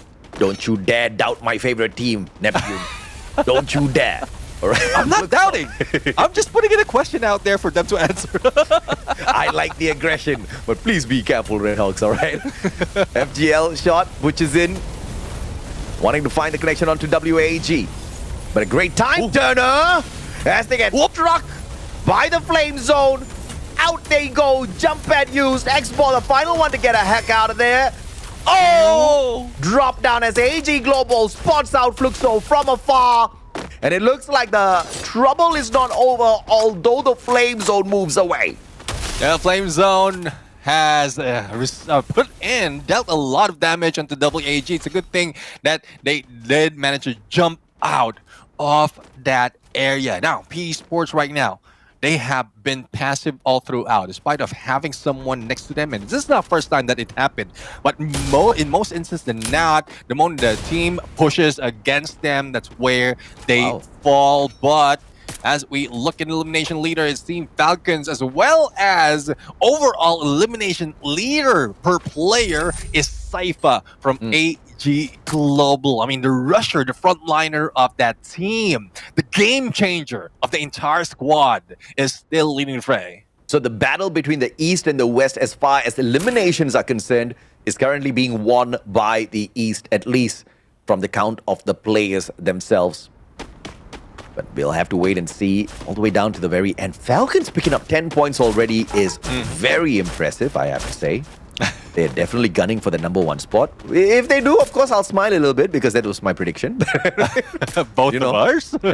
Yeah, exactly. Both of ours. As long as they don't pull a Buriram on me, I have no idea what has happened to Buriram today. They are just not looking the best version of themselves at this point.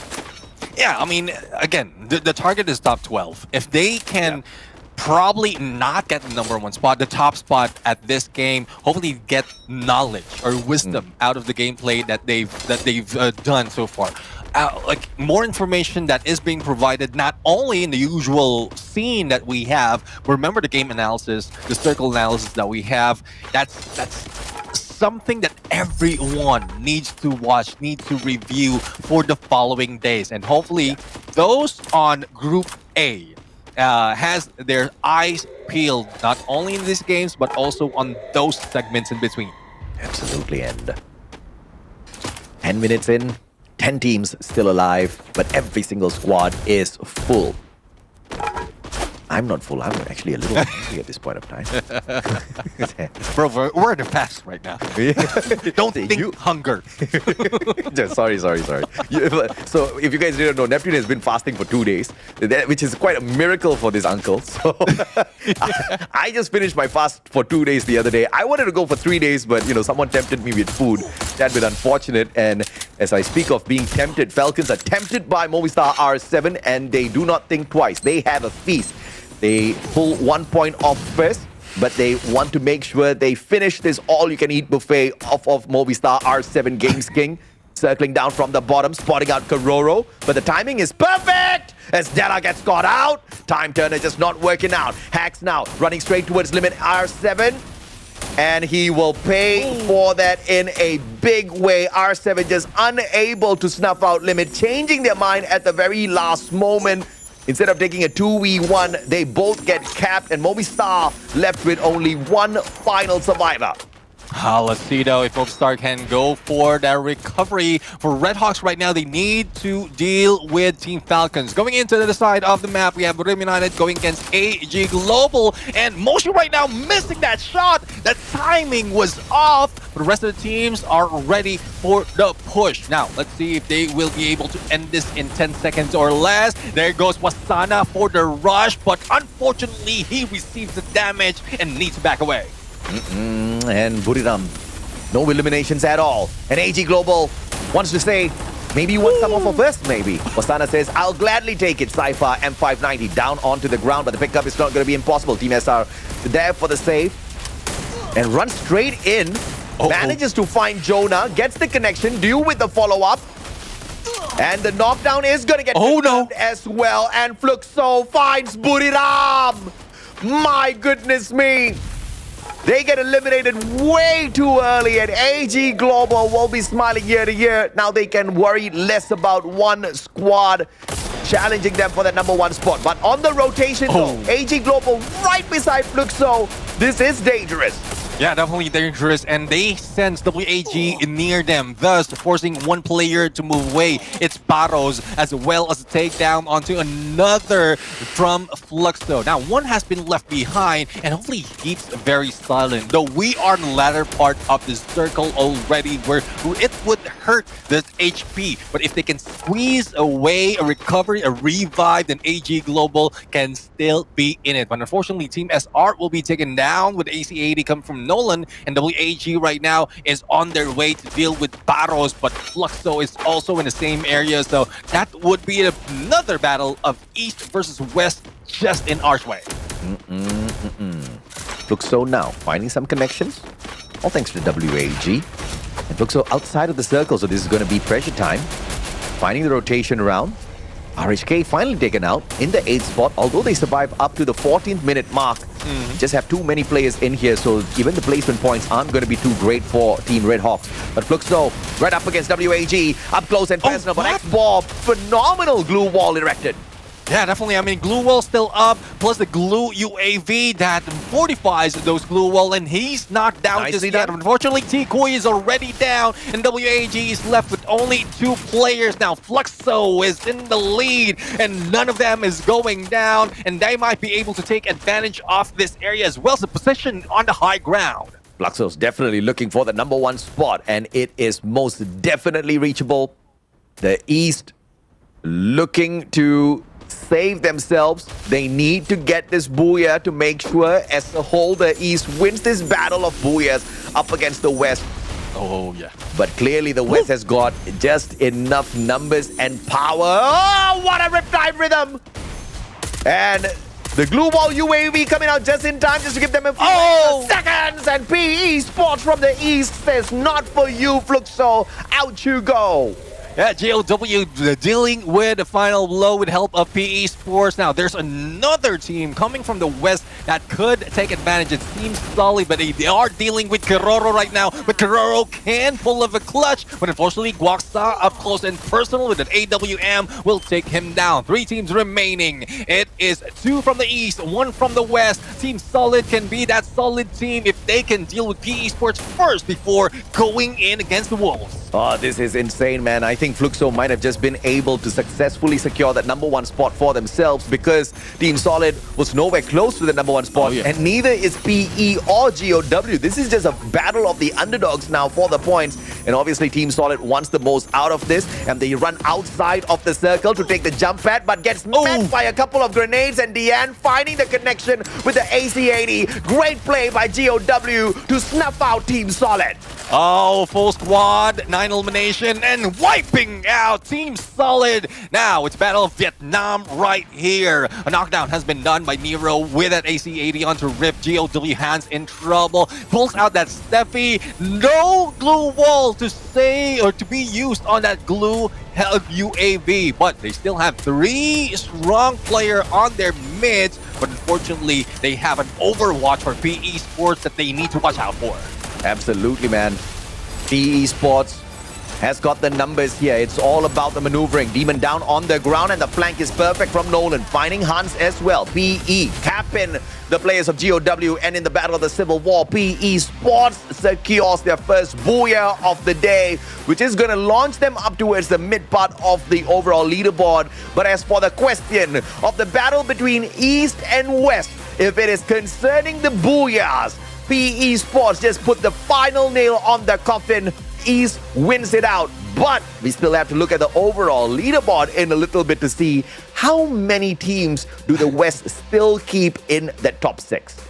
Yeah, definitely. I mean, before that Solara map started, all of the 4 teams from the West is on that board, on the top 6, and that just showed the quality of those teams. Despite of the less quantity, they still bring in the numbers. It might not be that consistent on being number 1, but they just know how to pick themselves up. But let's not take it away from PE Sports. LBT, Lauho, Nolan, Nero, as well as Jonah for that Booyah in that final game in day number 1. Yeah, this is such a solid day, I have to say. I mean, not talking about Team Solid, but it's such a great day because we got to see so many of these teams go out there, play some really great games of Free Fire, and every single map has had a unique Booyah winner. And that is exactly why in the start of this global finals, on this number 1 day of the knockout stage itself, you've got so many of these teams stacked just beside each other on the overall leaderboard. I mean, they just need to reach their arm out and be able to touch the other squad, right? I mean, that's how close they are to each other because, and this is going to be a problem, all right? Champion rush condition activated for the grand finals. If it's going to be this close on that final day, Neptune, I'm going to have a headache, my friend. Well, either a headache or, I don't know, a happy streak. It's either a headache or a heartache, okay? One of the two is going to ache. but there's not more of a heartache that would be happening, not just for the casters. It's more of those in the comment section. That would be hard. That's difficult to get away from. Stomach ache. Imagine trying to hold that in while you're casting. The emotions, rather. I'm not. I'm talking about the players, my friend. that's the bad thing, all right? I am Penny just before the broadcast. Might just mess you up if you're not used to it, but oh, goodness me. If there's anything I miss about Indonesia, it's the chili, man. It's the spice. But of course, we have got a lot to expect out of the competition. This has just been day 1 of the knockout stage. Neptune, we've got 5 more days to go. In total, these teams will play 4 out of the 6 knockout stage. They will play 24 games in total. And as far as A and C are concerned, the first 6 have now come to a perfect conclusion. Let's take a look at the game standings and see how much did teams like Fluxo and all manage to walk away with this matchup. Obviously, PE Sports 21 points right at the top, but Falcons with 21. My God, what a massive game for them. Yeah, I mean, even before they head into Windmill, they had a lot of elimination already. They were just farming points. The rotation was just favoring them, wherein they can catch a lot of players off guard. Thus, even without getting into the very top, the top 3 to be exact, they will still take that second spot. But let's see, though, on what would be the result of the standings. Oh! What? AG Global still in there. How? How is this possible? No Booyah, no problem, at least for the knockout stage. AG Global saving the face of the whole of the East by 1 point, making sure Fluxo does not sneak that away from them. Unbelievable. And GOW giving the East another boost by pushing Team Solid down to the 7th spot. I cannot believe we're looking at this. Movistar R7 pushed down to the 9th spot as well. Look at how close. Look at how close these points are, man. This is a crazy start to the global finals. Well, it won't bother some of the teams jumping in onto the next day. But before we proceed anywhere else, let's take a look at team stats from PE Sports. It's quite different from what we often see in terms of skills. We have A124, we have Steffi, we have that Oscar as well as Kyler. But what is best for this team is how they just survive, the survivability factor that they have. Again, a double Olivia, Tiva on Nolan, and not only that, they have a double Susie. Just make sure that if in case needed, they can bring their teammates back. Yeah, absolutely, right? And I really like this. The combination of Olivia and Tiva is pretty much a instant pickup. You've got the Steffi on there as well. So I'm very sure Nolan, if possible, is going to be out in the hiding away from a lot of these engagements. But instead of that, even though he's the support player, even though he's tasked to get those those saves, he's getting the eliminations instead. But the damage, 3 out of the 4 players below 1k damage. This was the most concise Booyah we've seen today. Yeah, I mean, they're not too aggressive. In most instances that we see PE Sports, they're just hiding out of the compound. And the only difference this time around is they are aware of their surroundings compared to what we've seen earlier. Someone can sneak in and just clean house. Not this time. PE Sports managed to defend themselves and they stepped out in the perfect timing to take that Booyah. So I love the evolution coming from PE Sports. Hopefully it continues, and hopefully the curse is broken after the day. This is the last game, and if the curse continues for tomorrow, they will be playing for tomorrow, that would be definitely not so good in terms of luck. But for MVP, it would be Nero. Not the skill, not the character, but the player from PE Sports. It'll be sweeter if Nero played Nero, but... Oh, yeah. It's just not the way. Man gets the MVP, 1,350 on the damage, 4 assists in total, rocking the A124, disabling opponents before he reaches them, tossing in those nades as well with the assistance of Alvaro and Beaston, marking up players, all thanks to that AC80 and the Moko combination, getting those extra coins after eliminating those marked players as well. Nero has the perfect combo, but PE Sports overall is just not the most aggressive team out there.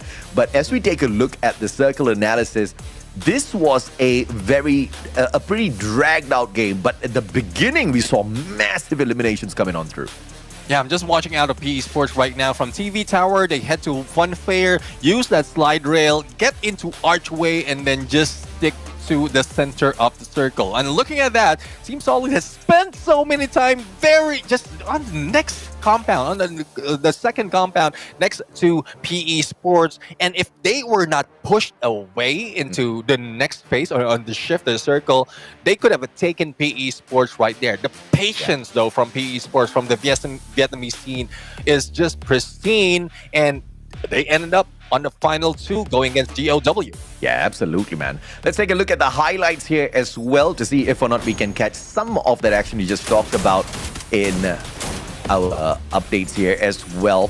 We're kind of looking at some of the key moments, and Falcons up against the R7 squad early on just did not fare well for the LATAM team. And obviously, as Fluxo kind of circled on around towards the final ending bits of this matchup, it didn't fare them well as they got caught out on that rotation. A couple of time turners could have made the biggest of difference, but, you know, as luck would have it, they got eliminated. They were looking for the #1 spot, and all they needed was 2 more eliminations to do that.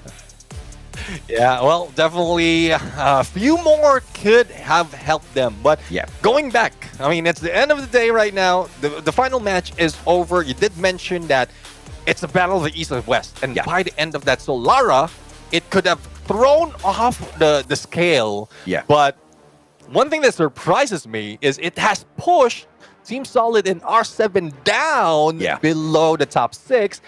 And we're back on the even plane. You say even, but I say the East has won the battle, at least for day 1, when it's concerning East versus West. If we look at the number of Booyahs, the East has won it. If you look at the number of teams in the upper half of the overall leaderboard, in the top 6, 4 out of the 6 teams belongs to the East. The East wins that out as well. We saw some highlights of the overall elimination leaders earlier on. The East wins that out as well. Now, I'm not just saying that because I'm from the East, okay? I'm just, don't shoot the messenger, all right? I'm just letting you guys, it is the case. Yeah, I mean, in terms of numbers, in terms of quantity, there's more chances from the East because of the numbers that they have. But if you calculate this and averaging the amount of teams from the East and the West taking the top and the bottom, that's why I said it's even. Because two has been still on the top, and two of which is the bottom from those in the West. And same story in your point where in 4 coming from the West or from the East is on the top of the leaderboard. So it's just a reset of that scenario, but I guess there will be a little bit more of a interaction later on. But let's see on the Best Predator. This might be the tipping scale of who's taking the East and West battle. So how many of this? 1, 2, 3. All right. The West wins the Best Predator. The West wins the Best Predator, and holy mama, MT7, I have to say, I am a big fan of his sniping capabilities. 18 eliminations, 11,000 on the damage in total. Cypher right there behind him, 17 for the guy. Pina, the clutch god of Falcons, managing to sneak in 15 eliminations. Games King with 13. Vitin equaling him with a 13 as well. Okay, so this is a great win for the West. As far as the Best Predators go, we have a little bit of a lean in onto the West as opposed to the East. Close, but not close enough. I'm very happy the West won this one. There's a lot of factor right now when we talk about the East and West battle. And it's a good thing, and I thank everyone who thought about this because it's a good thing, and as well as the results, both sides are just giving their all, making sure that it's not favoring one side or one region dominantly. There's a lot of factor that shows that the East is favored, and then in the Best Predator, the West is favored. So I'm loving storyline right now, AJ. Yeah, I mean, no doubt at all. I mean, yes, we love the storyline, but what we love even more is how close this leaderboard is, right? These players, these teams are so close to each other. Down at the 9th spot, Movistar R7 has 61 points, and up at the top, AG Global only has 79 points. That's how close they are to each other. And you got to love absolutely how close the competition is going to be for the rest of the days as well. And as for the team highlight, this is the best squad of the day. AG Global, 79 points, 43 eliminations, 25,578 on the total damage. But bro, no Booyah. No problem. I mean, I'm loving the story, like what AG Global has done at this point. I mean, they did quite well in terms of elimination. Yes, they might not be the top because Team Falcons just had 1 point ahead of them in terms of elimination. But it's the consistency they have of being in either in the middle or the top of the board. The survivability that they have at this point is just different. And I'm, again, from Southeast Asia Fall up until the Global Finals, I'm loving this side of AG Global. Yeah, and who is the MVP of this squad? We definitely need to know, because not a single time did we see an MVP highlight from AG Global, because they did not secure a single Booyah out there. But I'm very sure in each and every single match, there was that one key player that was doing a lot. As far as eliminations are concerned, Cypher definitely takes the cake. We just saw that highlight. Dew, with his sniping capabilities, was able to cripple many teams as they tried to shut down the rest of his team members. I think the rotations were really good. The split buddy play, the 2-2 combo split out of AG Global was just so delightful to watch, very entertaining. And what's surprising about this is not only was it entertaining, but it was extremely effective. Yeah, exactly. I mean, what AG Global is doing right now, the 2-2 combo, and then switching to the 3-1 if needed, if in case Dew would be in a better angle. And we know how it is in a sniper like Dew. He is a veteran in that role. And this is what makes AG Global something to look forward to. But as you called it, the MVP of the day, 17 elimination, 8,345 on the damage. He is AG Global Cypher, and Not quite sure if that is right, but Wukong on active skill. I couldn't hold myself back. We even have Kelly back in here, baby. Let's go.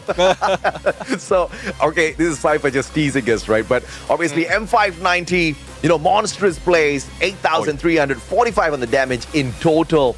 And he's not even the sniper of the squad, right? Just meeting people halfway, up close and personal with the shotgun. And he was just more than accurate, very effective in the CQC battles. And we've been waiting for the awakening of Dew and Cypher. We were expecting Cypher to give more backup to Dew, and he's doing more than just the backup providing this time around. He's really carrying the squad overall through those eliminations. Yeah, well, we're going to have an interview right now. Let's bring it over to AG Global and our host for this interview. Team of the day, AG and Booyah! Hello everyone, I'm Yusul and right next to me is AG. Today we have Cypher and Dew and our host Conchita as well. So let's have a little chit chat with them. Alright then, how do you guys feel that without any Booyah but still make it to the team of the day? ตอนนี้รู้สึกยังไงบ้างคะที่เราไม่ได้บูย่าเลยแต่ว่าเรายังได้ Team of the Day ก็ดีใจครับพยายามจะบูย่าแต่ว่ามันไม่ได้ครับท้ายวงมันไม่เป็นใจครับก็เลยเล่นประคองอันดับประมาณ 10-15 อะไรประมาณนี้ครับ I feel very happy. Actually, we aim for the Booyah, but we didn't get it because of the circle just run away from us. So we try to play consistency and try to be top 5 at least. I understand. So okay, for our second questions.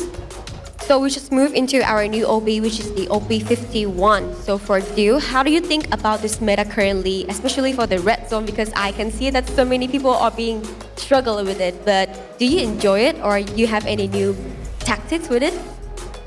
ตอนนี้เขาพูดถึงว่าเรากำลังแข่งใน OB 51 ซึ่งตอนนี้มันเพิ่ม red zone นั้นเข้ามาแล้วก็เห็นหลายทีมค่อนข้างจะแบบมีปัญหากับวงเนี้ยดิวรู้สึกยังไงกับวงนั้นบ้างสนุกไหมหรือว่าไม่ชอบเลยก็ชอบครับเพราะว่าเราเก็บไว้แล้วก็รอปล่อยตอนท้ายเกมครับจะได้มีดาเมจครับจะได้เพื่อนไม่ด่าครับเพราะว่ามีดาเมจอยู่พูดดังๆ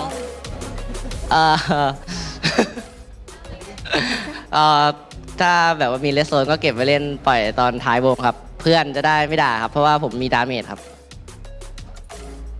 So I try to avoid the red zone and play at the last circle so I don't cause trouble and friend don't score at me. Alright, but overall he still very enjoy this new OB, right? Thank you, do a lot. Okay, Conchita, what do you feel about this? I'm actually just curious, seeing that you guys are going to play again tomorrow when going against the Indonesian team. Is there anything you'd like to say to RRQ Kazu or EVOS Divine? Because we all know that you guys have been very, very consistent today. พรุ่งนี้ทีมเราจะต้องเล่นแล้วก็จะต้องเจอกับทีมอินโดมีอะไรอยากจะฝากถึงโดยเฉพาะ RRQ Kazu กับ EVOS Divine ไหมก็สู้ๆครับวันนี้ผมที่1พรุ่งนี้พี่เขาเอาที่1เอาพวกผมมานะครับFighting guys, because today we are team of the day, so tomorrow maybe you can do it as well. That's nice actually. I was expecting something a bit more spicy perhaps. I think Dew can give the spicy one. Will you say anything, Dew? Is there anything you'd like to say to your fellow Indonesian teams? ดิวขออีกรอบขอเมื่อกี้คำถามเดียวกันว่ามีอะไรฝากถึง RRQ กับ EVOS ไหมขอแซ่บๆฝากถึง RRQ กับ EVOS นะครับทำคะแนนให้เยอะกว่าพวกผมไม่ได้นะครับเพราะว่าพรุ่งนี้ผมจะเอา200คะแนนครับเพราะว่าผมกับสายฟ้าล่านครับเดี๋ยวให้บาลอกับชี้น้อยเป็นเด็กเดินครับ To RRQ and EVOS tomorrow I hope you guys get a lot of score because we're gonna make it 200. Ooh, now that's what I'm talking about. That is exactly what we waited for. Thank you so much, AG. Congratulations once again. And now we're going to go back to the casters. Take it away, casters.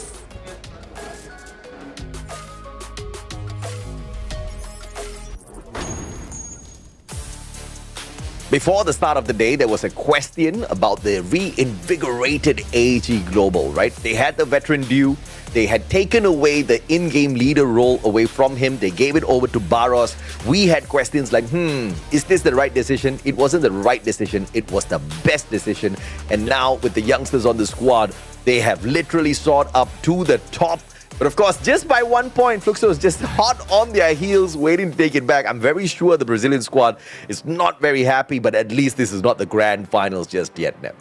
Yeah, definitely. I mean, and it's one thing, Fluxo will not be left behind by AG Global because they are part of the same group. But in a bit, we're going to see the overall standings, a little bit of review of what happened, as well as a recap to prove the point of the East and West battle that we keep talking about earlier. So let's bring it on to the screen right now. AG Global, as you did mention, I mean, the top two, 79, 78, Fluxo very close in there to catch up, but Team Falcons as well as Heavy is very close as well. But you know how it is. Some of the teams like E1 Sports, E1 Sports, Movistar R7, the comeback that they have done from the beginning of this game, especially Movistar R7. I mean, no doubt at all. I think Movistar R7 has managed to climb up quite a little bit, but what's missing from the equation is still that Booyah, right? And this is something that we're going to have to really focus in on for a lot of these squads, because no Booyah, no problem is only a statement you can take during the knockout stage. On the grand finals, when you have got a situation where Champion Rush has been activated, you can pick up all the points you want, but if you cannot get into the final circle and nail that Booyah, you will not be champion, and that would really be unfortunate then. Yeah, definitely. I mean, hopefully that's something that they can work on for the remaining 5 days of knockout stage if they are playing. You know, the rotation of the groups that we have, and it was mentioned earlier during the interview that there will be 7 teams that will be reintroduced by tomorrow. So most of them are coming from Indonesia. There's a question from AG Global on how they will be dealing with Indonesia right now. Yeah, I mean, no doubt at all. You know, and also we had a little bit of pressure from the Room of Pressure, interviews earlier on. We talked about the clash of the regions. We talked about East versus West. We hyped up, this whole battle between the East and West quite a lot. And you guys just kind of saw the overall leaderboard as well as to how the East has managed to maintain a little bit of dominance. But when it comes to the eliminations, though, the West still is in there with a lot of aggression, and this is the little form of factor that can make a huge difference in the grand finals. You can kind of climb up the leaderboard, but it is those eliminations, those spoilers that the West can play in some of these crucial moments that can really throw the East off of their rockers. And that's exactly how Brazil has won 2 back-to-back world titles. This is their main game plan. Don't show up strong during the knockout stage and shock the world on the grand finals. I'm a little nervous for the East overall. Yeah, I mean, the first time we saw that strategy was from Team Falcons. They used it on EWC, but they didn't pull it off on the global finals. So let's see if that's something that they can change or turn around, especially if they are representing the East, but the West is doing it quite well. And we will have a little bit of a Room of Pressure interview right now for Conchita. So let's bring it over to our host and hear what they have to say. Survivors, we're back here in the Room of Pressure, but this time I'm here with Najat from Red Hawks. Hi Najat, how's it going? আমাদের match মোটামুটি গেছে কেমন আছেন আমি ভালো আছি আপনি কেমন আছেন Yeah, I'm fine. How are you guys? Okay, so let's just get into the questions that obviously all of your supporters have been asking on the comment section. Can you walk us through what are the difficulties today for Red Hawks? Because it's pretty obvious to see that you guys were having a bit of a hard time, even though we know that this isn't your first international stage. So what exactly went wrong? আজকে আসলে কি রং হয়েছে, যেহেতু এত expectation আছে সবার প্রতি, আপনাদের আপনাদের প্রতি, আসলে কোথায় রং হয়েছে, কোথায় ডিফিকাল্টিস গুলো ফেস করেছেন, যদি একটু শর্টে বলতেন। ওইভাবে যদি বলতে যাই যে এটা আমাদের ওয়ার্ম আপ টাইপ ছিল, এটা ছিল হচ্ছে আমাদের ফার্স্ট ডে। তো আমরা আসলে খেলাটা বুঝলাম যে আসলে লবিতে কি চলতেছে, তো ওই অনুযায়ী আমরা আমাদের সেকেন্ডের প্রিপারেশন নিব। Okay, so this was the first day, so it was kind of a learning day for us. We have understood how the teams are playing, how the matches are going to happen.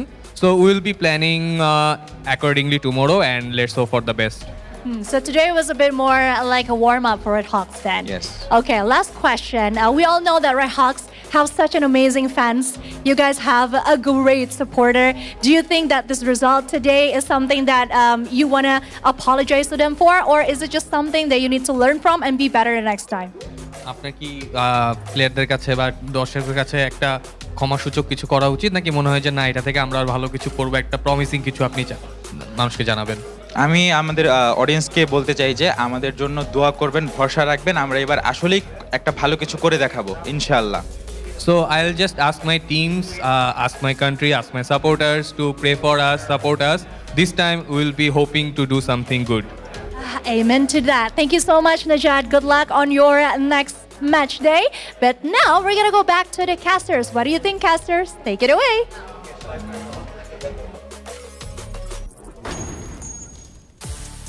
Thank you very much, Conchita Caroline, as well as Nejad and Red Hawks right now. Well, from their mouth himself, from Nejad's mouth, he is treating this as a warm-up, a way to study their opponent, and hopefully the case is it. Otherwise, a lot of fans would be disappointed, AJ. That I don't know, Nejad. You call that a warm-up, brother, but I did not see any hands getting warm on the side of Red Hawks. I want to see more out of the squad for sure, but I didn't have that. But of course, we're gonna take the statement of this first day being a warm-up for Red Hawks with a bowl of salt for sure, but I hope they are telling the truth because I do want to see a little bit more out of the Bangladeshi squad. But it's not the only team from Bangladesh that we have in here. We've got the Red Hawks and we've got the Red Cliffs, right? Both of them really like the color red. I'm not too sure why, but they might be seeing a lot of red by the end of the day if they don't step it up then. Yeah, let's see now. But right now, this is the end of our matches, the end of the day for knockout, day one of knockout stage. And there's a lot more that will be seen 3 days in 1 week. And there's 2 weeks of knockout stage. So once again, I am Neptune the Gentleman Garcia, joined by the one and only Mustachio AJ. We were casters for today. We're going to see you again tomorrow. So see you.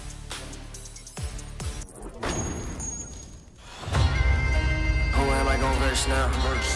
Burn bright, I don't burn out. Crushed out, look at me now. Huh? I can never go reverse now.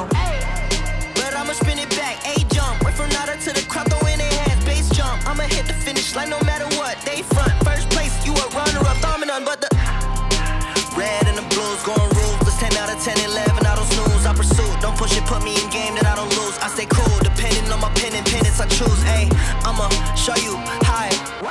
Got it, loudest. Wu-Tang, I'm a bird, love the competition. Told you only way is up, I don't go reverse. I can't entertain.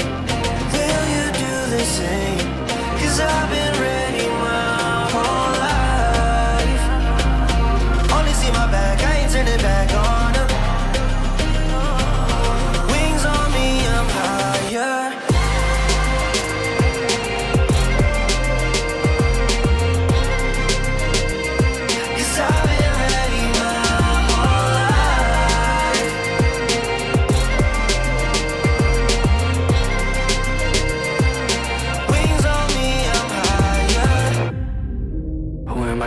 Now.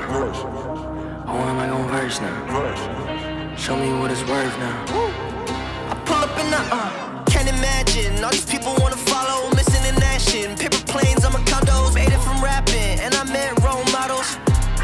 Thinking I'ma pass all the monogram on my body. The shit shout out to Virgil. Know that I'm gon' beat them like the shit that I put words to. Mama and the internet, 2 things that I just learned through. Hit it out of the park, so there's nothing to reverse to. I can't entertain.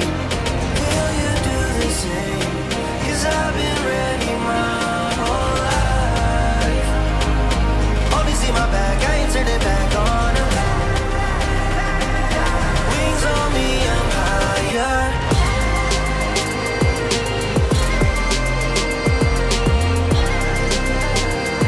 Cause I've been ready my whole life.